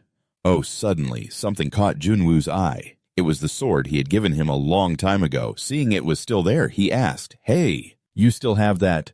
"Oh, this, of course. It was my training partner and the symbol of my rebirth. When Dong-yu gets older, I'll pass it down to him." In the corner was the Don-thu. It was the wooden sword Jung-hoon used during his training. It was a weapon that couldn't be used in a real fight, but it was perfect for practice. That's why I gave it to him as a gift. Woo-sik, who had been quiet until now, finally spoke up. "Dong-yu, the kid doesn't seem interested in becoming a hunter, so why pass it down to him?" Hearing this, Jung-hoon said casually, "Oh, then I'll just pass it down to my grandson." Jun-Woo chimed in, "Yeah, just live long enough to see that grandson of yours." Jung-hoon winced slightly. "Huh." Woo-sik immediately said, "Isn't that a dangerous thing to say?" Jung-hoon played along. "That's right, Captain. Haven't you seen any movies?" Jun-Woo, realizing his slip-up, felt awkward. Jung-hoon added innocently, "That's a death flag." Seeing the mood get tense, Jun-Woo quickly tried to correct himself. "Seriously, all right, fine. Don't live long and make sure you die the day after tomorrow, okay?" With that, the three of them raised their glasses and laughed loudly, fully enjoying this peaceful moment. Ha. Then Jun-Woo suddenly remembered something and asked, "Oh, right. Last time didn't Dong-yu get a cut on his forehead while playing?" Jung-hoon laughed and said, "I was worried it would look awful. But do you know what that kid said?" Woo-sik, seeing Jung-hoon was starting to ramble, turned and whispered to Jun-Woo, "He's starting again." Junwoo also had a dawning realization. Jung-hoon mentioning his son meant one thing. It means we're going to be stuck here for at least 3 hours. Even though I was tipsy when Jung-hoon said, "As long as I'm alive, everything will be fine." That phrase, as it turned out, I heard it from Jung-hoon's own mouth, and now, 42 years later, Jong-hyun reminded me of it again. Back in the past, Jung-hoon was still enthusiastically telling his story. Ha ha ha, when did he learn to repeat what I say? All meilleures dieux. So what I'm saying is, the two of us sat there silently listening to Jung-hoon's story. Recalling it, I couldn't help but feel nostalgic. In the end, Woo-sik and I had to listen to him brag about his son all night. And that became the last time we ever drank with him. Back in the present, at Jong-hyun's private gym, he was rummaging around trying to show us something. Let me see, the photo should be around here somewhere. Here! Jong-hyun pointed to the photo and explained each person. On the left is my father, and on the right is my grandfather. Seeing the photo, Junwoo grew pensive. The moment I saw it, a hollow laugh escaped from within me. The commander of Area 2 camp and the captain of Operations Team 2, a man who loved to drink and talk, a swordsman who was the closest to perfection, Kim Jung-hoon. I still remembered the words from that day so clearly. Live long enough to see that grandson of yours. At the time, I didn't think much of it, and just said it casually. Holding the photo in his hands, he felt a wave of sadness and self-blame. Should I not have said those words back then? Ha-hyun was also looking at the photo. She looked up and asked Jong-hyun, "Did your grandfather pass away a long time ago?" Jong-hyun replied flatly, "Yeah, I heard he was a member of the SDMA during the supernatural space crisis and died in an accident." The SDMA was the Supernatural Dimension Management Association at the time. Junwoo mumbled, "An accident." Seeing him spacing out, Jong-hyun walked over and asked, "What's wrong?" Junwoo quickly tried to deflect. "Oh, it's nothing." Hearing that Jong-hyun didn't seem to mind much, then he smiled and said, "Anyway, it's surprising. I didn't expect to meet a junior who knew my grandfather's story." Junwoo forced an awkward laugh. "Ha ha, yeah." Placing the photo back where it was, Jong-hyun said, "But honestly, I feel like it's all a bit far-fetched to think that he became an even stronger swordsman." After losing his right arm, Junwoo spoke up, assuring him, "I'm sure it's true." Jong-hyun still wasn't convinced. He brushed it off, saying, "Ha ha, if you talk to my father, the two of you would get along great." Huh. Hearing Jong-hyun mention his father, Junwoo couldn't help but think, "Come to think of it, I wonder what that Dong-yu kid is up to." Then he asked Jong-hyun aloud, "Is your father doing well?" Jong-hyun was quite surprised, but answered, My father, he's doing fine. We had a bit of a disagreement recently. I told him to stop, but he can't let go of the case that he's pursuing. He just keeps saying that as long as he's alive, everything will be fine." Curious Junwoo immediately asked, "A case?" Jong-hyun hesitated. Well, it's..." After a moment of contemplation, Jong-hyun spoke up. "That's right. It's not." And completely unrelated to all of you. "A few days ago, you asked, right? If anyone had died during the student council election, it happened 2 years ago." Jong-hyun decided to tell them everything. He recalled it with a heavy heart, his voice still trembling as he spoke. It was almost identical to the recent incident. Right before the test day, the content was suddenly changed. And in front of everyone, 2 people were crushed under a pile of rocks and vanished. Junwoo stepped forward and asked, "So your father is investigating that incident?" Jong-hyun said bitterly, "Yeah, in the end he was dismissed during the process. It was like one police officer going up against the entire Parents Association. As a result, the outcome was inevitable." Ha-hyun, standing to the side, couldn't hide his shock as he listened. "I can't believe it." Jong-hyun continued, "After that incident, ironically, I became a member of the student council as the next in line. With 2 people missing, it was only natural that the position came to me. Naturally, I wasn't treated as an equal in the student council. Surprisingly, however, Go Yoon-chi was the only one who treated me like a human being." Junwoo sensed there was more to the story. He cut in, "Wait, are you saying that the Parents Association's nominee was also caught up in that incident?" Jong-hyun replied immediately, "No. Back then, there were 4 members of the Parents Association. Their nominees didn't even take the exam with us in the first place." He glanced down at his own arm. "Sometimes I still think about it." I wonder what would have happened if I had stepped in a little sooner. Ha-hyun, realizing the implication in Jung-hyun's words, asked curiously, "Could it be that you saved our junior last time because of that?" Jung-hyun said regretfully, "People are hard to read. Honestly, there are times I feel a little regretful. In the end, my path to becoming a hunter was all for nothing." But then he broke into a bright smile right after. He scratched his head and said, "However, when I think about the possibility of someone dying right in front of me, just like what happened 2 years ago, yeah, I think this was probably for the best." Junwoo also smiled to himself. Suddenly, his eyes landed on something. He strained his eyes to get a better look. "This is..." Junwoo walked over and picked it up. "This is..." Seeing his interest, Jung-hyun explained, "Oh that." Holding the familiar wooden sword, Junwoo mumbled in his head, "The severing blade?" Jung-hyun continued, "Anyway, that's the only keepsake.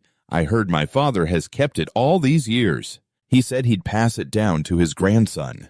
As he thought, Junwoo said to Jung-hyun, "I see. Senior, may I borrow this?" Jung-hyun was surprised, not understanding why he was so interested in the wooden sword. "I don't mind, but why, well?" Junwoo answered flatly, "You said your grandfather's story sounded far-fetched, right?" Jung-hyun, still finding it hard to believe, said hesitantly, "Well, old stories tend to get exaggerated, you know." Junwoo turned back and said with certainty, "It's not an exaggeration." Then he suggested to Jung-hyun, "Why don't you come and watch the upcoming practice match?" The Hunter Academy's final exams had also arrived. Today was the first day of the 4-day final exam. The written test for the core subjects was being held in Class 1E.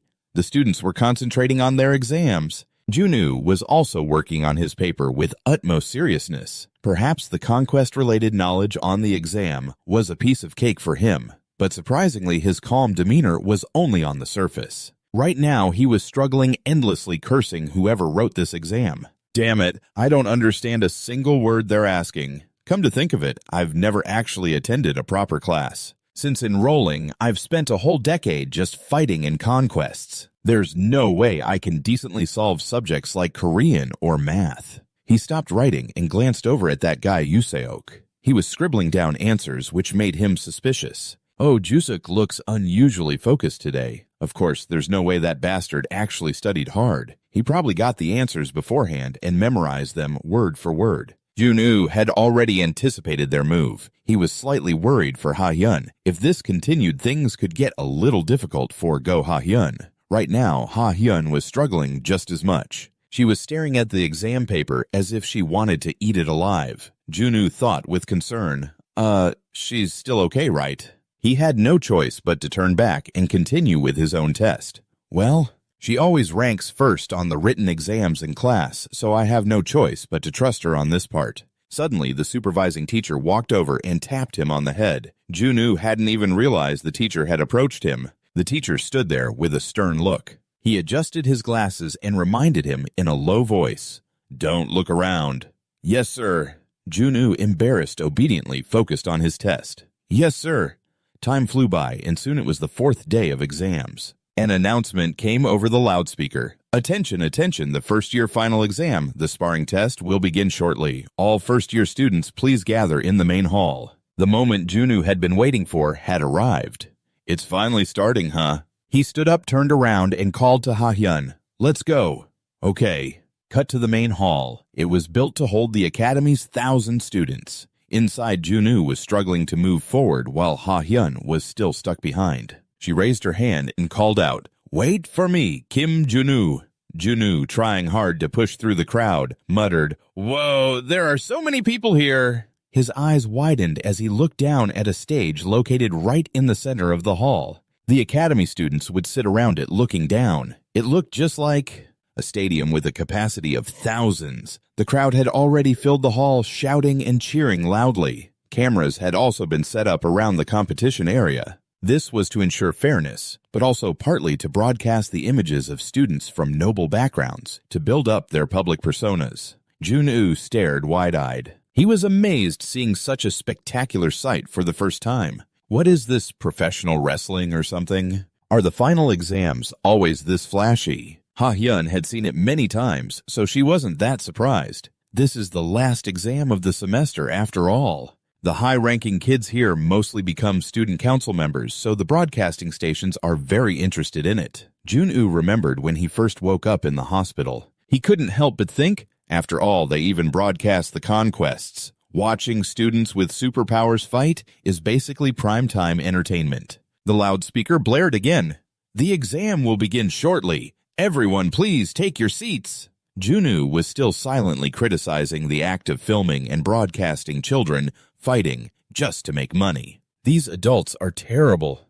On the loudspeaker, the announcer introduced that Chairman Bae Guksik would personally explain the competition rules and safety guidelines. Old man Guksik approached the podium and said sternly, "To all of you students who have studied and trained hard until today, you have all worked very diligently. Now I will explain the rules of the exam. The first test will randomly select 2 participants and the winner will advance to the next test." The rules brought back a flood of memories for Jun-woo. Is this a King of the Hill style tournament? It's the same rule we used back in the Conquest management days for the tests we used to hold among ourselves. The chairman continued to explain the competition rules. The test continues until a participant surrenders or is defeated. Winning the test earns you 1 point, while losing earns you 0 points. Participants with 0 points are allowed to re-enter as many times as they like. If you have 1 point or more, you cannot re-enter after a loss. The last thing I want to emphasize is this.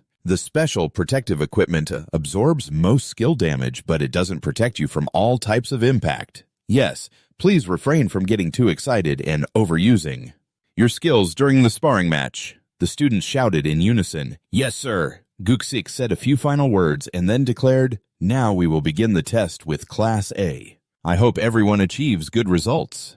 As the speech ended, everyone there cheered, making the atmosphere of the exam even more lively. On the competition bulletin board, the contestants were being randomly selected by the machine. After 3 seconds, the first competitors from Class A were Jung Tae-hyung and Gu Song-jin.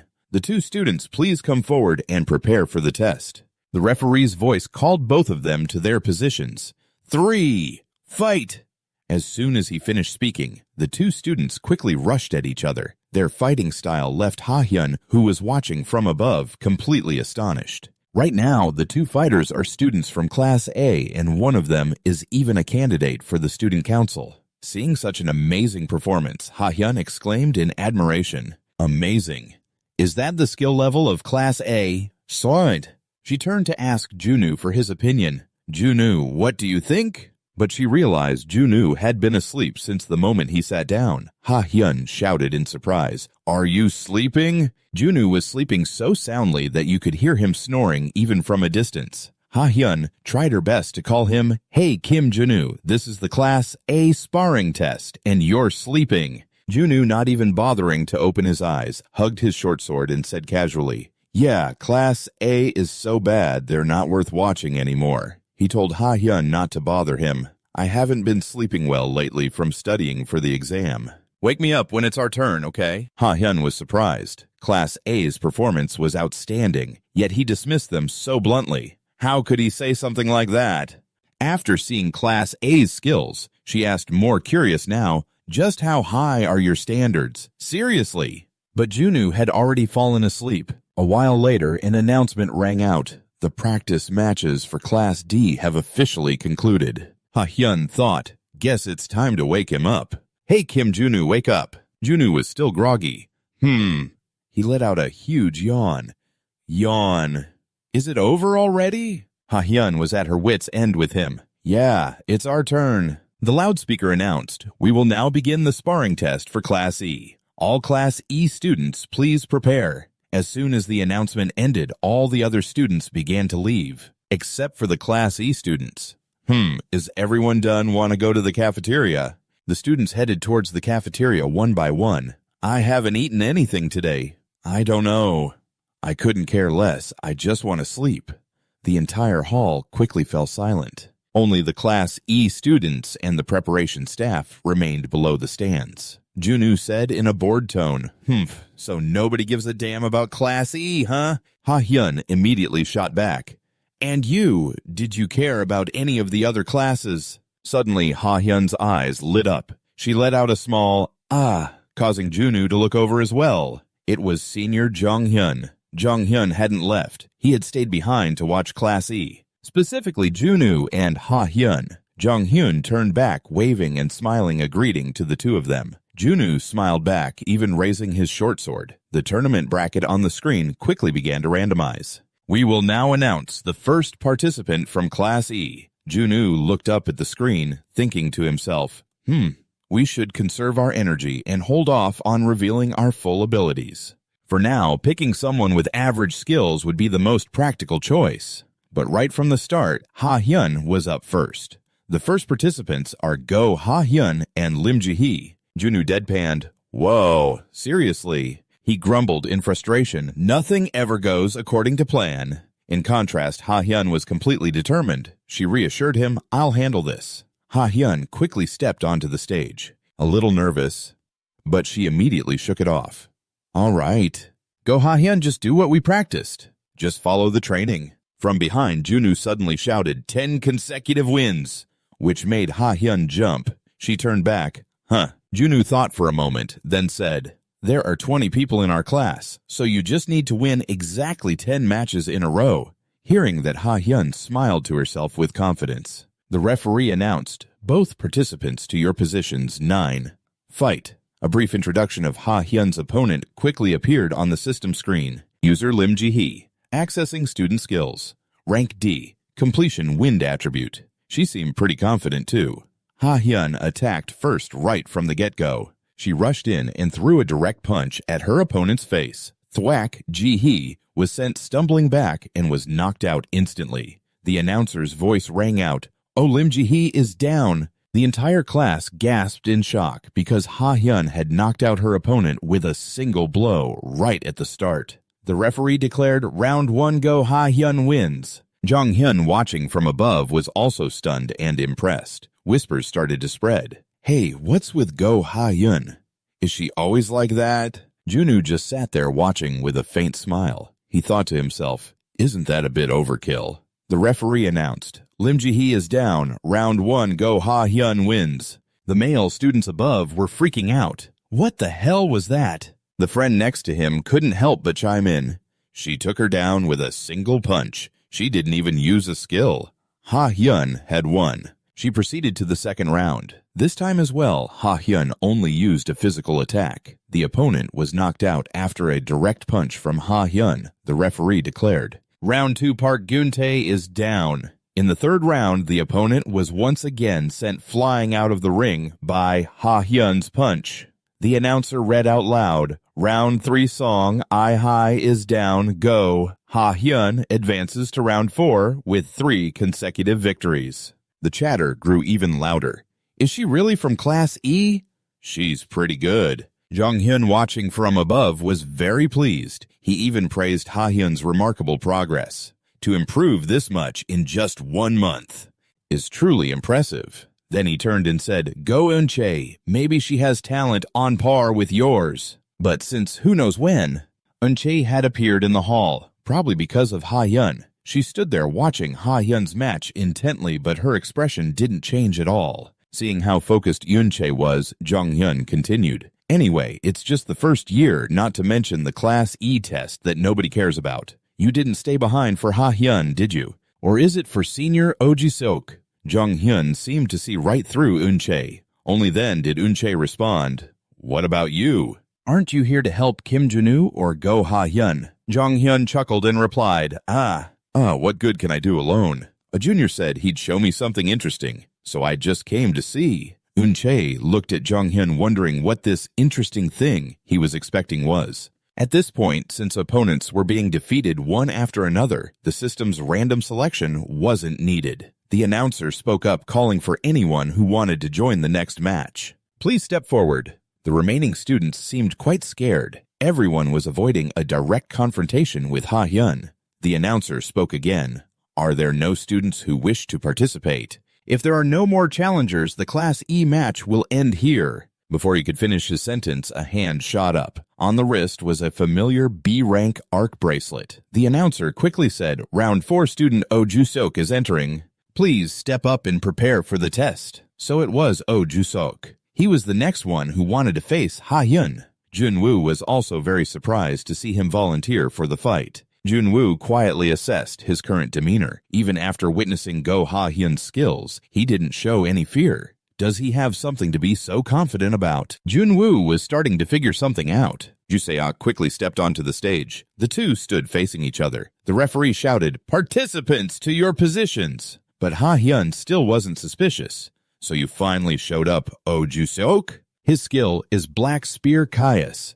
With its long range distance will be to his advantage in a fight. Just as the referee shouted for the match to begin, Ha-hyun seized the offensive. She lunged forward, intending to use close quarters combat. Seeing this, Juseok thought to himself she's charging in immediately. As Ha-hyun's fist neared Juseok's face, he flashed a smug grin.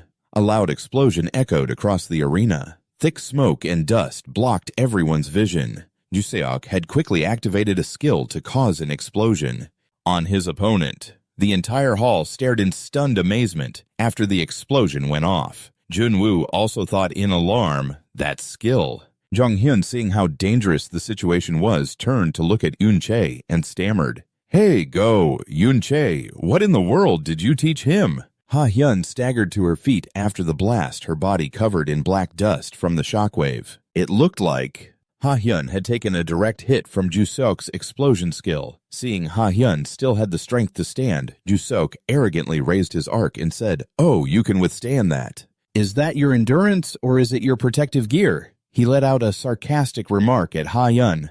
"Either way, your stubbornness is just like a cockroach's." Ha-hyun wiped a streak of blood from her cheek. Only now did she get a clear look at the equipment he was using. "Wait a minute.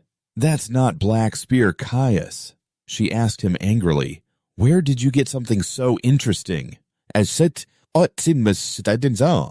flaunted the arc along with a jab at Ha-hyun's social standing. "Oh, this, Lots of people helped out, thanks to my influential parents, you see." Ha-hyun found him ridiculous. You really think that's something to brag about?" Juseok, still shameless, spoke brazenly. "Of course I do." Casting a scornful look at Ha-hyun, Juseok said, "It's something you don't have after all." Ha-hyun felt a sting of bitterness hearing him say that. A flash of anger appeared in her eyes. Juseok, seeing his chance, pressed on.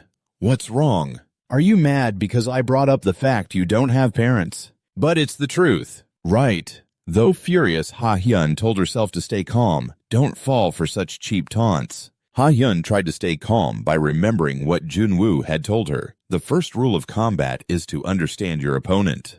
"All right. First, I need to figure out what his skill is." Ha-hyun ignored Juseok's taunts and seriously analyzed his ability. What kind of skill is that? If it's a magic-type explosion, the rank must be C or higher. Ha-hyun was on the right track, but she wasn't sure how to counter it yet. There's only one way to confirm this. One precise way, fire-type magic. At that moment, Ha-hyun also successfully accessed the system to use her equipment. As she probed, Ha-hyun thought, "I have no other choice but to keep clashing with him."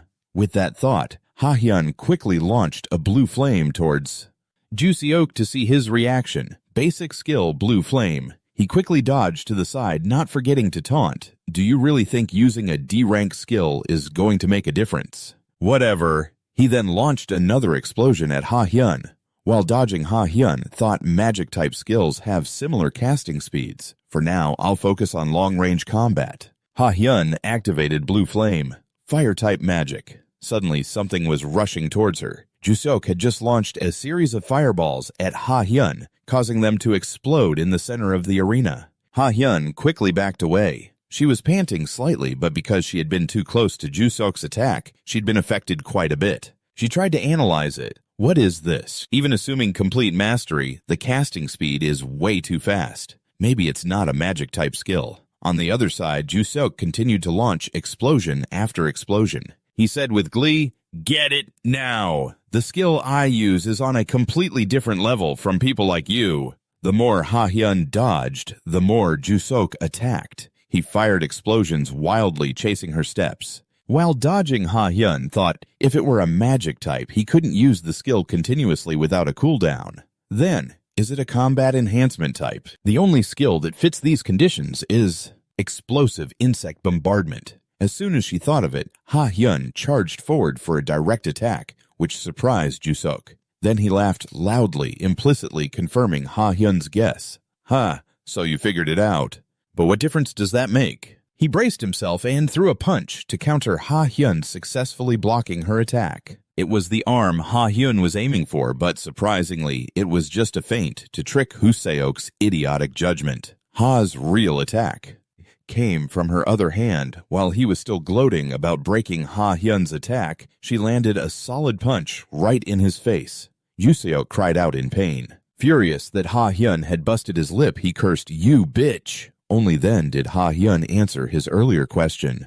Of course there's a difference. Ha-hyun, having seen through his technique, said, "Violent bug bombardment is a skill that creates an explosion by punching the air. So I just need to stop you from swinging your fist right." At this, Junyu let out a sigh of relief. He smiled satisfied with her performance. Not bad. If you had mistaken it for a fire-type magic skill, you wouldn't have even been able to approach him properly. But you figured out Juseok's skill. Junyu quietly analyzed the technique again. A magic-type skill that creates an explosion like Crimson Flame Bombardment can be cast with a simple snap of the fingers. That's why, fundamentally, it's very difficult to stop an opponent from casting their skill. The standard approach is usually to exploit the gap between their casts. But if the skill is a combat enhancement type, like Violent Bug Bombardment, you need to completely flip your strategy. Since there's no delay between activations, using a strategy meant for magic-type skills will lead to a huge mistake. The weakness is its movement. Violent Bug Bombardment has a large, obvious wind-up when activating a powerful punch into the air. If this action is stopped, you can gain a clear advantage in the fight. But Junyu still wasn't completely at ease, seeing that Ha-hyun hadn't fully figured it all out yet. The answer she gave wasn't a perfect one. "Be careful, go Ha-hyun." At that moment, Ha-hyun shot towards Juseok again. He wasn't taking it easy either, balling his fist to use Violent Bug Bombardment. This time, Ha-hyun rapidly struck the arm Juseok wore his arc on with both fists, ensuring his hands would be locked up and unable to cast. With his hands tied up, Ha-hyun cleverly slammed her head into his, making his nose bleed. Then she rained punches on Juseok, giving him no time to rest and use his arc. Ha-hyun thought with determination, "I can do this. I will take down Juseok." Ha-hyun decided to restrain both of Juseok's hands, activating Blue Flame on her dominant leg, the second stage, Infinite Blue Flame, and launched an Infinite Blue Flame kick at him. Juseok gritted his teeth, desperately trying to do something. Violent Bug Bombardment activated. A loud explosion erupted. Ha-hyun was thrown far back by the blast, her body flying through the air before she crashed hard onto the black arena floor. Juseok gloated. "Damn it, acting so high and mighty just because you learned a little martial arts. You think blocking with your arms is enough." He slowly advanced on Ha-hyun. She was drained of strength, trembling as she tried to stand. A complete failure, she thought in despair. I didn't think he could activate the explosion. With just his knee. But Juseok was determined not to let up. He looked at Ha-hyun trembling on the ground with pure satisfaction. "Know your place, you idiot." Ha-hyun struggled to get back up. But Juseok once again activated his combat enhancement skill, Violent Bug Bombardment. "Violent Bug Bombardment at point-blank range," he yelled. "Die, you bitch!" But an arm stopped him. Before he could swing his fist at Ha-hyun, it was Junyu. He had finished putting on his hunter's protective gear and had entered the arena. Junyu looked at him coldly and said, "That's enough. If you keep this up, you'll kill her." At that moment, the referee's voice rang out. "Go, Ha-hyun is down. Next, Kim Jun-gu will enter round 5. This time, Junyu would fight Jusok in Ha-hyun's place. The announcement echoed. "Go, Ha-hyun is down next. Kim Jun-gu will enter round 5. Juseok smirked. "Ha, so you finally decided to show your face, Kim Jun-gu." Junyu paid him no mind, instead turning back to ask Ha-hyun, "Are you okay?" Ha-hyun weakly called his name, her eyes filled with disappointment. "Kim Jun-gu," she managed to say. "It's not over.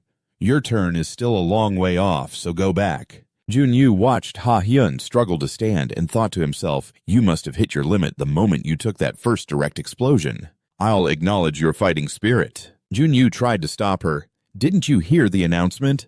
The match is over. Step down. Ha-hyun resisted, but Junyu cut her off. Don't be stubborn. A loss is a loss. Hearing that Ha-hyun's heart ached, disappointed, she turned and left the arena. Her exhausted figure made her look even more pitiful. The medical team rushed over with a stretcher, but Ha-hyun refused it. She waved them off, saying, I'm fine. I can walk on my own. In that moment, Junyu called out her name. Go Ha-hyun. You did well. She didn't turn around, but his words were filled with sincere recognition for her. Hearing that acknowledgement from Junyu himself, for some reason, Ha-hyun felt like all her effort had been worth it. She walked away, her small body trembling. Ha-hyun had burst into tears of happiness. Back in the arena, Juseok was still brimming with confidence. He made a show of greeting him. Hey, Jungu. Long time no see, huh? I was worried you weren't gonna show. Junyu immediately confronted him. Don't you think you went a little too far just now? He played dumb.